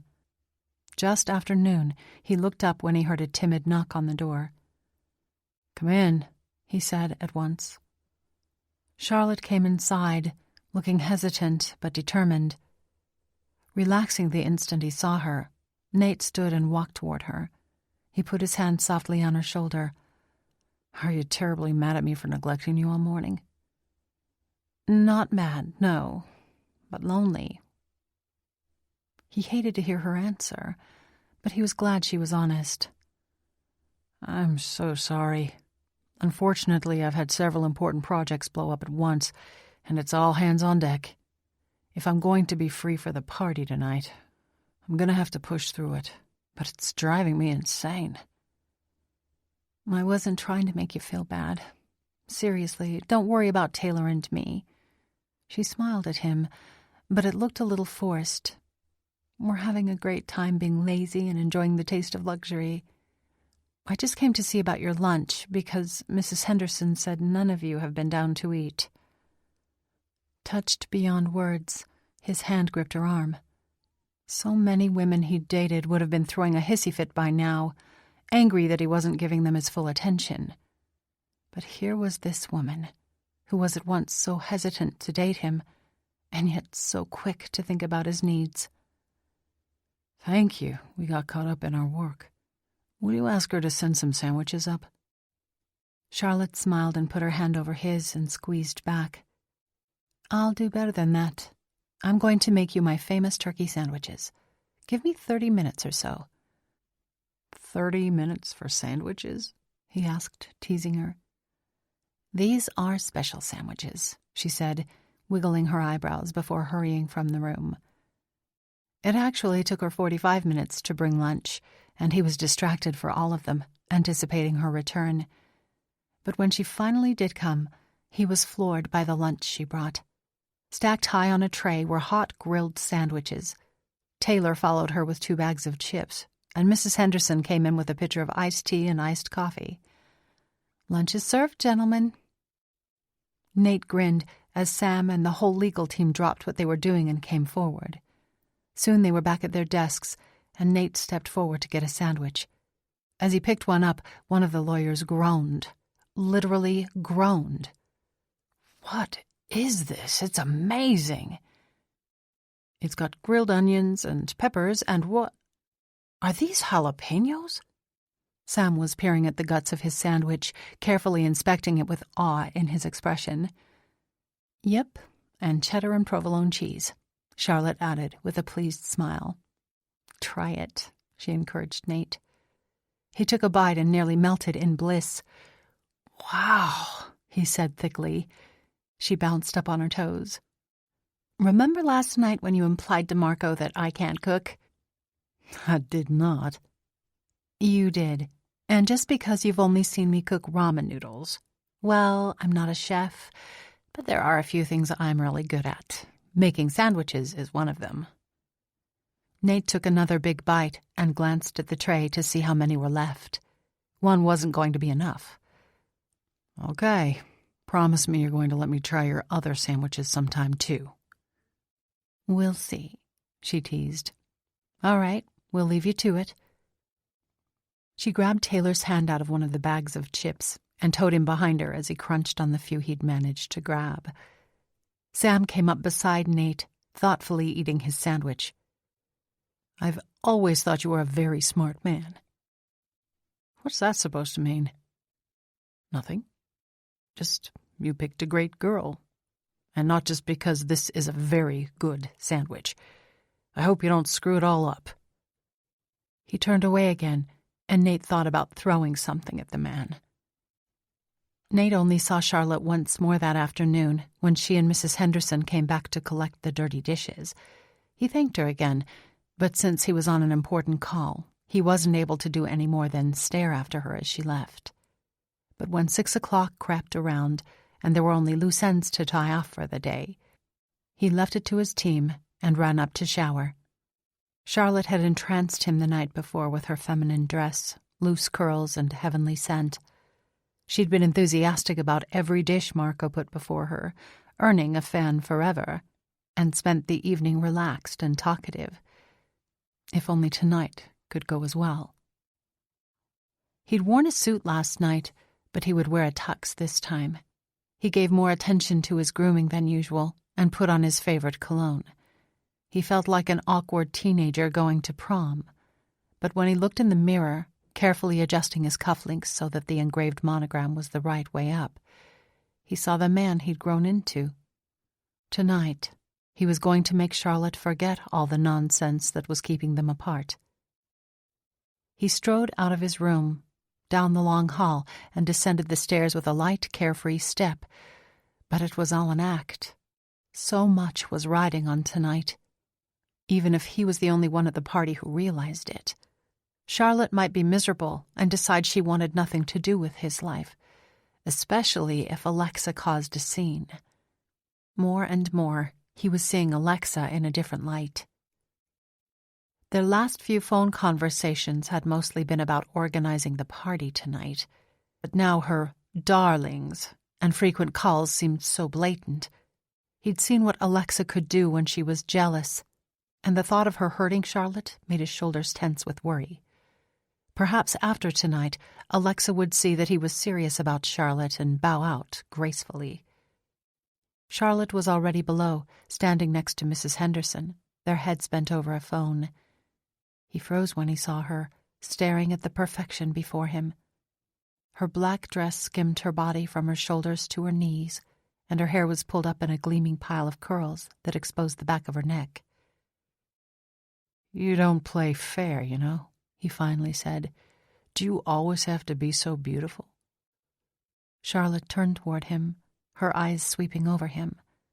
He watched her expression curiously and thought he could see warmth there before she straightened her back and gave a very self-possessed smile.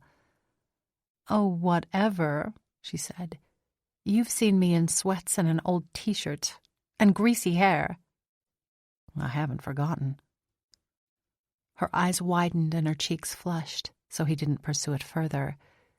Then the first guests arrived, and the test began.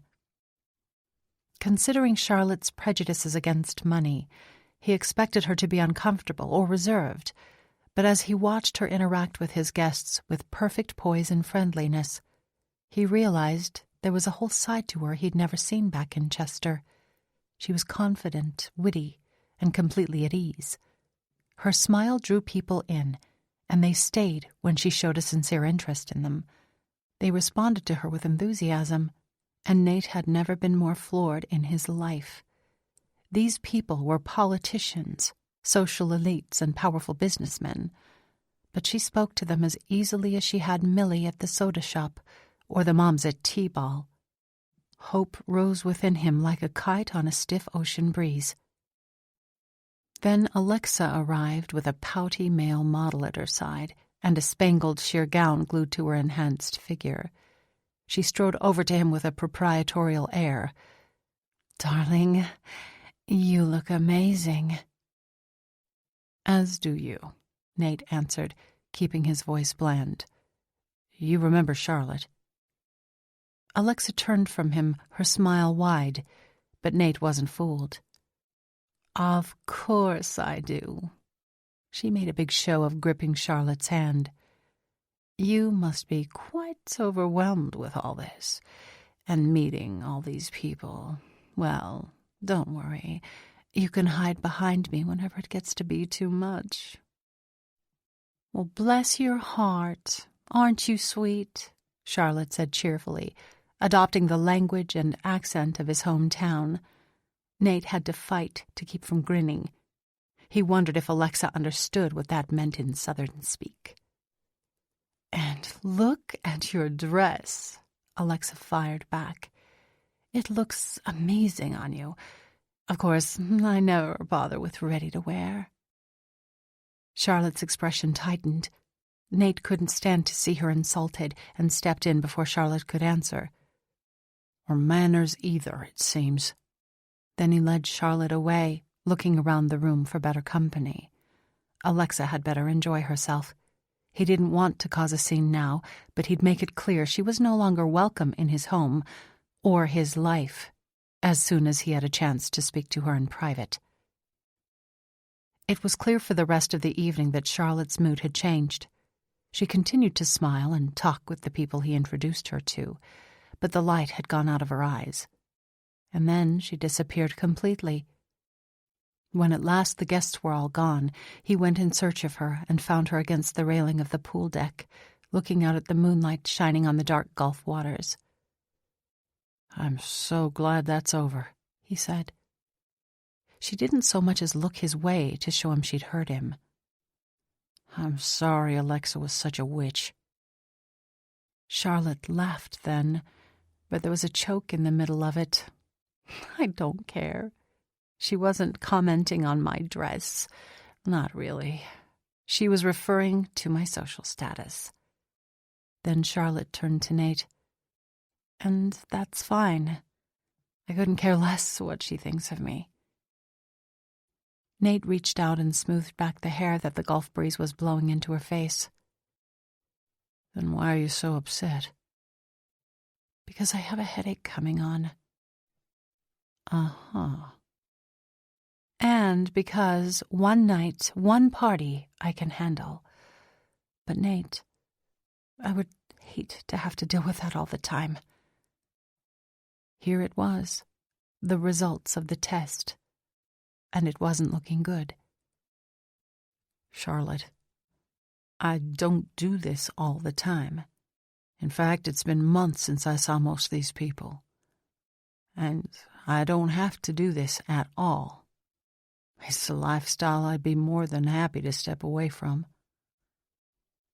Maybe for a while, but not for always.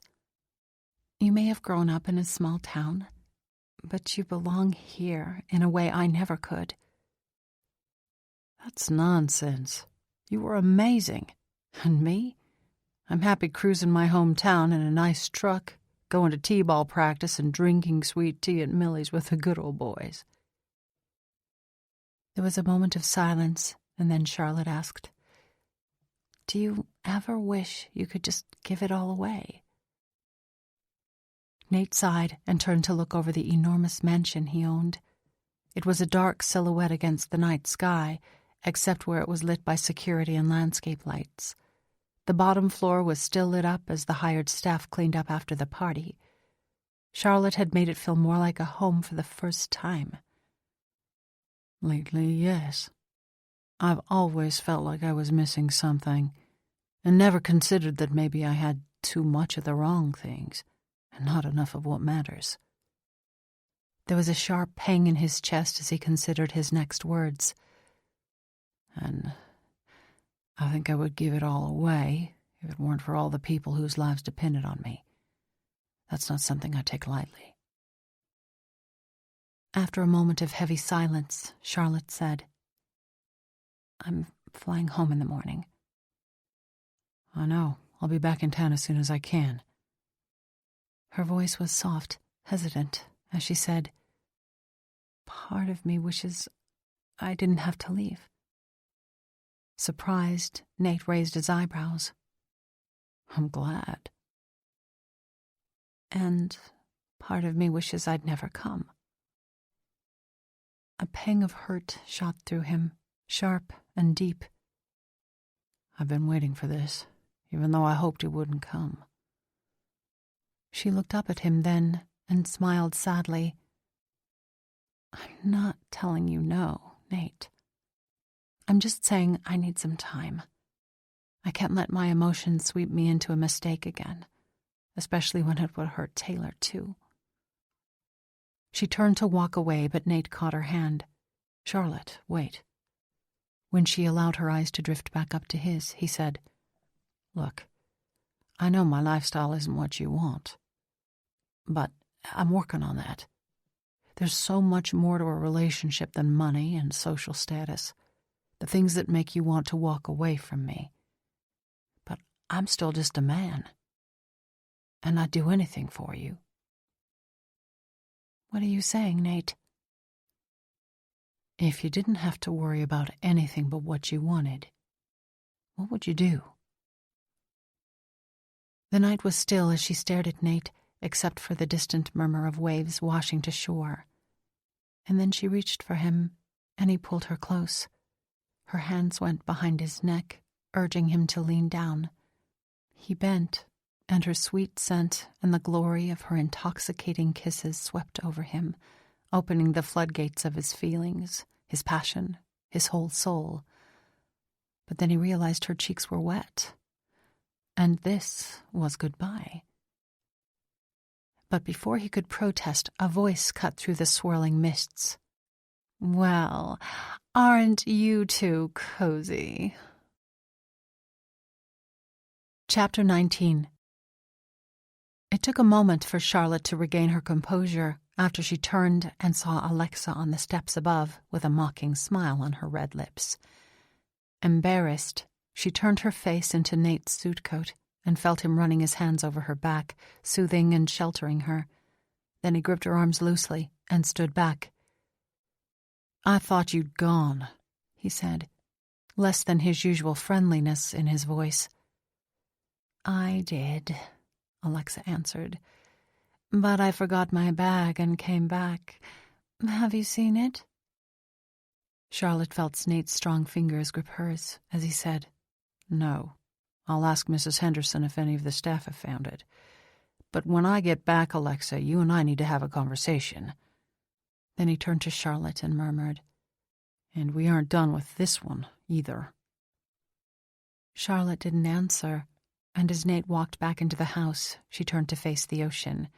It gave her a chance to wipe the tears from her face before Alexa saw them. She did not want to be left alone with her, but she also didn't want Alexa to claim any kind of victory by chasing her away. Alexa's heels clicked toward her, and Charlotte growled under her breath before turning to face her. She couldn't help but notice how Alexa looked ethereal with her shimmering dress and her skin washed in an otherworldly glow from the pool lights. Her eyes were glinting like diamonds. "I see Nate is amusing himself as usual," Alexa said, her voice ringing with false friendliness. "I hope you aren't stupid enough to take him seriously." Charlotte shifted her eyes back to the sea. She couldn't stand this woman. "If you've come to see if I'll drink your poison, you're wasting your time. I've known women like you before." Alexa laughed. "I seriously doubt that." She leaned against the rock half-wall. "You might not believe it, but I don't want to see you get hurt. Nate does it without knowing it. He has no idea how hard women fall for his charm and sincerity." Charlotte glanced at her again with one eyebrow raised. "Oh, yes," Alexa said. "I believe he's sincere, for now. But you see, Nate wouldn't be where he was, one of the richest men in America, if he wasn't always looking for the next best thing. Right now, he thinks that's you. But next week it might be a new advancement in technology, or a charity in Africa, or a politician's daughter in Germany.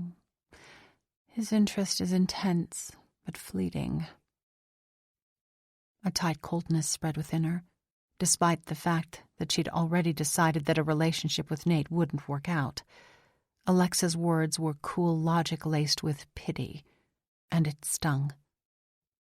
It was pointless to deny that she had feelings for Nate, deep, earnest feelings. It hurt to think that his feelings for her, whatever they were, might not be lasting. She was so confused, but she had one question for the blonde viper. "If that's true, Alexa, why do you want him for yourself?" Alexa crossed her arms over her chest, the most casual movement Charlotte had ever seen her make. Then she said, as if hesitating over her words, "I can't help it. Any more than you can, I suspect. But I understand him, you see. I'm prepared to take him any way I can get him." Charlotte gave a sharp, heartbroken choke of laughter. "And you probably deserve him more than I do. But unfortunately for you, I don't think your brand of love is what Nate is looking for. Goodbye. I hope I never see you again." And then she walked inside with her head held high, though every part of her felt broken. As she passed the hallway leading to the kitchen, she thought she caught a glimpse of Nate's dark suit. She hurried past, even though she knew it wouldn't be any easier to face him in the morning. He told Alexa that he needed to talk to her, and Charlotte wanted to be far away when that happened. She went upstairs and drew up to Taylor's door, slowly turning the knob. She kicked off her shoes so her footsteps wouldn't wake him up. She stepped across the columns of moonlight streaming through the blinds, across the smooth hardwood floors, and onto the plush rug around the bed. And then she stared down at Taylor's angelic face. His lashes were fanned across his rounded cheeks, and his mouth was open slightly as he breathed slowly and deeply in his sleep.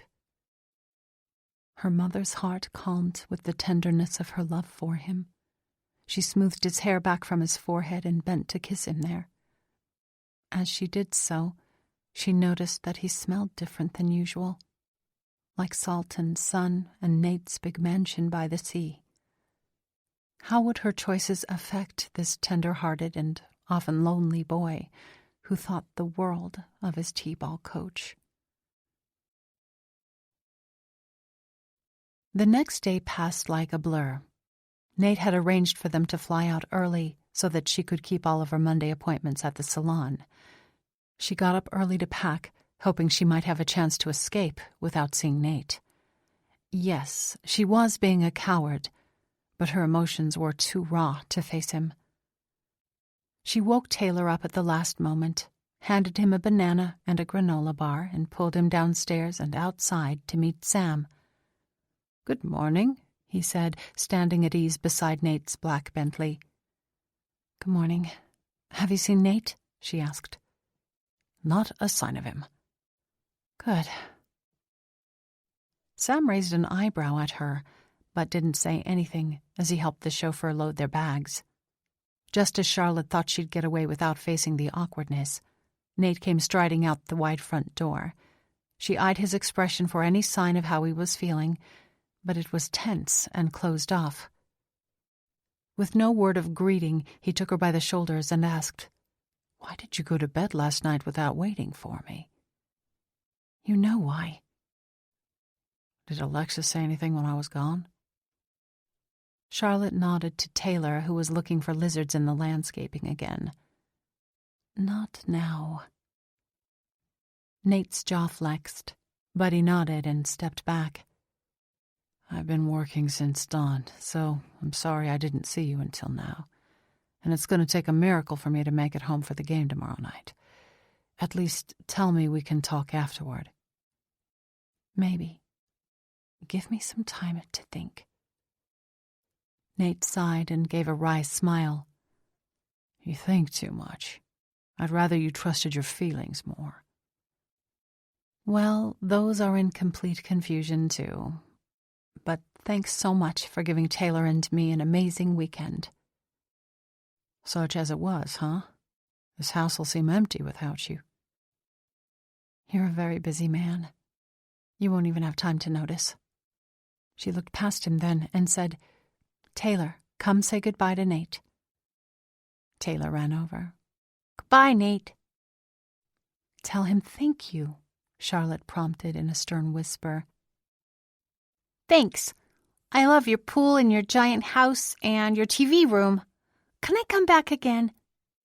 "Anytime, buddy. Anytime." Charlotte frowned, but didn't say anything as she directed Taylor into the car. "See you tomorrow," she said quietly before getting in after him. Sam and Nate spoke briefly before they left, and Charlotte wondered what they were talking about because both men looked more tense than she'd ever seen them. But she didn't dare question Sam about it. Instead, she sat silently through the rest of the journey, in car and plane, with a strong longing in her chest as she got further away from Nate.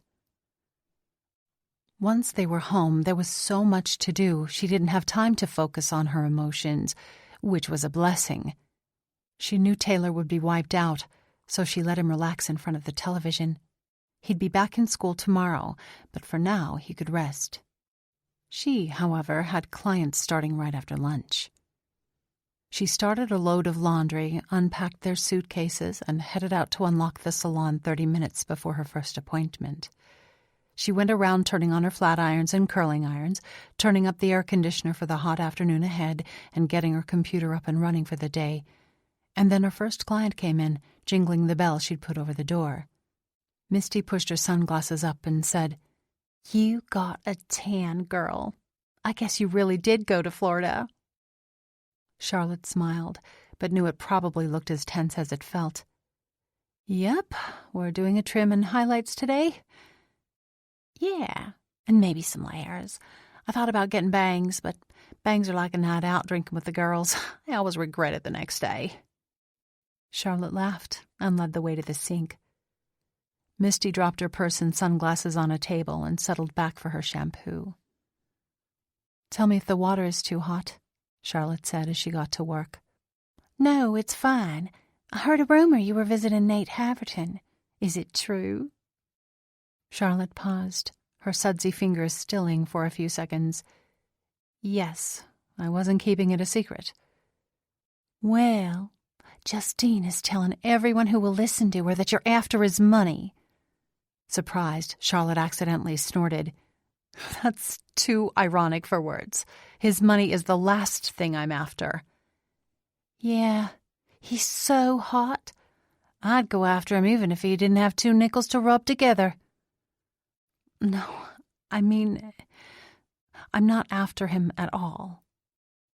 "Well, I wouldn't blame you if you were.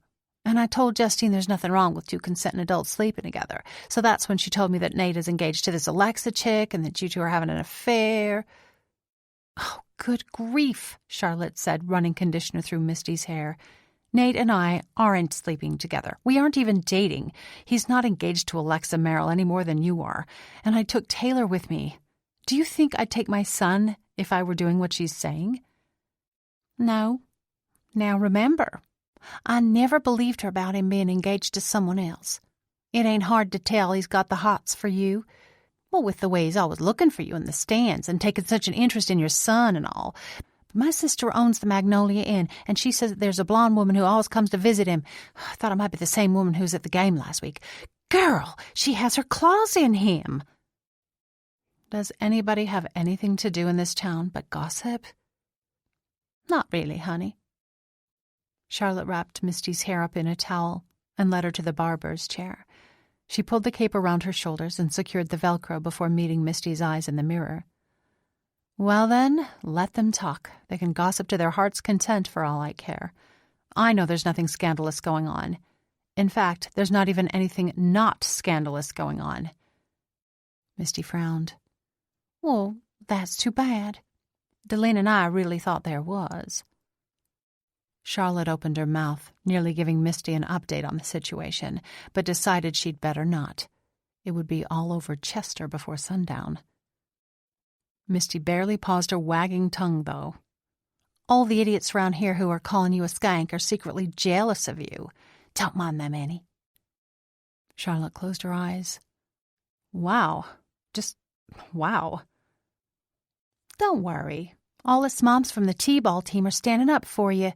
And your neighbors, and Millie gave Justine a lecture right there in her shop in front of everybody. I thought I should warn you what's going around."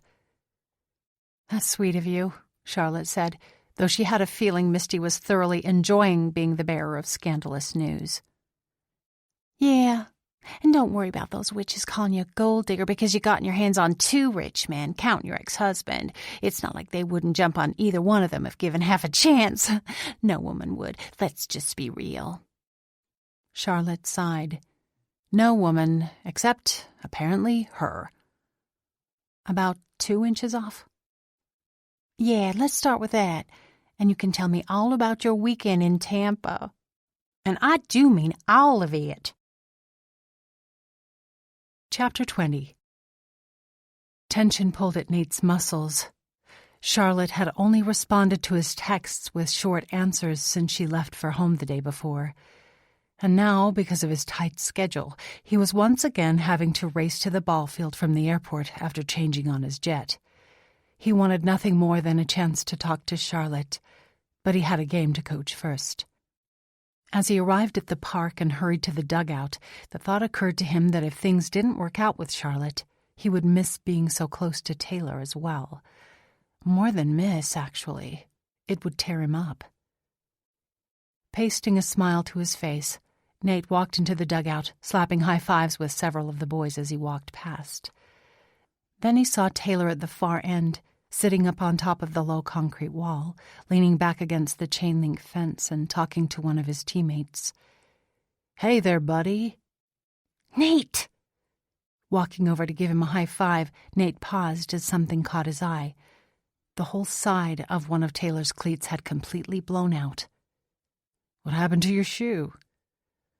Oh, I ripped it open during the last game, but Mom says they'll have to last through one more game. There weren't any at the store, so she's going to order some online. Oh, yeah? Nate turned to find Charlotte in the bleachers. She sat higher than her usual spot, isolated from the rest of the parents. There was a tightness to her expression that concerned him, but his first concern was Taylor's shoes. He whistled, high and sharp. Everyone in the bleachers turned to look for the source of the whistle, including Charlotte, and he was able to motion her over. He hated how reluctantly she moved. "What's up?" she asked through the fence. Taylor can't play in these. Her lips pressed together. "They'll be fine for tonight." Charlotte, if he puts any pressure on these at all, his whole foot is going to pop out. Well, I didn't know about it until he was getting ready for the game. I stopped by the store to get another pair, but they were out. Didn't I tell you? Her expression darkened still further. You've been waiting for this all season, haven't you? He had, in fact, expected it. If he was honest, he'd even been looking forward to teasing her a bit when the time came, but there was no way he was going to let Charlotte's pride or their relationship problems get in the way of Taylor having good shoes.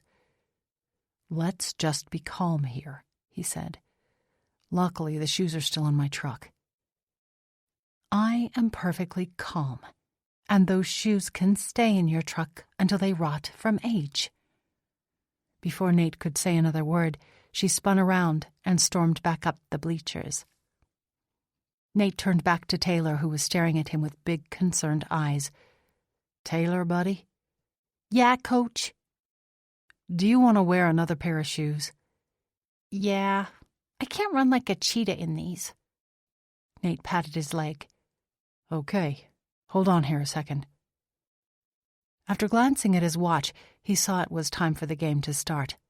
"Hey, Josh, here's the batting lineup. Keep things moving, but hold Taylor out until I get back." Josh nodded, and Nate ran back toward the parking lot, cutting across the outfield and jumping the fence to save time. He dug the shoes out of the spot under the back seat and ran back. Charlotte was going to fight him on this, but he didn't care. He wasn't going to let her stubborn pride get in the way of Taylor having a great last game. He knew Charlotte was watching him as he got back to the dugout. He could feel her eyes on him, but he didn't dare make eye contact with her. He knew she wouldn't make a scene in front of all these people, but he was in for it later. With his chest rising and falling as he tried to catch his breath, Nate pulled off Taylor's busted shoes and untied the laces on the new ones. He helped Taylor wiggle his foot inside the first one and left him to tie it while he put the other shoe on. When both cleats were tied, Taylor jumped down from his perch and did an experimental dash across the dugout. Then he grinned. "Wow, these are way better than my old ones. Now I'll run really fast." "You bet," Nate said. "My mom's gonna be mad at you," Taylor said, his voice full of concern. "Probably, but don't worry about it. We grown-ups can work things out. You get out there and enjoy your game." "Taylor," Josh called. "Get ready." "Yes!" Taylor ran over and grabbed a batting helmet and his bat, bouncing excitedly on his toes. For the first time ever, Nate avoided looking in Charlotte's direction. Then there was a commotion in the bleachers, and he turned to see what was going on. A tall man in a Royals baseball uniform was climbing up the bleachers towards Charlotte, and everyone was going nuts. Daniel Mabry. What was he doing here? Charlotte looked shocked as her ex-husband nodded at her and sat down only a few feet down the bench from her. People flocked over to him to shake his hand and get his autograph. Nate was torn between an uneasy feeling that Charlotte was definitely going to kill him and a surge of satisfaction that maybe Taylor would finally have his dad in his life more. If only the man had given them some warning. Still, it would be good to make the best out of this situation. "Hey, Taylor, buddy, look who's here." Taylor followed the direction of Nate's pointing finger and gasped, "Dad!" Before Nate could say another word, Taylor was running out of the dugout and up the bleachers to go hug his dad. Nate watched, pushing down the surprising surge of jealousy that came from watching Taylor hugging and talking animatedly to his dad, then sent out the next kid to go bat. When Taylor came back a few minutes later, it was just in time for his turn at bat. He ran out and tapped his bat on the dirt before swinging it over his shoulder.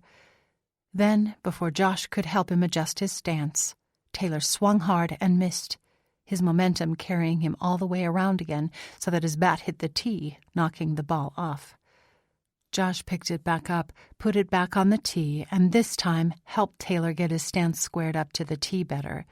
But once again, Taylor missed.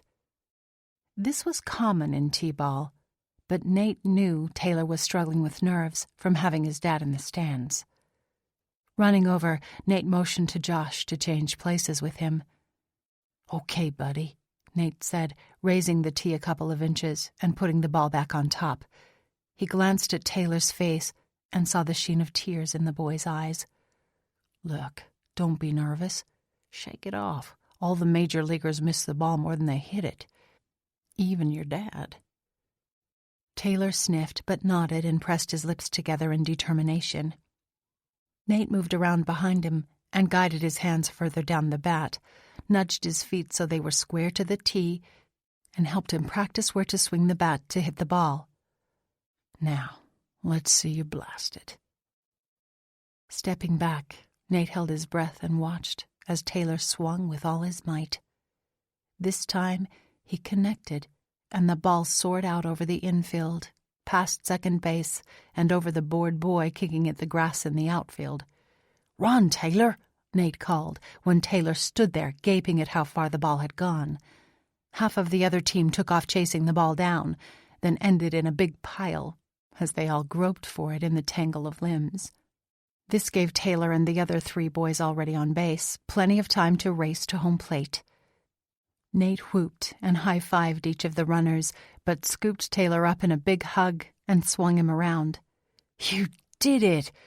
Taylor the Phenom! What a hit, buddy!" Taylor jumped up and down, pumping his fist in the air like he'd won the World Series. And in his world, maybe this was even better, he'd just hit the T-ball version of a home run in front of his dad. When the game was over, Taylor ran straight to his dad after shaking hands with the other team. Nate watched, trying to measure how Charlotte was handling all this. But her expression was closed off and tight, except when Taylor looked at her, at which point she would smile and nod at him. But Taylor didn't get much time with his dad before people were asking for pictures of their sons with Daniel Mabry, the Major League Baseball player, and Taylor got shuffled out of the way. He stood next to his mom, watching sadly as his dad posed for pictures with all of his teammates. Nate finished gathering up the equipment and clearing up the dugout, then walked up to the bleachers, wishing there was something he could do. Finally, they were all gone, and it was just the 4 of them left. If anything, that made it worse. Nate felt Charlotte's aggravation radiating off her, and he wanted nothing more than to make this situation better for her and Taylor. There wasn't much he could do, except support her through it. He held his hand out to Daniel. "Hello, I'm Nate Haverton, Taylor's coach." Mabry raised his eyebrow. "Yeah? I wondered if that's who you were." There was a cold mockery in the man's voice. Nate tensed, but stayed determined to keep things civil.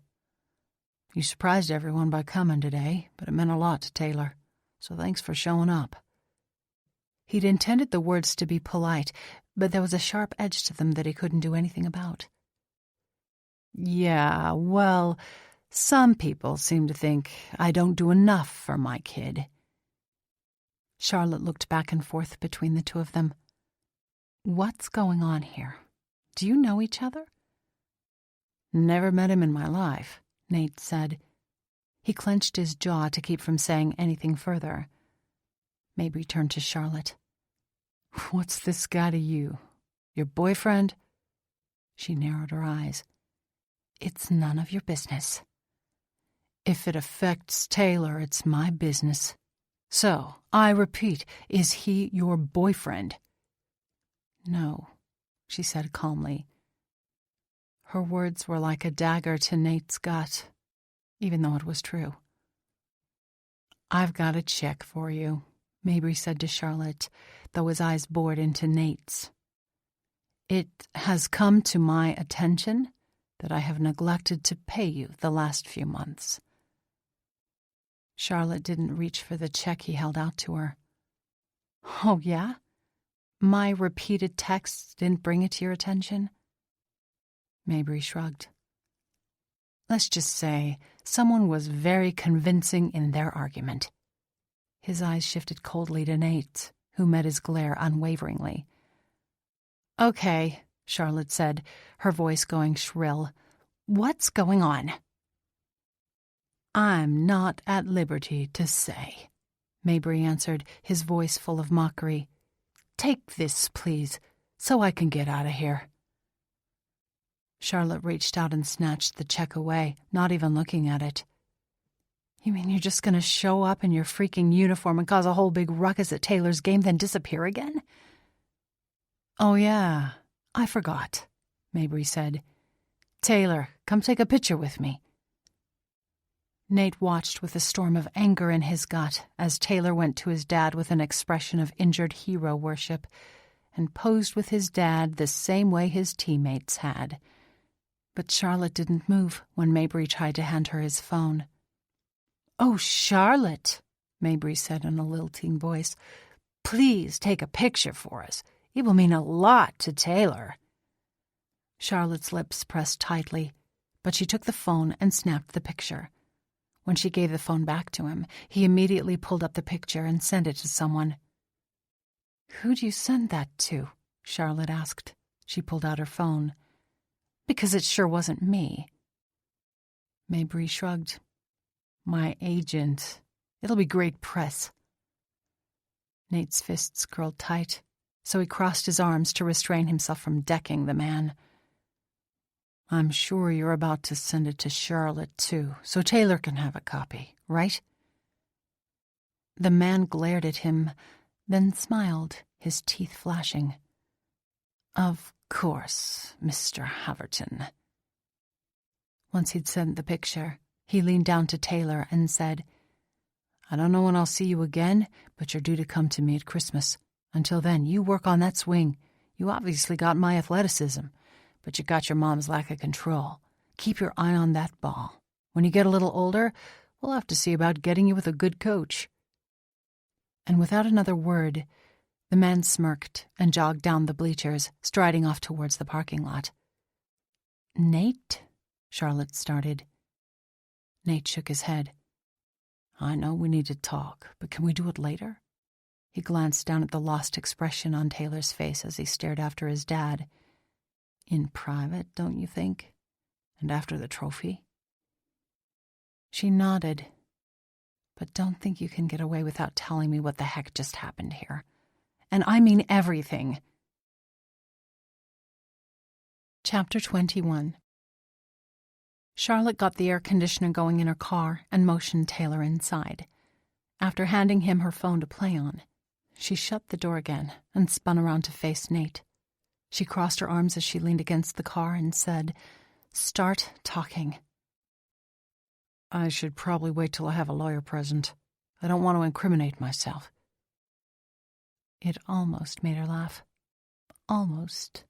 But she controlled it, and the near slip made her madder than ever. Nate, come on. I don't know how or why, but somehow you are responsible for Daniel showing up here today. And now my son is in a tailspin of conflicting emotions, and I have a check for $10,000 in my purse. Isn't that a good thing? Nate flinched. About the money, I mean? Yes, because he owed me that money. But you did something to make him give it to me. I know you did. And I want to know what. Because you and I have a contract that says you can't spend money on me. Who says I spend any money on you? Charlotte let out a very unladylike snort. Because Daniel doesn't budge unless money comes into it. And if he gave me that kind of money, there was bigger money involved somewhere. Okay, first of all, stop glaring at me like I'm trying to ruin your life. Secondly, I did it for Taylor more than you. Aha! She pointed a finger at him. So you did do something. Nate reached out and pinched her finger, shaking it back and forth, a playful gesture that might have melted her any other time. See, a lawyer would have kept me from confessing just then. What did you do, Nate? He closed his eyes a moment, then opened them to look straight at her. The intensity of his eyes rippled through her, but she refused to look away. One of my retail companies is now a major sponsor of the Royals, and I personally own significant stock in the organization. Enough that if I tell the CEO that his players need to be upright individuals who pay their child support appropriately, I'm taken seriously. Charlotte's eyes widened as she gaped at him. But you can't do that. You must have spent... She paused, completely unable to fathom a number. Are you insane? It was bad enough when I thought you'd given him the money to pay me. Look, Charlotte, I'm not a newbie in the business world. The sponsorship will be great for sales, and I'll most likely profit off the stocks as well. I'm thrilled to get this check. But don't you see? This is the kind of thing I hate, when someone uses their money to control other people. Nate's face darkened. I did nothing immoral or unethical. And yes, money talks, Charlotte, especially for lowlifes like your ex-husband. And like I said, I did this for Taylor, which doesn't break our contract at all. I wish I could shred that stupid contract into thousands of tiny pieces and shove them down a wormhole, but heaven forbid someone who cares about you should help you with anything. You don't care about me, Charlotte said, feeling her throat getting tight. I've told you this won't work between us, but you won't listen to me. I'm probably some passing fancy for you, and when you're bored with the poor single mom, you'll move on to someone else, just like Alexis said. And I'll be stuck here in this town, branded a gold-digging whore. Ignore anything that woman said. She was poison, but you'll never have to worry about her again. But what's this about being a gold-digging whore? Charlotte glanced around, hoping no one was looking at them now that they had both started yelling. That's what people are calling me. All because I was married to Daniel and then got involved with you. Nate shook his head, his eyebrows furrowed. Who cares what people are saying? You know it isn't true. Losing the fight against the floodgate of tears in her eyes, Charlotte stood staring at him. She knew her argument was all over the place, but all of her worries and concerns needed to come out. You don't get it, do you? You live in that mansion behind a gate with a full security detail, traipsing all over the world, or retreating to your even bigger mansion on the beach. But I'm here every day. I have to take Taylor to school, go to the grocery store, buy gas, go to the bank and the post office. And everywhere I go, people look at me and whisper with their friends.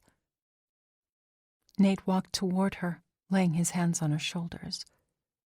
I had no idea. I'm sorry. Charlotte brushed his hands away and wiped her cheeks.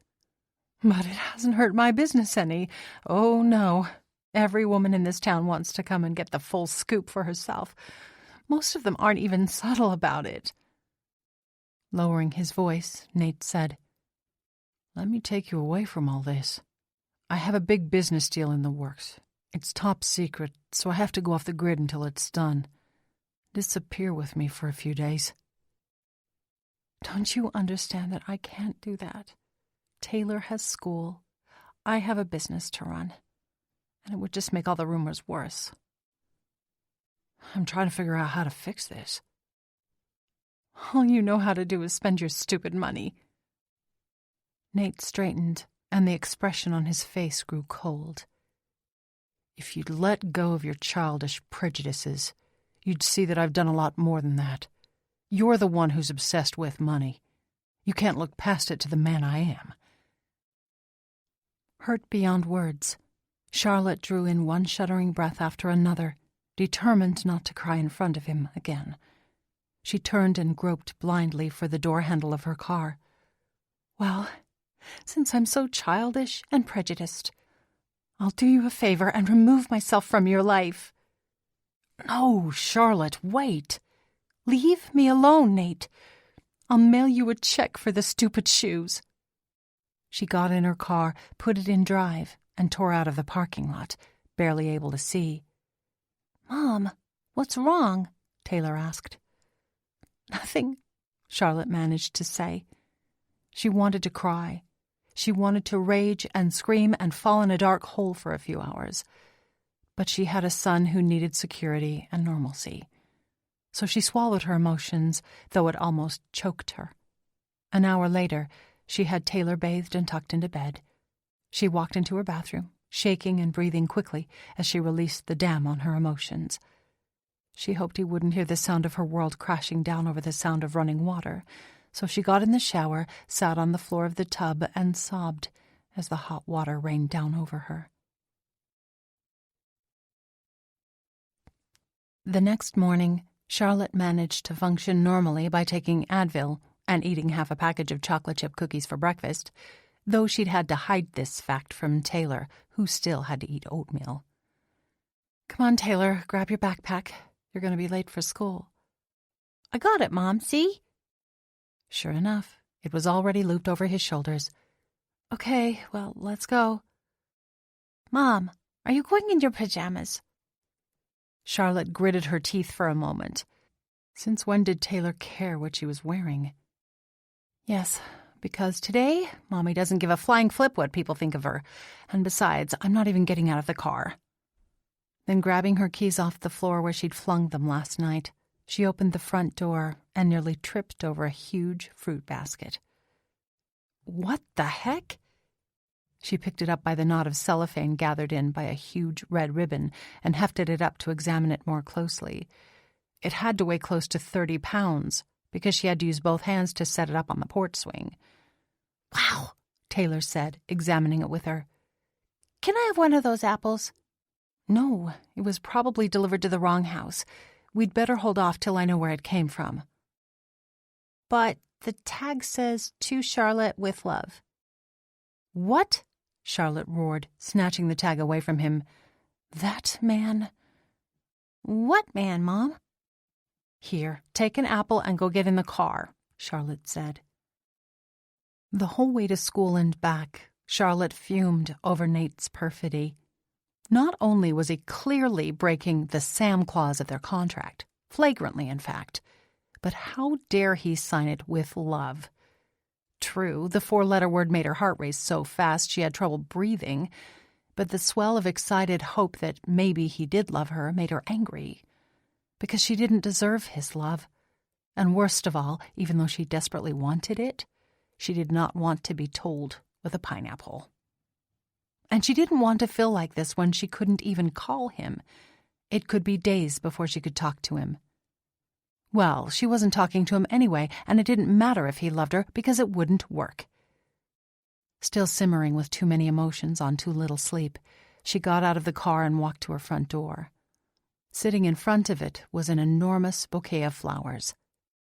The thing was at least 3 feet tall and filled with all kinds of exotic flowers and greenery that she couldn't even begin to put names to. No simple roses for Nate Haverton. Oh, no. She grabbed the little white envelope off its pick and read the short message. "My heart belongs to you."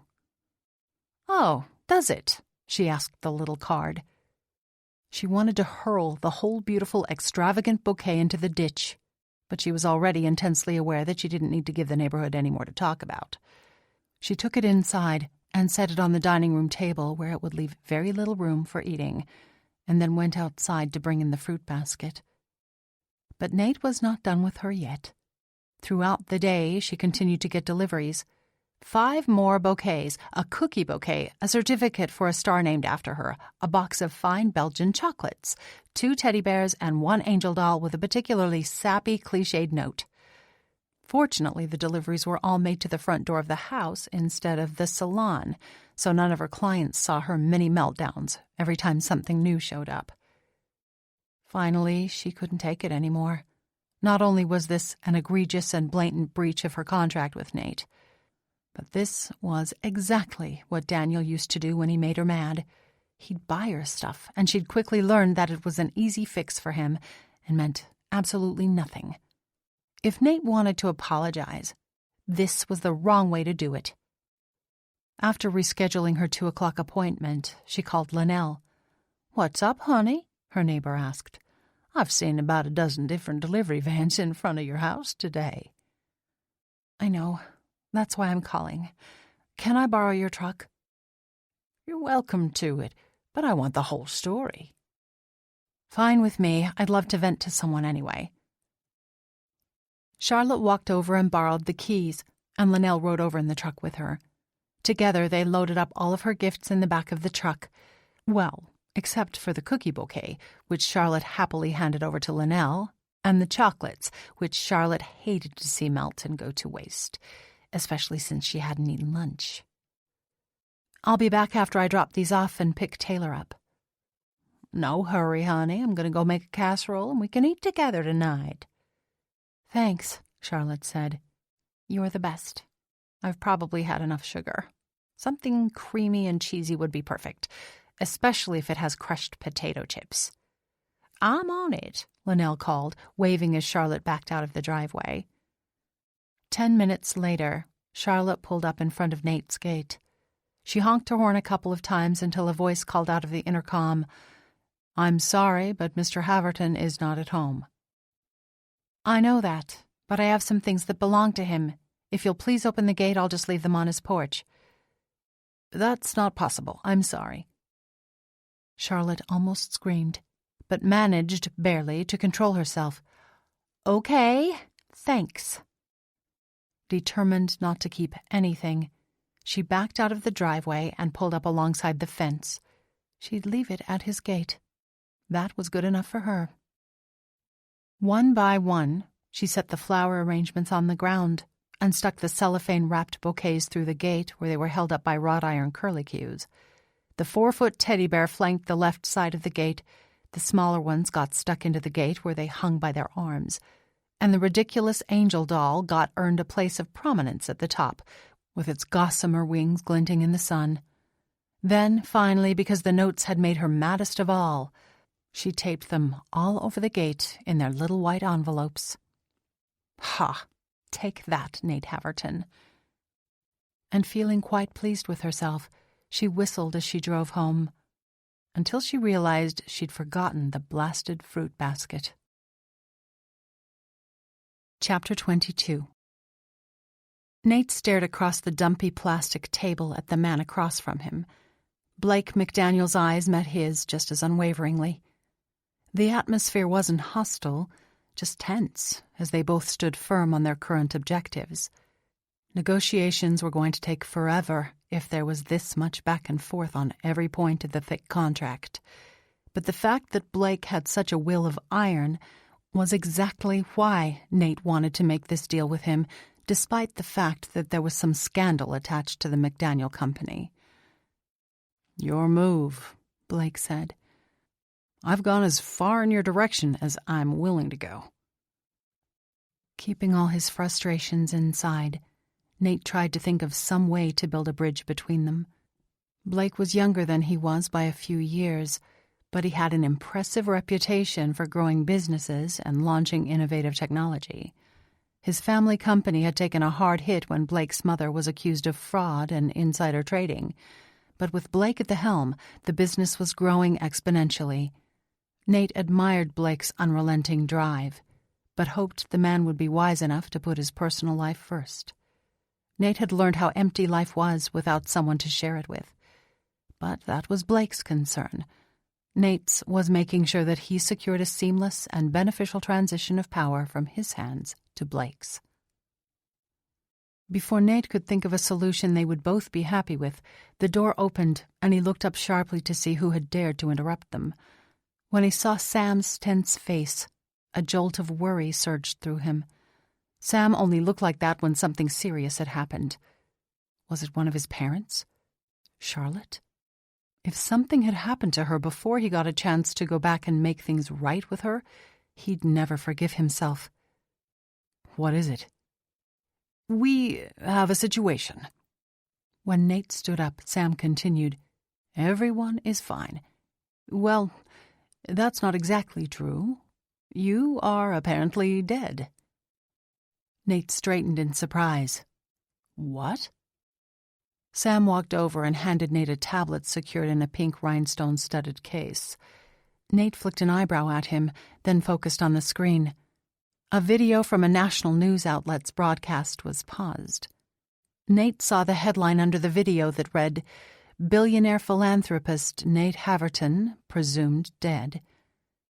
He quickly hit play and watched in shock as a video feed came on showing the front gates to his home in Chester.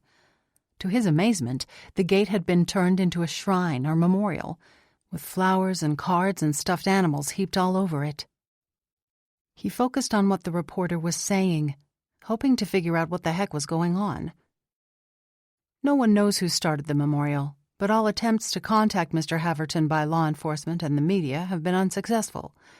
The official word from his staff is that Mr. Haverton is unavailable for comment, but will be available soon. Then the other reporter jumped in. It's a fair assumption to make. No one knows where he is, and that his people are scrambling to find him. If anyone has any information regarding this unfolding situation, please contact our station at... Nate paused the video and handed the tablet back to Sam. How long has this been going on? First report was made by the local news channel yesterday afternoon. Apparently a woman named Justine Tillman went by your house with a plate of brownies and had a panic attack. Your security team found her babbling about how the love of her life was dead and that she couldn't go on. They didn't know what to do, so they left her crying against the fence and called the police.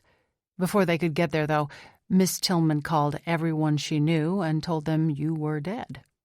Half the town showed up and joined in her vigil at the gate. By the time the police got there, they had a circus on their hands. At least, that's what I've been able to piece together from security's report and the early news stories. This is crazy. Sam nodded. It took on a life of its own, going viral on social media. Why are we just hearing about this? Sam threw out his hands in a defensive, frustrated gesture. Because you ordered no devices with internet connections be allowed in the building during negotiations. I only have it now because Zoe flew in from Tampa, drove out to this forsaken shack you found, and pounded on the door like the world was ending. Zoe? My secretary from the Tampa office? Yes, and she wants to talk to you. Nate glanced over at Blake. Do you mind? Blake shrugged and chuckled. Man, it looks like you've got problems. Why don't we take a break while you sort things out? He stood up and started to leave, then stopped, laughing suddenly. I'm sure my shareholders are in a panic right now. We'd better hurry up and let people know you're alive. Nate slapped a hand to his forehead. My parents. Sam, go call my parents. Sam opened the door and held it for Zoe. I believe Zoe called them on the way here, which was good thinking on her part since we aren't able to make calls from here. Did she think to call Charlotte as well? You know, in case she's upset by my rumored demise and not dancing for glee? Sam smirked and nodded again, but Zoe said, Actually, sir, I don't think Charlotte is going to worry that you're dead. Nate's eyebrows shot up. Why's that? I think she's the reason this whole thing started. Explain, please. Zoe clenched her hands together. Remember that you told me to send her flowers and gifts while you were gone because you'd had a fight? When Nate nodded, she continued, Well, most of those things in front of your gate, at least in the beginning, were probably the gifts I sent for you. I'm only sure about that because of the big teddy bear and the angel doll." "You sent her an angel doll?" Nodding, Zoe said, "Yes, with a note that said, 'Some people dream of angels, but I hold you in my heart.'" "Are you serious? You signed my name to that?" Zoe looked confused. "What's wrong with it? I would melt if my boyfriend sent me that." Nate closed his eyes and rubbed them as he felt a migraine coming on. Sam's laughter made him look up again. "Oh, sure, over 10 years, and now, in the midst of my greatest personal disaster, deadpan Sam finally laughs." "I'm sorry," he said, still chuckling. "It's just that I had this vision of Charlotte reading that note. She may know you're alive, but she probably thinks you've gone nuts." "I thought it was romantic," Zoe said, clearly in a huff. Crossing his arms over his chest, Nate said, "I think you better tell me everything you sent her. But first, Sam, is there any loophole in our contract with McDaniel that would allow us to give a press release or call anyone?" "You know me better than that," Sam said. "It's ironclad." Nate groaned in frustration. "You and your relentless perfectionism. So I'm stuck here with the world thinking I'm dead and Charlotte thinking I'm insane until I make a deal and merge the majority of my holdings and sell them to McDaniel?" "Yes," Sam said, back to his usual inscrutable expression. "Great. Sam, get me an energy drink and find McDaniel. Tell him we're ready to go again. Zoe, quickly, what else did you send?" "Well, I had a star named after her, 6 bouquets, chocolates, a cookie bouquet." As she ticked the list off on her fingers, Nate's incredulity grew. "Well, I'll be sure to highlight thoroughness as a merit on your next evaluation," he said, interrupting her. She continued on, unfazed. "And a really great fruit basket with a note that said, 'With love, Nate.'" "Wait, you used the word love?" She shrugged. "Well, you called the office and said, and I quote, 'Zoe, I've just offended the only woman I'll ever love.' And then you told me to send her stuff while you were gone." "I told you that, but I haven't told her I love her yet." "Why not?" Zoe asked, her voice going shrill. "Because she hates my guts now, and before that I was trying not to freak her out." "Oh, man. Maybe she'll take it like, no big deal." Blake stepped in at that moment, looking completely at ease. "Shall we resume?" "What do you look so cheerful about?" Nate asked, scowling. "Oh, nothing. I just have a feeling you won't be pushing back so much on my terms now that you have such a mess to straighten out at home." "Are you married?" "No." "Have a girlfriend?" "Not a steady one, if that's what you mean." "Then when some woman comes along and wraps you around her finger before wreaking havoc on your life, I hope you remember that you once laughed at me." "Don't hold your breath," Blake said, his sharp eyes glinting with laughter and confidence. "Now, where were we?" Despite Blake's optimism that he had Nate in a position of weakness, Nate was not willing to leave the table until he felt his people and his assets would be well protected and represented in the deal. It wasn't until nearly 4 o'clock the next day that they finally shook hands and signed the final draft of the contract. With no patience left for small talk, Nate gathered his staff, which now included Zoe, and walked across a dusty field to a van. Fortunately, his staff knew better than to bother him with small talk during the 30-minute drive to the small airstrip where his jet awaited them.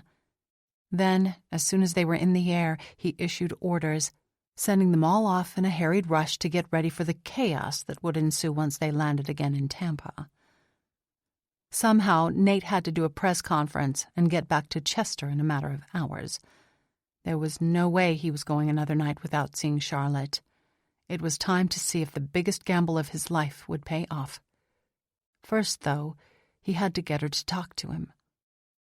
Once they landed, he ran to the waiting car and immediately called Charlotte. He only had a brief time left before he'd arrive home and have to deal with the media.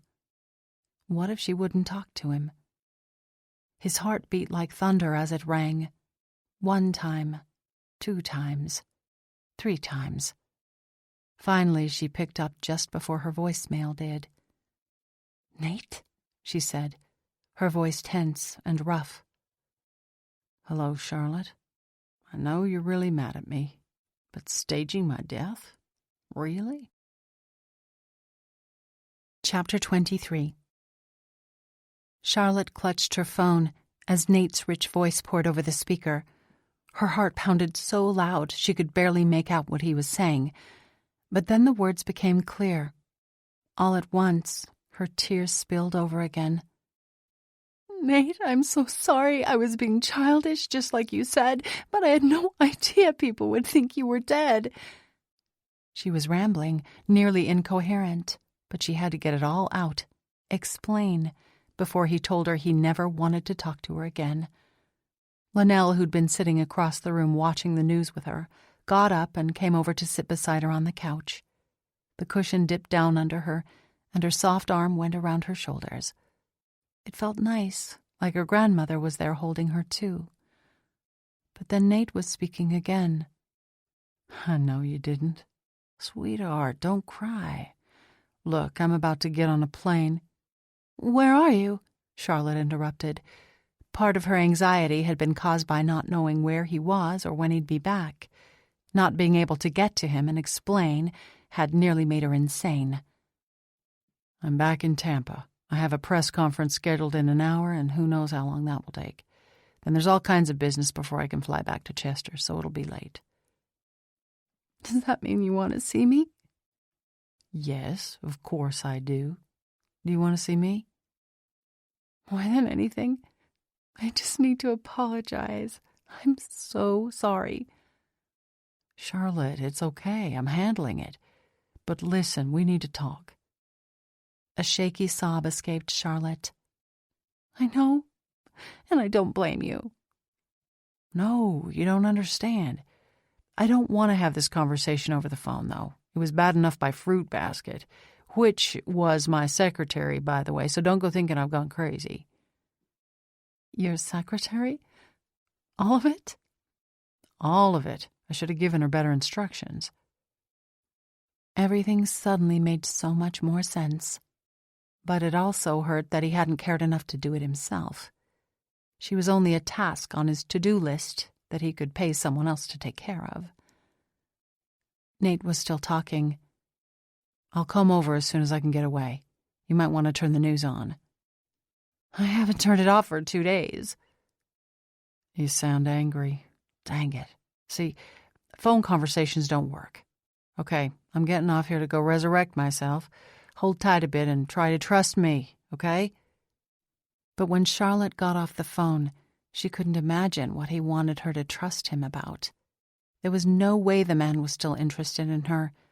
The last few days had been a nightmare as she'd realized what she'd done. All her anger had evaporated with her remorse. If only she hadn't been so judgmental and petty. Nate had been thoughtful and patient.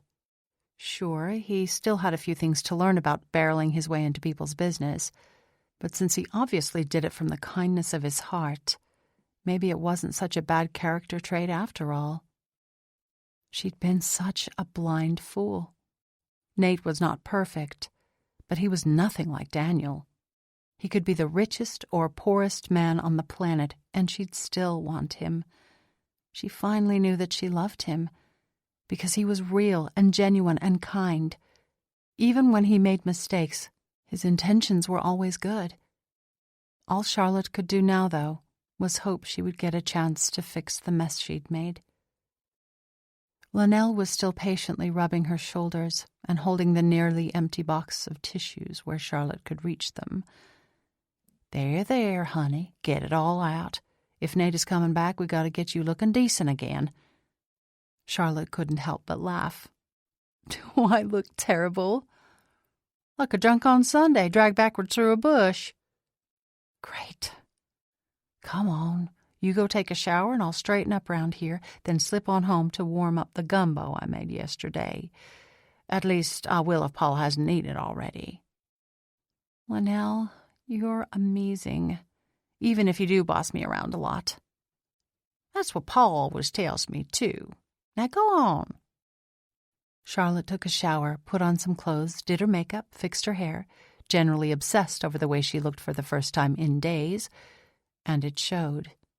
But finally feeling human again, she plopped in front of the couch and waited for Nate's big news. Soon there was Sam in front of Nate's mansion with dozens of microphones and cameras directed at him, announcing that Nate Haverton was very much alive and that he had several big announcements to make. Bars of breaking news scrolled across the screen as Nate emerged from the mansion, dressed in slacks and a dress shirt with the cuffs rolled up. He looked relaxed, as if he found the whole nightmare extremely humorous. "Good afternoon," Nate said to the reporters. "I admit, when I planned to make these announcements, I hadn't planned to have such a big audience, but the news is certainly worth it. First of all, I've signed a deal with the McDaniel Corporation, selling them the majority of my business and holdings. Details of the deal will be made available in the future after all parties and employees concerned have heard first. No layoffs, demotions, or decrease in pay will result from this deal. I value the people who have worked so hard to make these businesses a success, and I promise they have been provided for. The transition will be slow and flexible, but I also have the utmost confidence in McDaniel's ethics and business acumen. This is a big step for me, but I have decided that I would like to spend more time on my charitable interests and personal affairs. As many of you may have surmised, I was busy negotiating this deal for the last few days. However, there is another deal which is dearer to my heart than I am now free to announce as well. Beginning next month, the National Society for the Preservation of Small-Town America has agreed to partner with me in restoring downtown Chester, Alabama, my hometown. We will endeavor to beautify and refurbish Chester and keep her going for another 150 years. Thank you for being here today and taking such an avid interest in these exciting developments." Then Nate grinned and waved before going back inside, refusing to answer any questions. Sam stepped back up to face the reporters, but the broadcast ended, apparently uninterested in Sam, which likely suited him fine. Charlotte listened to the news host's commentary for a minute, but got frustrated when they only touched briefly on his announcements and continued to speculate on the mistaken death fiasco. She continued to change channels, obsessively trying to gauge the reaction to Nate's reappearance. By the time Linnell arrived, she was grateful for the company. Linnell fed her and Taylor gumbo, then tucked Taylor into bed for her and came to join her in the living room again. Hours had passed since Charlotte had last talked to Nate, and now the local news station showed a video of his plane touching down on a small runway in a dark field. She couldn't believe enough time had passed for him to arrive from Tampa. The cameras recorded the small crowd that waited in the pool of lights around the hangar, focusing on the T-shirts worn by so many of them that read, "In loving memory of Coach Nate." They were all cheering and hugging as they saw Nate step off the plane. "Well, wasn't that nice?" Linnell said. "I wonder who thought of getting those T-shirts." "Probably DeLynn. What on earth are they going to do with them now, though?" Linnell chuckled. "Knowing folks round here, they'll probably think it a great joke and keep wearing them." Charlotte's lips tilted in a lopsided smile. "I wonder if DeLynn has an extra one I can buy from her." The doorbell rang, and Charlotte's heart burned in terror. "You don't suppose that's him, do you?" "No, there's no way he could be here already." Linnell laughed. "There's only one way to see. Go answer the door." Charlotte stood and dashed to the door like the ridiculous idiot she was. She flung it open and caught her breath when she saw Nate standing there under the porch light, looking more perfect than she'd ever seen him. Maybe because she'd finally given in to the love that had been growing inside her like a determined dandelion. For the first time, her eyes met his full of love. But there was also fear and shame and uncertainty. "Nate?" He stepped inside and yanked her into his arms. "Shh," he said. I said we'd talk later, remember? Then his lips were on hers as he wrapped his large hands around her face and angled the kiss, overwhelming her with a rush of euphoria. Unable to restrain herself any longer, she stood on her tiptoes and pressed eagerly closer, trembling with the sheer joy of being held so close to him, of feeling their hearts beating in rapid unison. Linnell's voice broke through the fog of her bliss. "I'm gonna go home, honey." Then she chuckled, and the next thing Charlotte heard was the door closing behind her. The click jolted Charlotte to her senses. She leaned back, licking her swollen lips. Feeling self-conscious, she pressed her face into Nate's chest. He ran his hand over the back of her head until she mustered enough courage to look up at him. "Nate, If you apologize to me one more time," Nate said, "I'm going to have to keep kissing you until you give up. Besides, it's my turn to apologize. First of all, for asking Zoe to send you gifts. I should have done it myself, but I didn't have much time, and I was afraid I would mess it up." Charlotte laughed. "Honestly, even though I dumped them all in your driveway and started a media frenzy, I was secretly touched at all the gifts, even the really goofy ones." "Well, I promise you will never get another gift from my secretary." "According to the contract, all you have to do is agree that I can buy you whatever I want, whenever I want, and the problem is solved." "Now, why would I do that?" Nate tightened his hold on her, and his expression grew serious. "It isn't really practical not to let your husband spend money on you." "My husband?" "Yes. I'm desperately hoping you'll let me have the position. I know it's a big promotion from not your boyfriend, but I swear it's a better fit for my talent. And I love you, Charlotte, more than anything.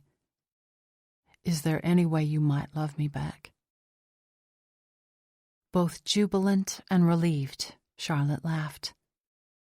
"Yes, heaven help me, I do." Nate grinned. "Enough to figure out how to build a life together? Enough to spend a lot more time with me? As I hope you heard, I sold the majority of my businesses. Now I can be around you as much as you can stand." Charlotte was smiling so big now, her cheeks were starting to hurt. She was also crying. "Yes, I love you that much. But we're going to have to work some things out first, like how you deal with Daniel and how badly you can spoil Taylor and—" But then Nate's lips were on hers again, smooth and coaxing, until she gave in and let the moment be. There would be time to work all these things out, and she knew just who to call about working out the details. But for now, a really hot billionaire was giving her his full attention, so she could be pardoned for melting into his kiss and basking in his love. Epilogue. Nate stood on the balcony of the secluded cabana he and Charlotte had disappeared to for their honeymoon. As he looked out over the ocean, he knew that he'd finally found the deep, abiding peace and belonging that he'd always been missing and never knew why. He was still looking forward to refurbishing downtown Chester, even Betsy's cut and curl, plus a lot of other ambitious plans for his hometown. It would give him something to keep him occupied and engaged with the community, but most of his time would be focused on building a life with his amazing wife. Charlotte came up behind him then and wrapped her arms around his waist. He turned and pulled her to him, never satisfied unless she was within kissing distance. But before he could take advantage of the moment, his phone beeped.